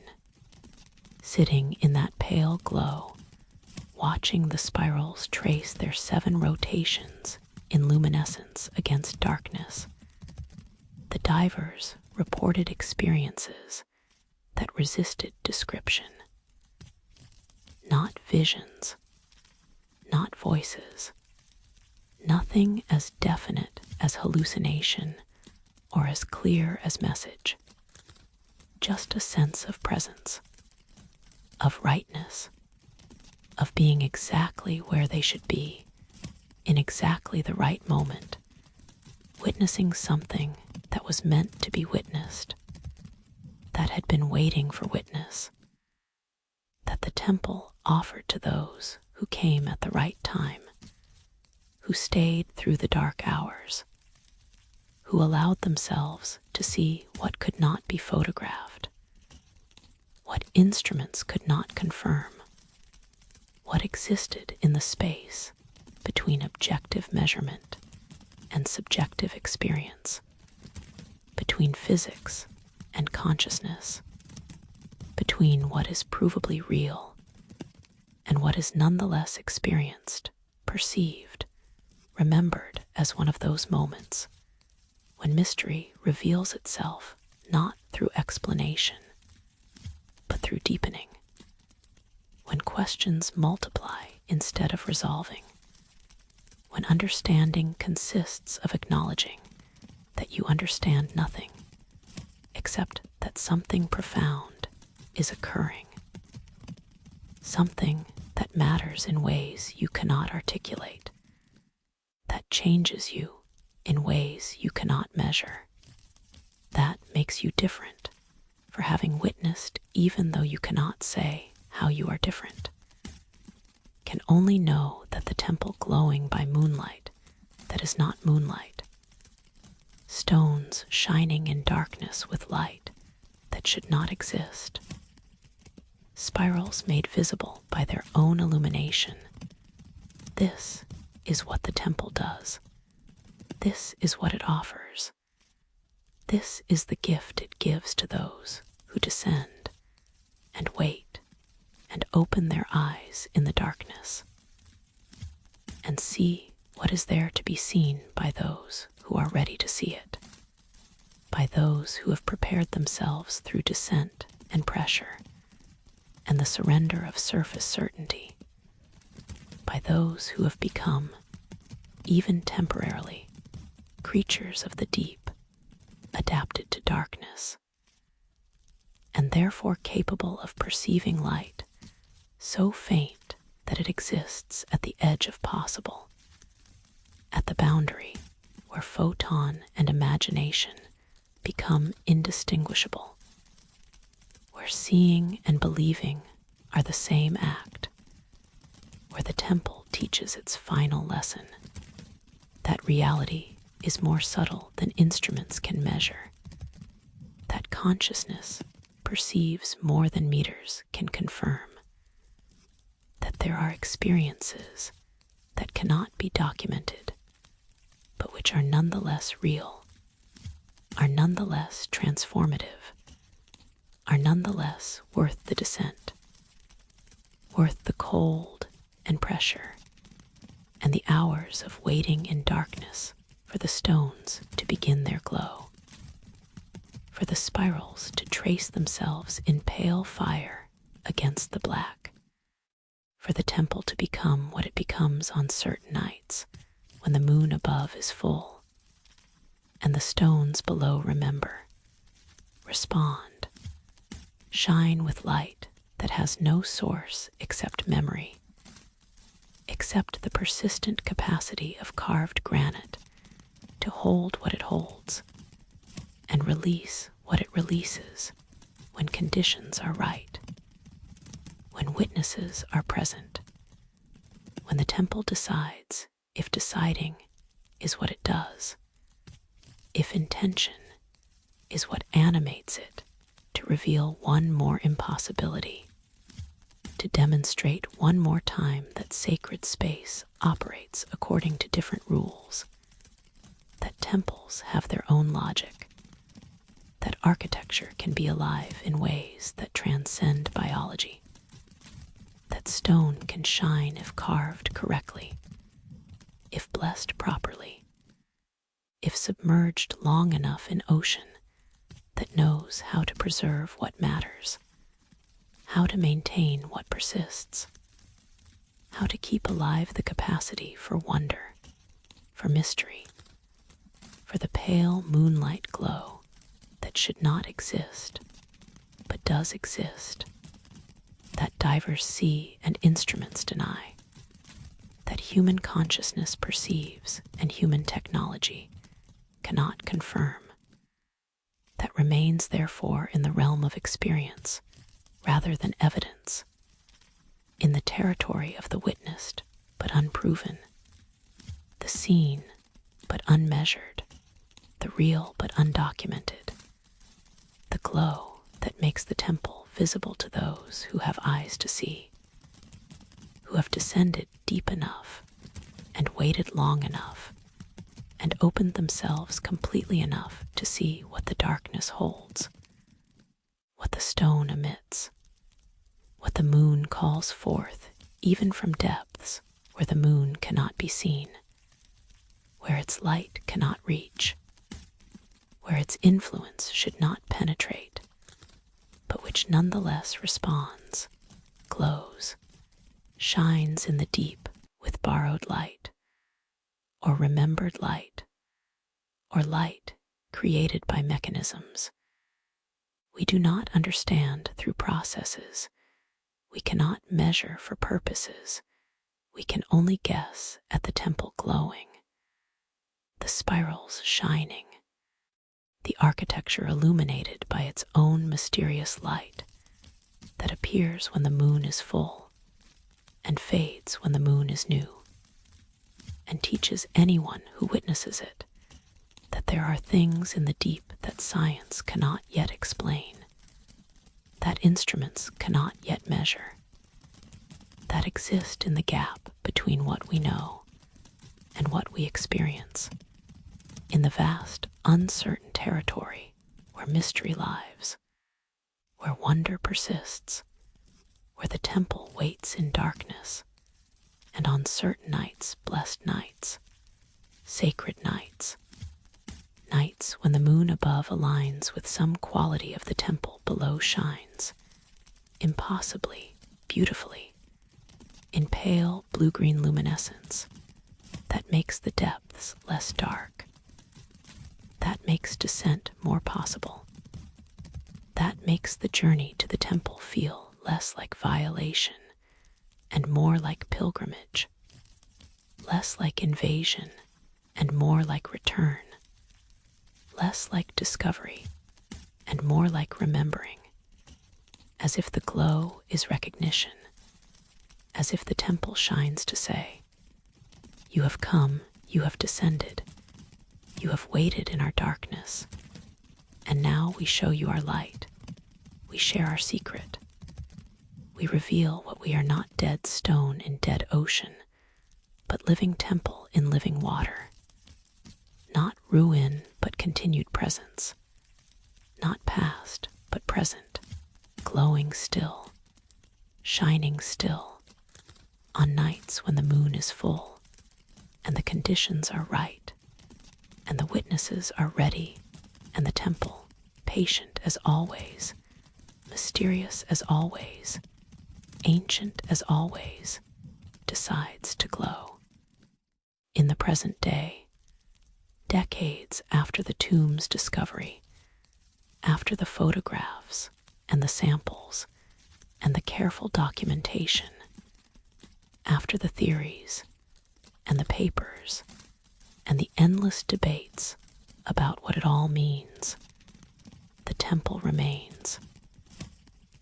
It is said that some places are never truly left alone, that certain spaces, certain sites, certain thresholds maintain a relationship with consciousness that survives abandonment, that persists through time, that calls people back not through explicit invitation, but through some subtle gravity that operates on awareness, that makes certain places impossible to forget, impossible to truly leave even when the body departs, even when years pass, even when distance and time should weaken the connection, but instead seem only to strengthen it, to make the memory more vivid, the pull more insistent, the need to return more urgent. The temple is such a place, has become such a place, was perhaps always such a place, was built to be such a place, was designed with the understanding that sacred space must be maintained not through physical tending, but through attention, through witness, through the persistent presence of consciousness that acknowledges the space, that recognizes its significance, that fulfills whatever need the architecture has for being seen, being known, being held in awareness. At any given moment, someone is watching it. Official personnel on rotation security, monitors checking camera feeds, maintenance crews ensuring the preservation equipment functions, archaeologists conducting authorized research. Their presence is documented, scheduled, part of the administrative infrastructure that surrounds significant sites, that attempts to protect what has been found, that tries to balance access with conservation,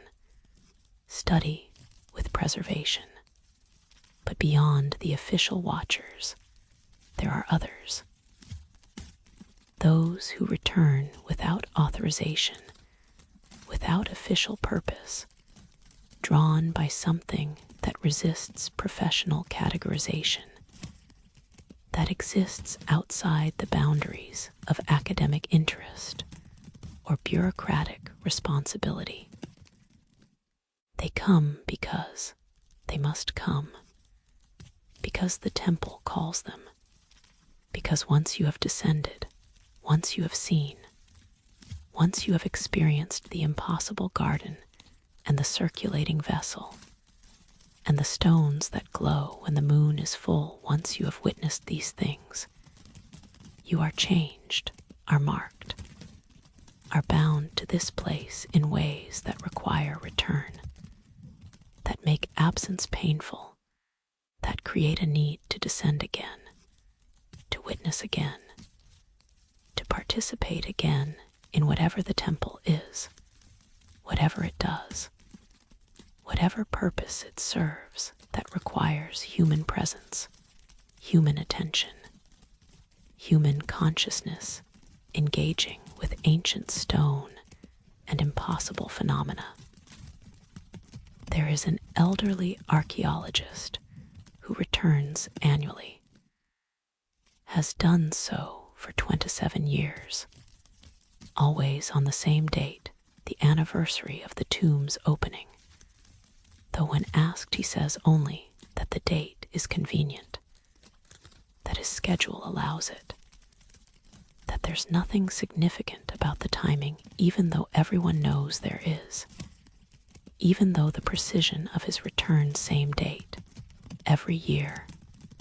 regardless of weather or health, or the 1,000 obstacles that could prevent it, speaks of obligation deeper than convenience, of commitment that transcends preference. He descends, swims to the central chamber, positions himself before the vessel, and stands, or rather hovers, because standing is not possible in water, because the body floats and sinks and must constantly adjust to maintain position, hovers there for exactly 1 hour. Silent, still, his regulator breathing its mechanical rhythm, his eyes open, watching the water circulate through its 7 spirals, watching the pattern that never changes, that has maintained itself for 3,000 years, and shows no sign of stopping, of slowing, of losing the mysterious force that keeps it moving. After 1 hour, he leaves, ascends, returns to the surface, returns to his life,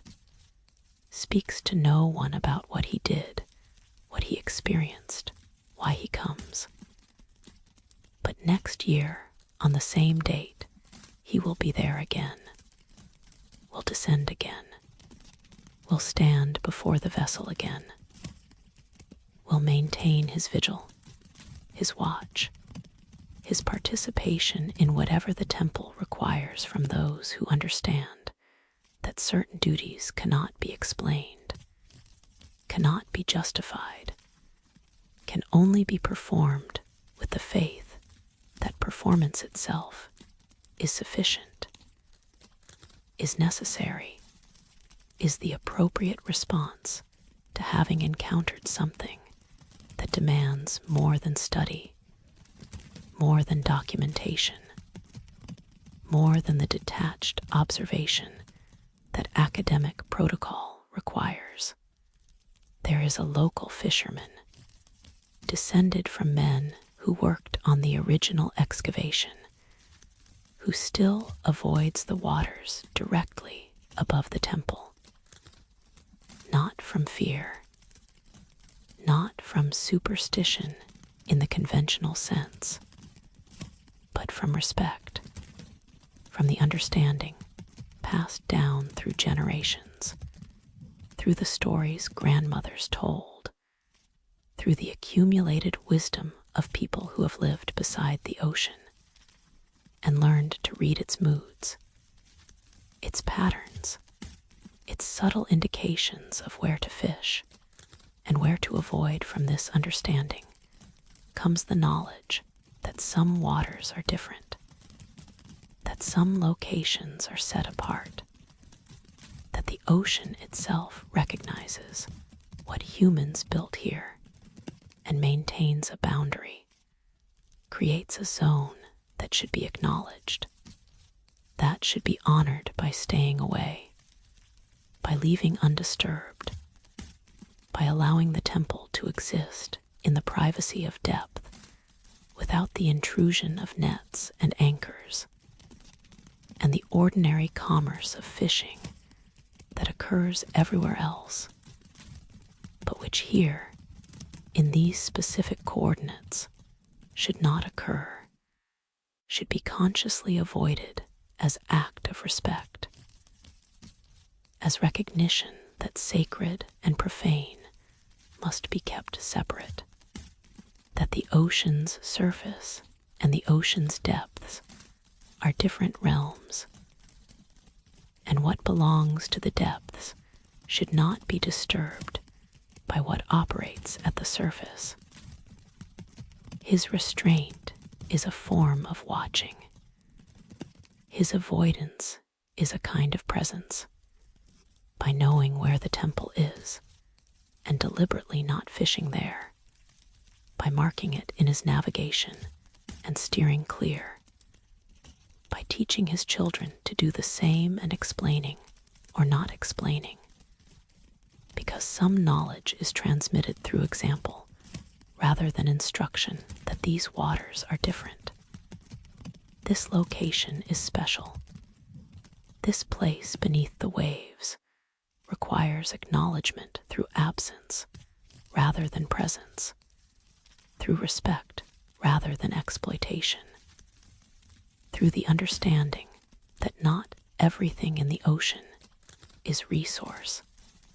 that some things exist for purposes beyond human use, that the temple serves some function that fishing would interrupt, that the proper human response is not to harvest, but to honor, not to take, but to give space, to create through absence a different kind of presence, a watching that consists of knowing and staying away, of maintaining the boundary, of participating in the temple's preservation through the simple act of leaving it alone. There is a scholar who devoted 40 years to translating the tablets. She died 3 years ago, but her work continues. Her archive waits thousands of pages of notes, multiple translations, revised interpretations, the patient accumulation of a lifetime spent attempting to decode what resisted decoding, to translate what refused translation, to extract meaning from symbols that seemed clear individually, but which combined into messages that existed in territories language could not quite reach. Her final journal entry, written the night before she died. The tablets are not hiding meaning. They are meaning. The symbols are not code to be broken, but form to be experienced. Translation was never the point. Relationship was the point. Attention was the point. Spending 40 years with these texts has changed me more than I have changed them. This is what they were designed to do. Not to convey information, but to transform the reader. Not to be solved, but to be lived with. I understand now that my work work was not failed translation, but successful transformation. The tablets have done what tablets do. I have become what readers become. The translation is complete not on the page, but in the person. Not in words, but in being. This is what scholarship means in the context of the sacred. This is what the temple teaches. This is what the ocean preserves. She understood something that academic institutions struggle with, that some knowledge cannot be extracted, cannot be removed from its context, cannot be made available to those who have not made the journey, who have not descended, who have not submitted to the transformation that depth requires, that pressure creates, that the ocean facilitates for those who enter it properly, who approach it with the right consciousness,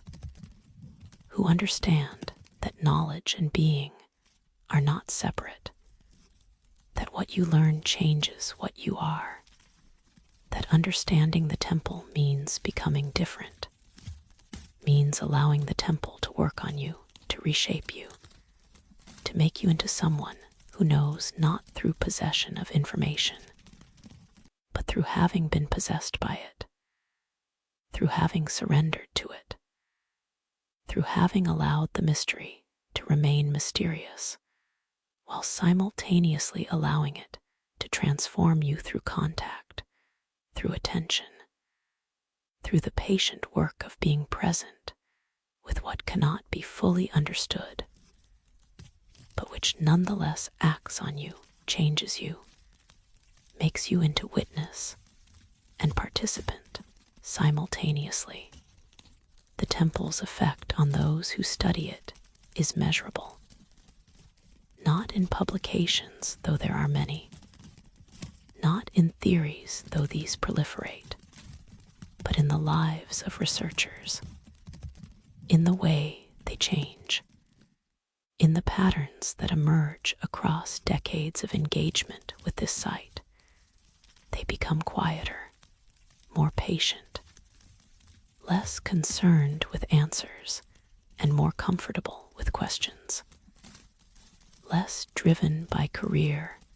and more drawn by calling,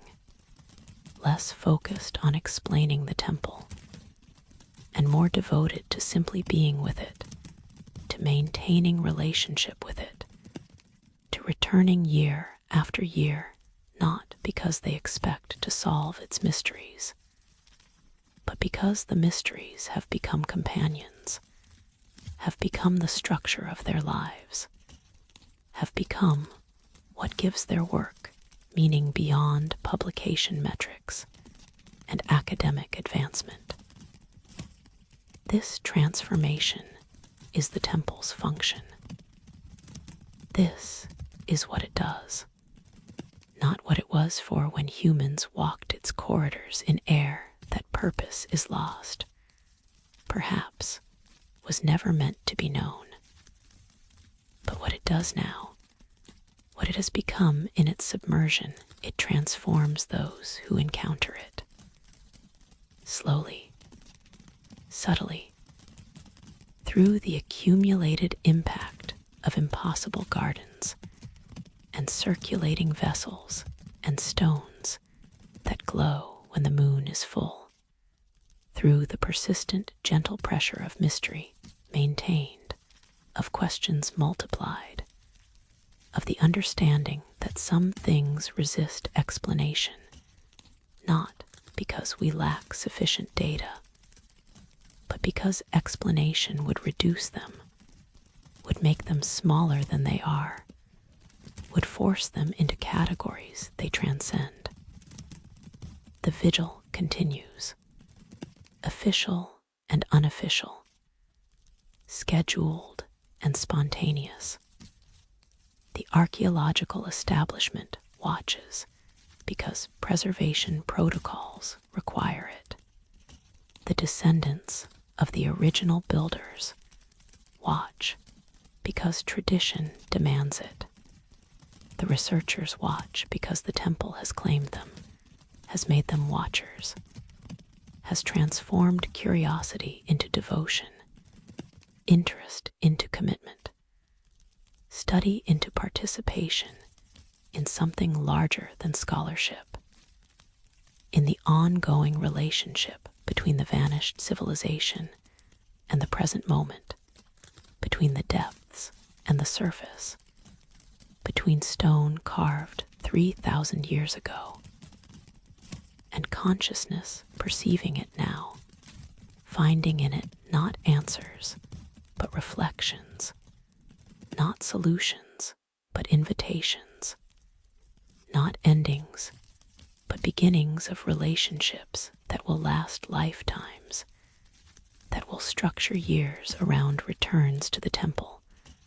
around descents into the darkness, around the patient work of witnessing what persists. And something watches back, not with eyes, not with consciousness we would recognize, but the temple is not passive, is not merely object of study, has its own presence, creates effects, influences those who encounter it in ways that suggest agency, suggests purpose, suggests that the architecture itself participates in the relationship, that the stone has memory and intention, and the capacity to respond to those who approach it with the right consciousness, the right openness, the right willingness to be changed. Perhaps this was always the temple's purpose, not to house rituals, though it may have done that, not to encode knowledge, though the tablets suggest it did, but to create relationship between human consciousness and mystery maintained, to build a space where the impossible was normal, where questions multiplied rather than resolved, where transformation occurred through contact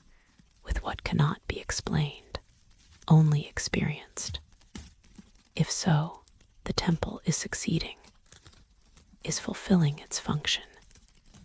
is continuing its work across the millennia. The civilization that built it is gone, dissolved into the ocean, leaving no bones, no graves, no material trace of bodies. But the temple remains. And through the temple, something of that civilization persists. Not their answers, we may never know what they knew, what they believed, what understandings they possessed about water and stone and the cultivation of gardens in darkness.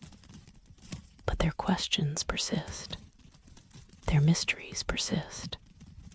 Their capacity to create spaces where transformation occurs persists.